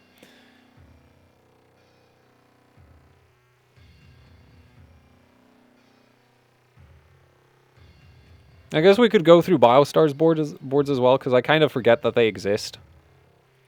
Which is probably for the best.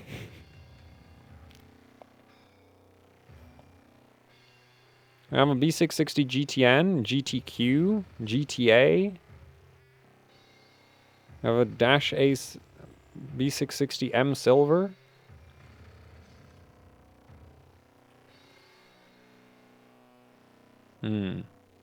That's a lot of capacitors. I kind of like the rear I/O. Unless they, like, massively fucked up with the VRM design, this should be decent.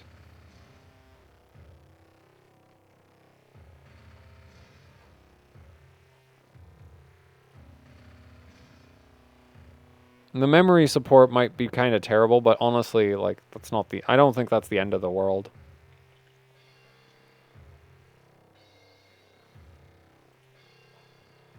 So, yeah, what's this?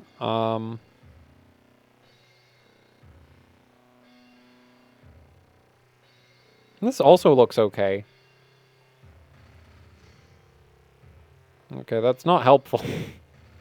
Oh man, their website is horrible.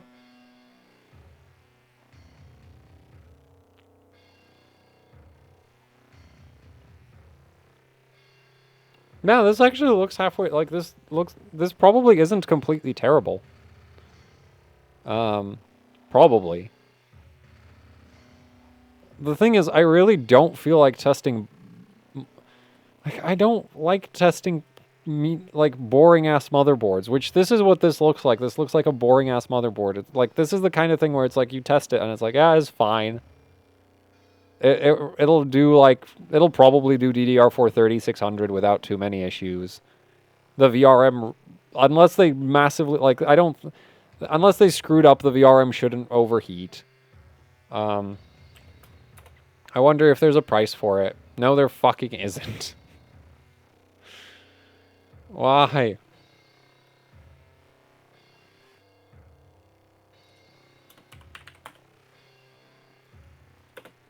Apparently I didn't hit the spacebar hard enough.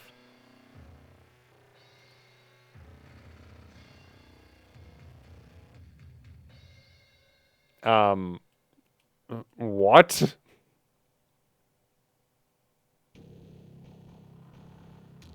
Are you serious?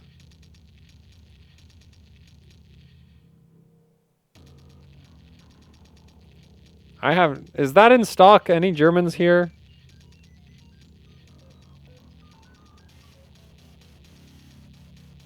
At €160, the ITX is not terrible. Like, that's not a terrible price for a B660 ITX board.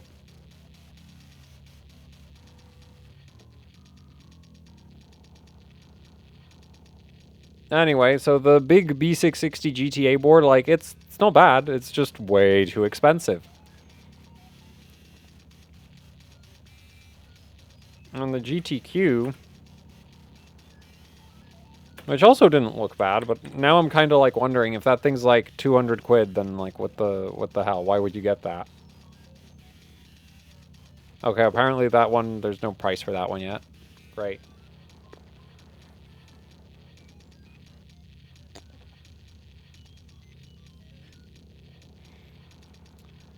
So, I don't know, like,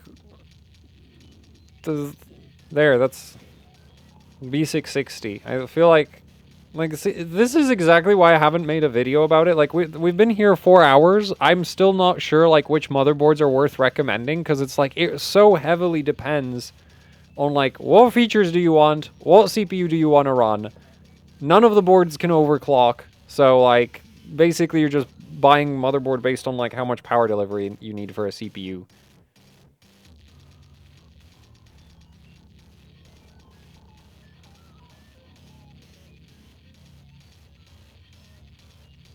My Z690-A is 190. Yes, MSI made the best LGA 1700 motherboard. It's like, if your B660 motherboard costs anything near the Z690-A, like, you gotta start questioning your purchasing decisions. Though, there is an argument to be made, like, if you want features that the Dash A doesn't have, like, better audio is, like, the main one, but... yeah. Like, that's really the only thing I can think of. Like, dual LAN and audio, maybe you don't want an ATX board, you want an MATX or ITX board, then, yeah, B660 makes sense there. But otherwise, it's like, even if you're not overclocking, just get the Dash A. Because it's got more M.2 slots, it's got plenty of USB ports, it's got all of the power delivery you need for any CPU you can put into the socket. It's got troubleshooting LEDs, it clocks DDR4 just fine. It's got PCIe slots. It does motherboard things. And it's not ridiculously expensive. Yeah, and also, like, just buy an external audio, like, really, if you care about audio quality, just get an external DAC and amp. And then you never have to worry about what audio the motherboard comes with, ever again. And that's the main, like, yeah. And if someday you feel like your audio is not good enough, you can just replace it.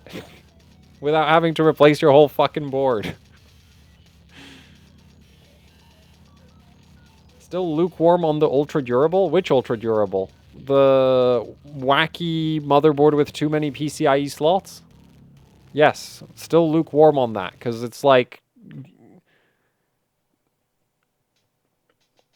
what is it, like... where is the ultra durable? Oh, did I close the Gigabyte? Yeah, I did.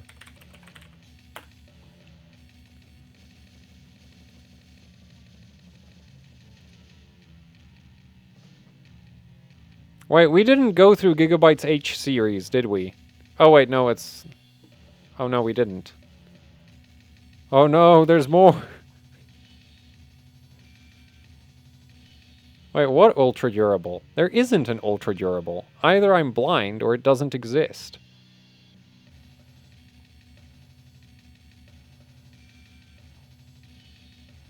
Yeah, there isn't an ultra durable. And the H610 boards look terrible. Oh, there. It's not, it says UD on the heatsink, but it's not ultra durable. Like, it's not branded ultra durable. Oh boy. Ooh boy. Okay. Oh man, that is something.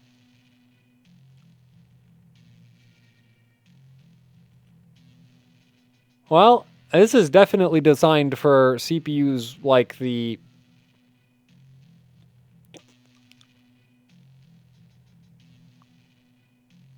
oh, yeah, like, this can probably handle 120 watts. Maybe. Kinda doubt it.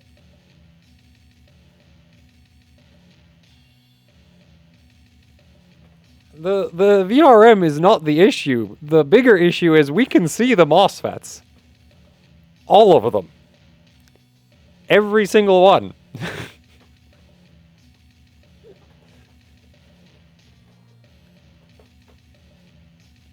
And how much does this firecracker cost? If somebody puts a 12900K in this, they're going to be in, like, for a hell of a surprise. Of course it supports the 12900K.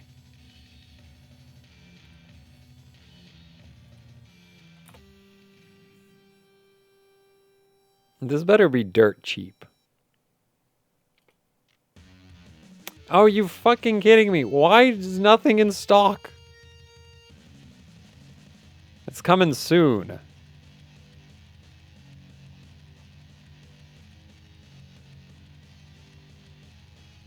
Oh boy. What a board. Well, we don't have to wonder about what components are in the VRM, because we can just see them.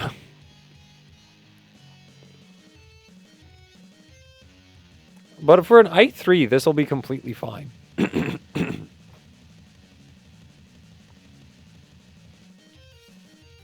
Yeah, we can even see the little on semiconductor logo.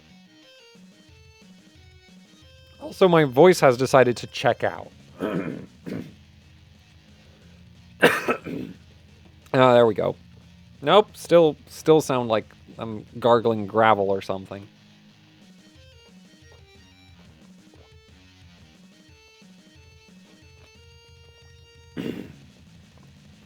€125. Yeah, that's entirely too fucking much.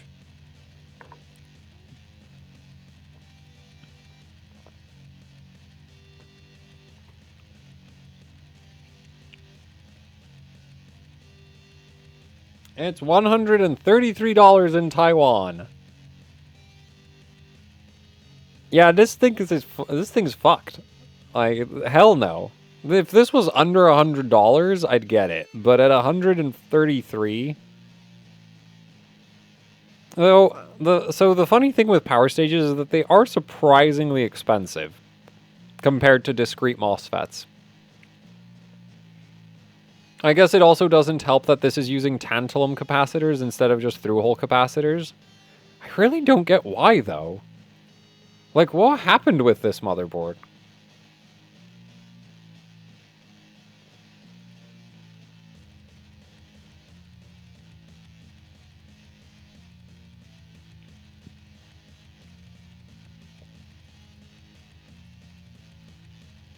Yeah, I mean, if you're slamming an i3, I guess that counts as heavy loading, right?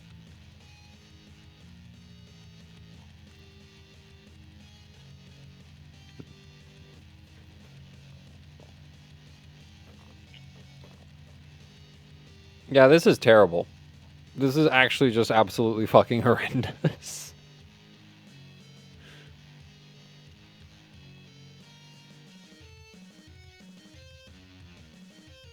What? There's an M.2 slot on it right there.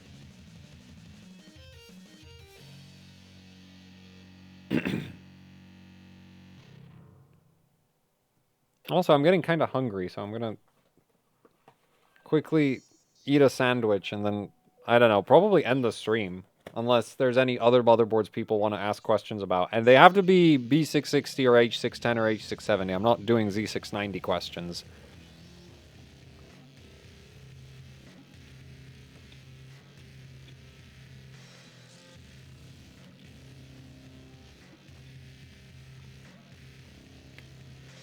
With a monoblock, yes.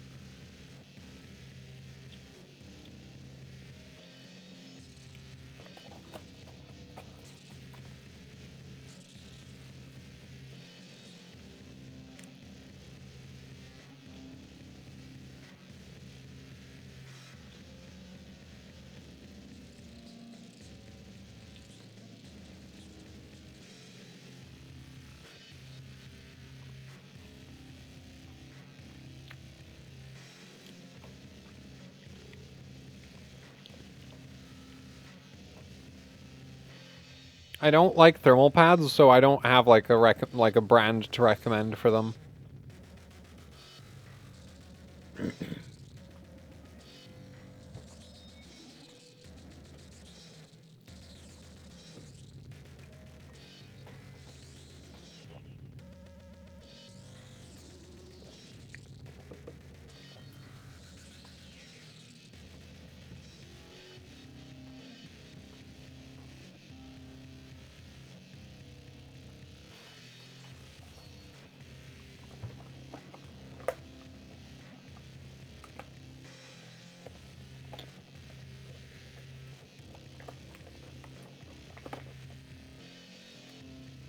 Yeah, I agree. Lack of overclocking support does make B660 really boring.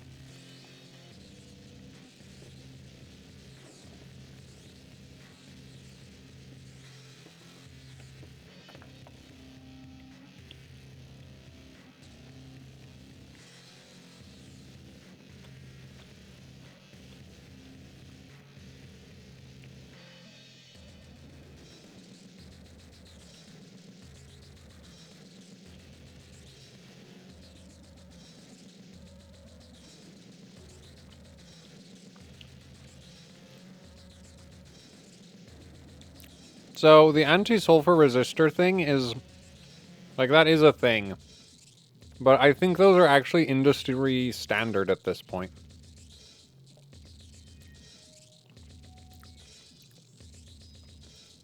Yeah.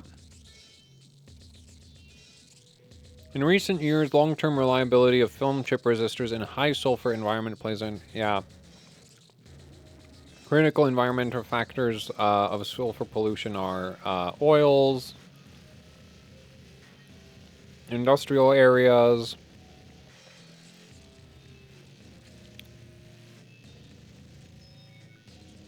IT server farms, notebooks, and desktop computer. Basically everything. Like, according to this, everything has sulfur pollution, so... Yeah. Admittedly, this is a resistor manufacturer, so they'd also like to sell you sulfur-resistant... I think they're just standard at this point. Like, I think you'd have to maybe even look for resistors that aren't hardened to it.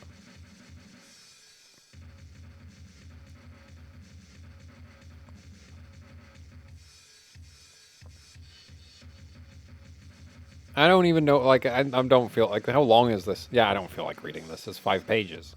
I'm way too dumb for that.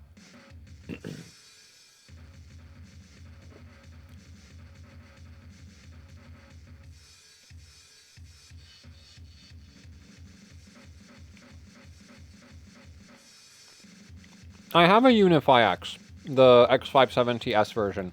I've not gotten around to making any videos with it because it showed up right before Z690.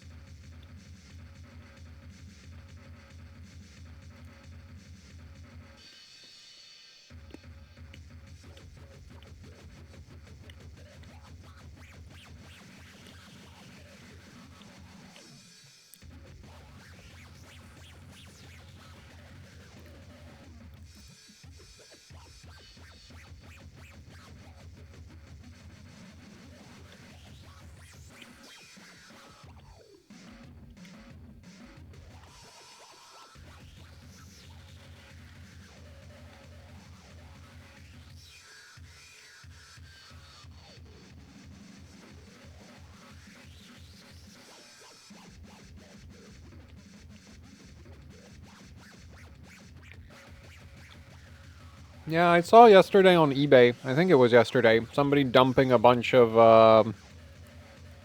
like 3080 Ti's from what looks like their mining operation, because they had like 4 of them. So, I guess profitability is getting, especially in the UK, probably not great, because electricity prices are going up.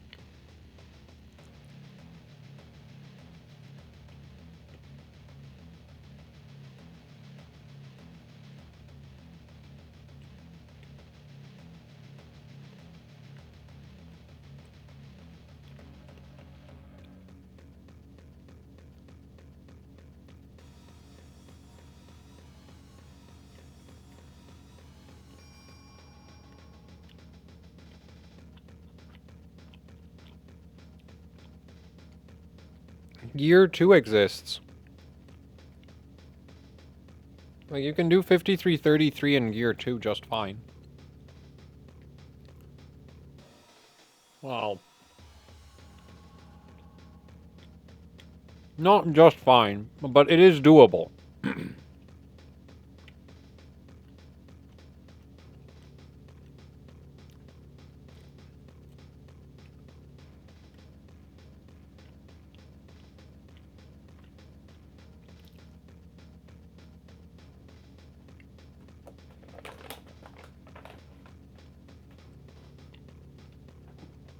Yeah, 1T. Oh. Yeah, that's the awkward thing with Gear 2, but you can do Gear 2 1T very easily, because it's not actually 1T command, right?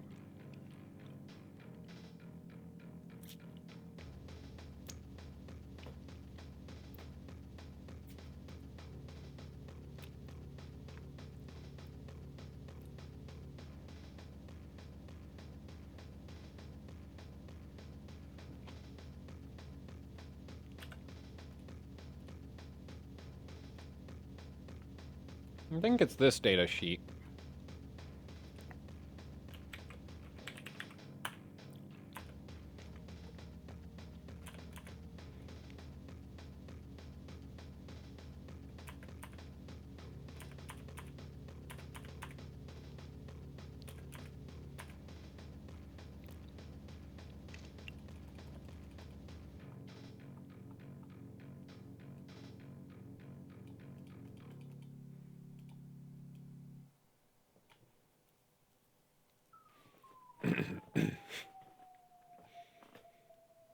Yeah, so fun fact, DDR5 is 4-tick command rate. On most most of the time. There are motherboards are now starting to get BIOSes that enable 1T, or, well, this, which turns into 2N.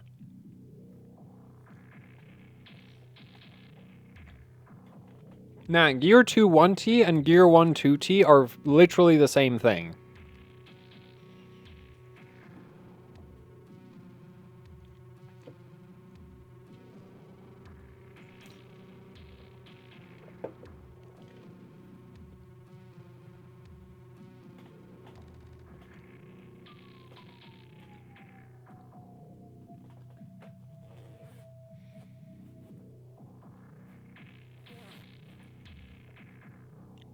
No, like, that counts for DDR4 and DDR5. Like, the gears work the same. Except in DDR5 you don't have Gear 1, because Gear 1 with DDR5 is just completely broken.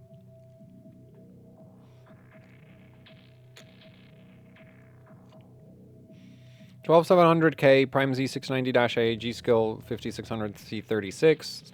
CPU seems to be V-Core hungry. You bought a 12900K failure. What did you expect? I've seen people say that 2T is actually faster than gear down mode. I've never been able to prove that in my own testing. Like, I've used 2T because in certain scenarios it's easier to get stability with it, but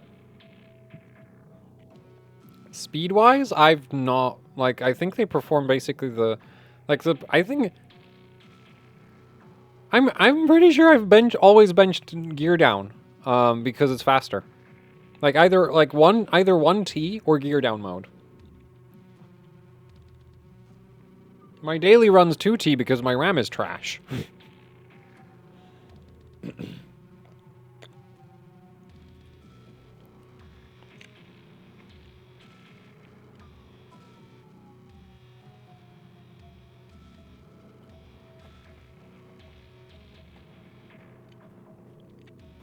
Ballistics Max here is much cheaper than all the other B-die kits.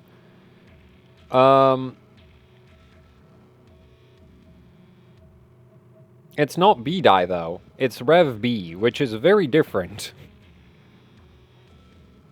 How is Ryzen IMC gonna handle DDR5? We already have Gear 2 on Ryzen. What do you think why do you think it exists?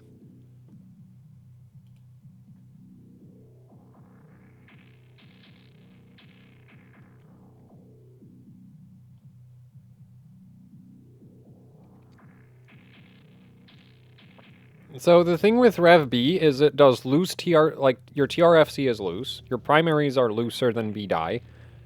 Like it's usable, but I don't know that like depends how the thing is I don't bench games. So all I know is like Rev B is slower. It's not hugely slower, but it is slower.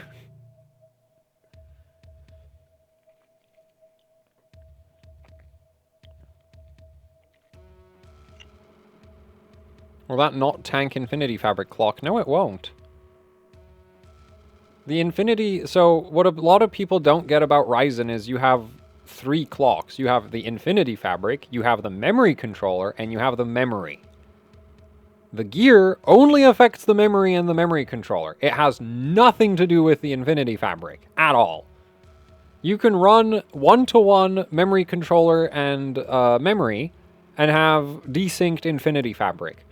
You can run 2-to-1 memory controller with synchronized Infinity Fabric, and that's terrible because your memory controller is never going to be going fast enough.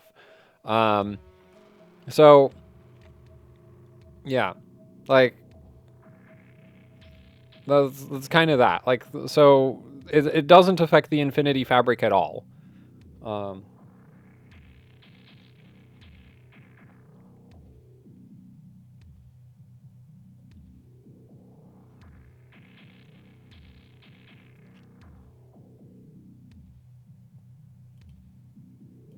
Like, you get a latency penalty for having the Infinity Fabric desynchronized from the memory controller, but the Infinity Fabric clock itself literally couldn't care what frequency the memory controller is at.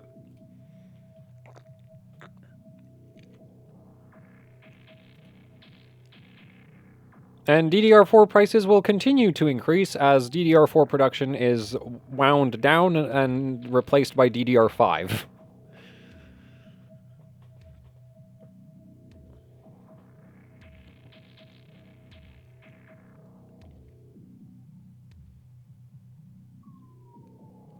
So I think this is a good place to end the stream, right? Like, don't have anything more to say.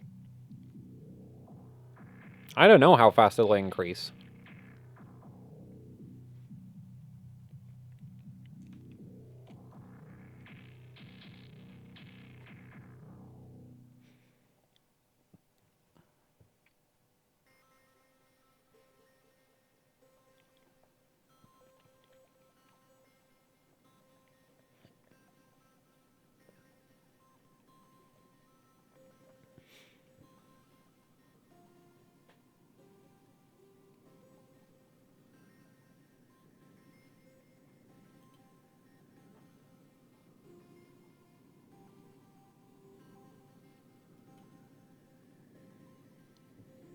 The power management IC shortage really makes me wonder why 32 gig DDR5 DIMMs are so rare. Because like a 32 gig DDR5 memory stick has 1 power management chip and 16 memory chips. Whereas a 16 gig memory stick has 1 power management chip and 8 memory chips. So if you have more memory chips than you have power management chips, why don't you make 32 gig DIMMs?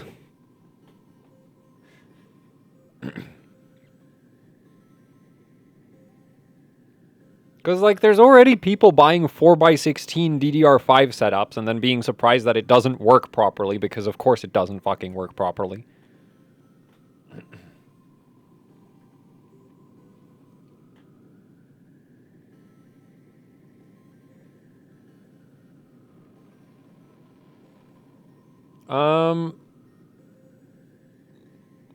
I'm not sure, like, the thing is, getting information on the power management chips is really difficult.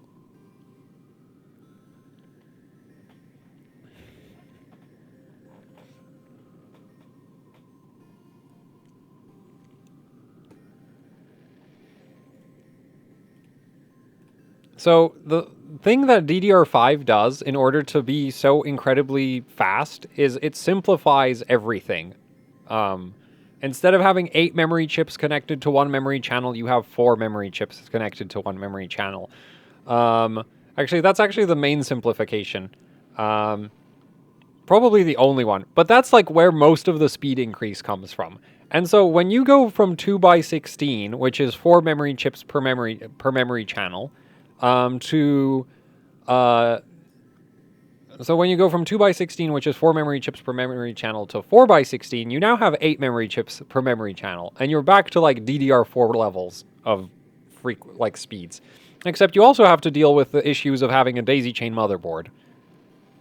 Though I'm pretty sure a T topology would potentially be even worse because your 2x16 setup wouldn't work. Like, the thing is, as memory speeds keep getting higher and higher and higher, like eventually we're gonna hit a memory standard which will not be able to do multiple memory sticks at all. It'll just be non-functional.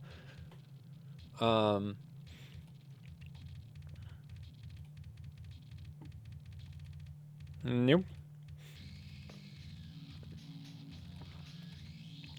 Yeah, if you like being stuck at like DDR4 speeds, you can have 4 sticks of DDR4. I mean DDR5.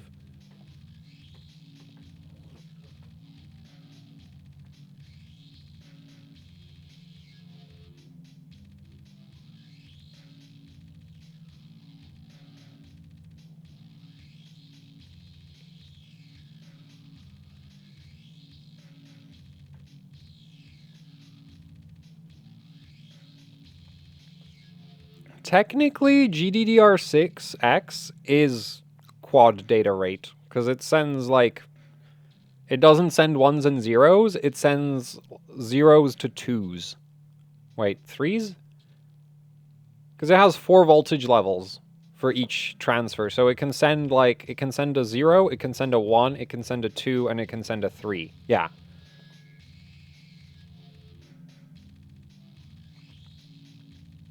So, no, so regular GDDR is actually super wacky because you have, so the base clock of the memory is 1/4 the effective data rate, but there's like a mid clock in between the two. So it's technically not QDR.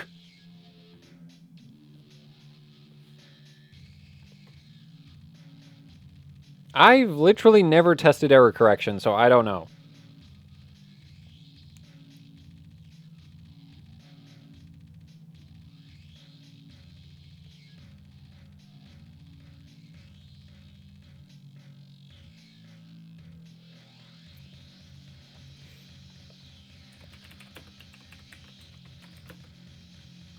Actually, I wonder if one of the Intel datasheets that I have has this information for memory.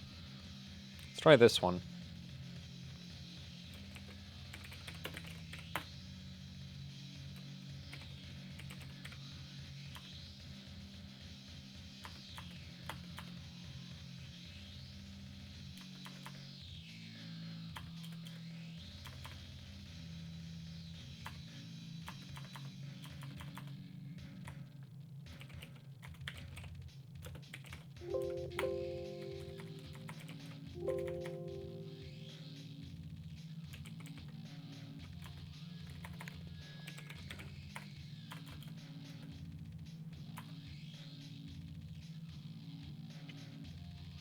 Oh man, it doesn't say DDR5 2 DIMMs per channel. Oh, there we go. Yeah, so so officially, according to Intel, if your motherboard has more than 1 DIMM per channel, it shouldn't even do 4800 megabits per second. Right? So so technically, if you have a regular Z690 motherboard and your memory is running at 4800, Intel considers that an overclock because it's not spec at all. Anyway, if you go up to two DIMMs, they only support 4000 megabits per second. And if you get 4 DIMMs, they only support up to 3600 megabits per second. Basically, DDR5 is not designed for high memory speeds and high capacities.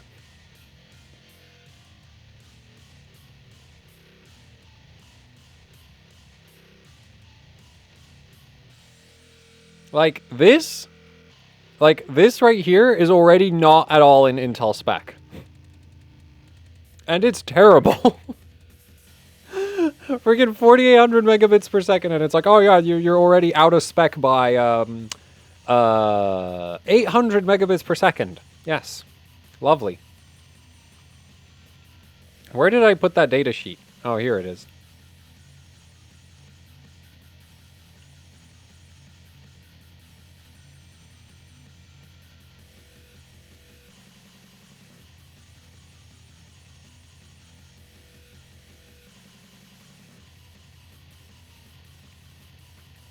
Yeah, 1 DPC refers to when only one DIMM slot per channel is routed.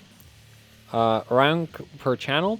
Memory down of all technologies should be implemented homogeneous. There's no support for memory modules with different techs or VDD2 is processor DRAM voltage and VDDQ is DRAM voltage, pending DRAM samples availability. Mix DIMM in 2D-PC use 2N command mode with 1 and 2 speed bins below max speed. 5 volts is SODIMM UDIMM voltage, 1.1 memory down voltage.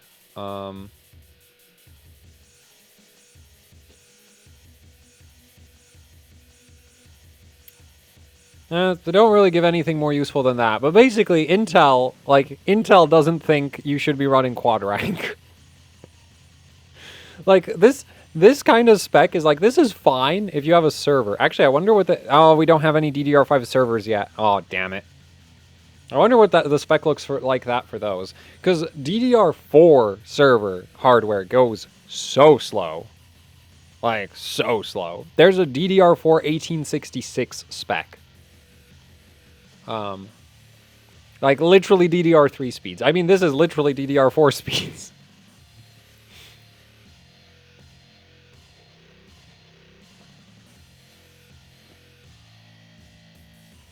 Is 2x32 3600 crucial still the best for 5950X?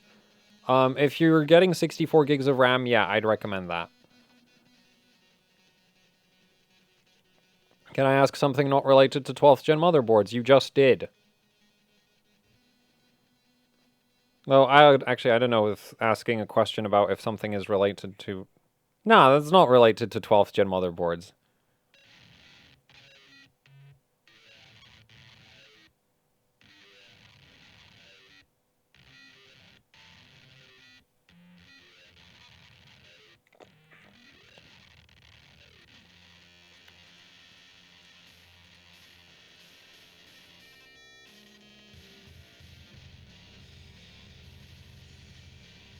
I didn't say you couldn't ask. I just said you already did.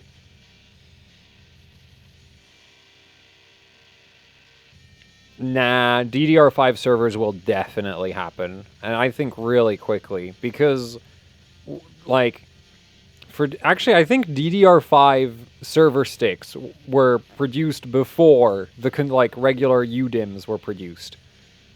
Like, here's the thing. If you have a server... running your memory at 3600 megabits per second doesn't matter. All you care about is density, and that's basically it. And DDR5 does a really good job of that.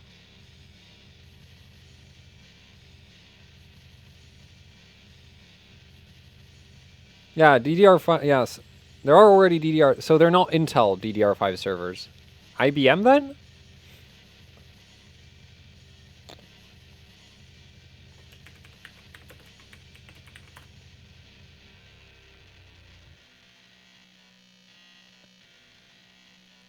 What servers?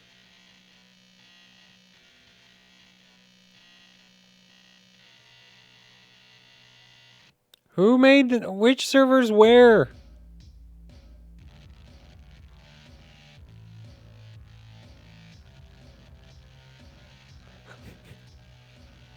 $668 gig sticks. But what servers? Wait, Ice Lake, what? Oh, okay. I did not know.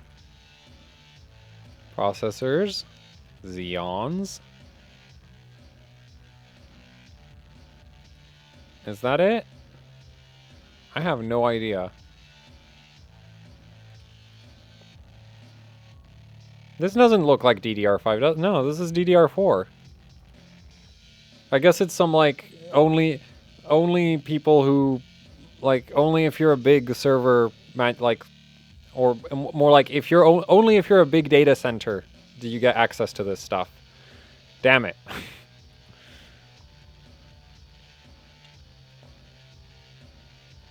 What? DDR5 servers, yeah, they do use JEDEC spec. Like, DDR5 servers are perfectly happy to run at snail speeds. Like, DDR4 servers are perfectly happy to run at snail speeds, because with with servers, you don't care. It's just like, I need more RAM. And if it runs at snail speeds, who cares? Like, the only demand is more, like, just lots and lots of capacity.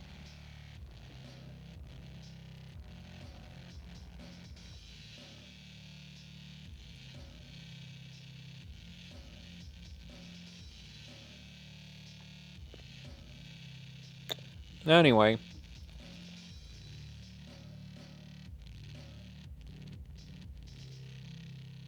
XMP1 and XMP2 settings and use cases. So XMP2 and XMP1 are an Asus thing, and basically XMP2, if I remember correctly, follows the spec of the memory module, and XMP1 replaces some of the timings with what Asus thinks is best. You remember the dual height DDR4 sticks? Yes, I do. They also did them with G-Skill and Zadak. There was a second company that also made them. Yeah, snail speed RAM is still faster than a swap drive.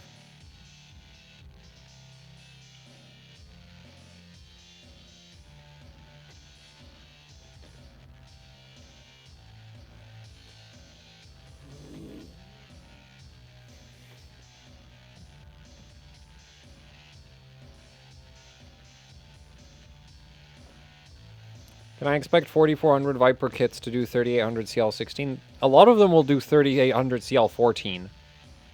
Dual rank. No, Asus BIOS is wacky like that. It has XMP 1 and 2. And they're not, and they're like, so you put the, man, see, this is the kind of thing I hate about Asus BIOS. But yeah, they have like an XMP1, XMP2 thing. There are stock trading servers that use normal Intel CPUs and DDR5. Yeah, but those are like focused on super high speed. I'm not sure that they necessarily care about memory capacity on those.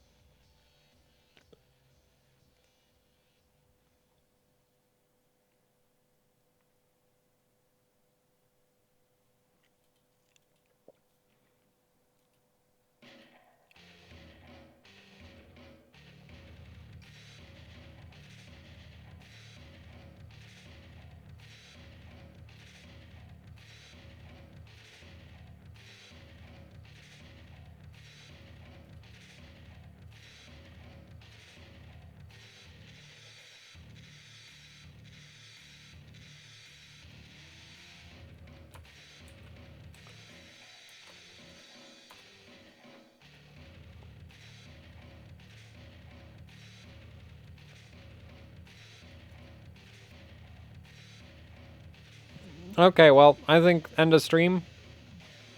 Does command rate matter for 10th gen Intel, or should I just shoot for highest speed I can? Depends on the benchmark. But life is a lot easier with 2T command rate. And I'm a if I'm not benchmarking, I would much rather have, like, I'd much rather be in 2T and not have to worry about 1T.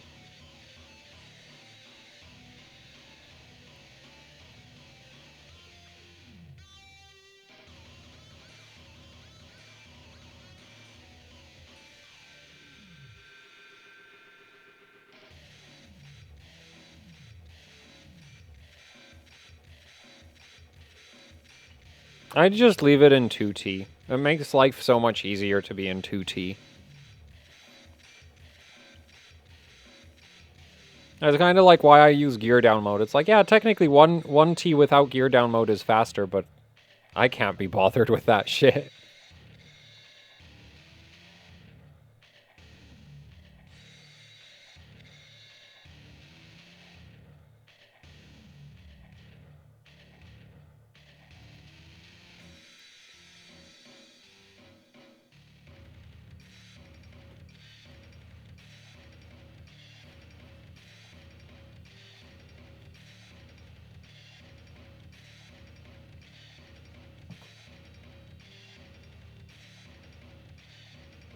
So, should I just end the stream at this point? Because I'm pretty tempted to do that. It's been up for 5 hours.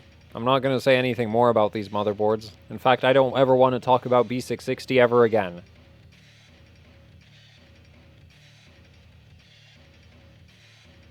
Gaming time?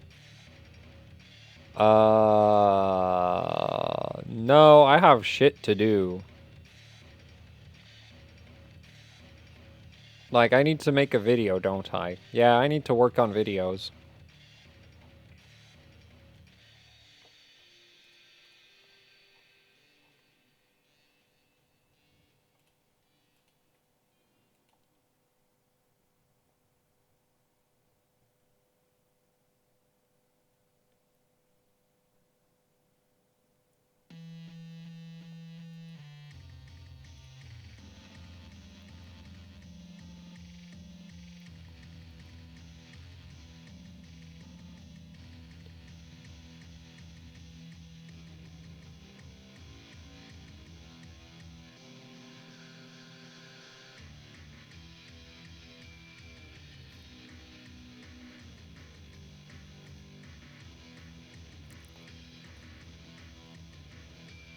Yeah, ending.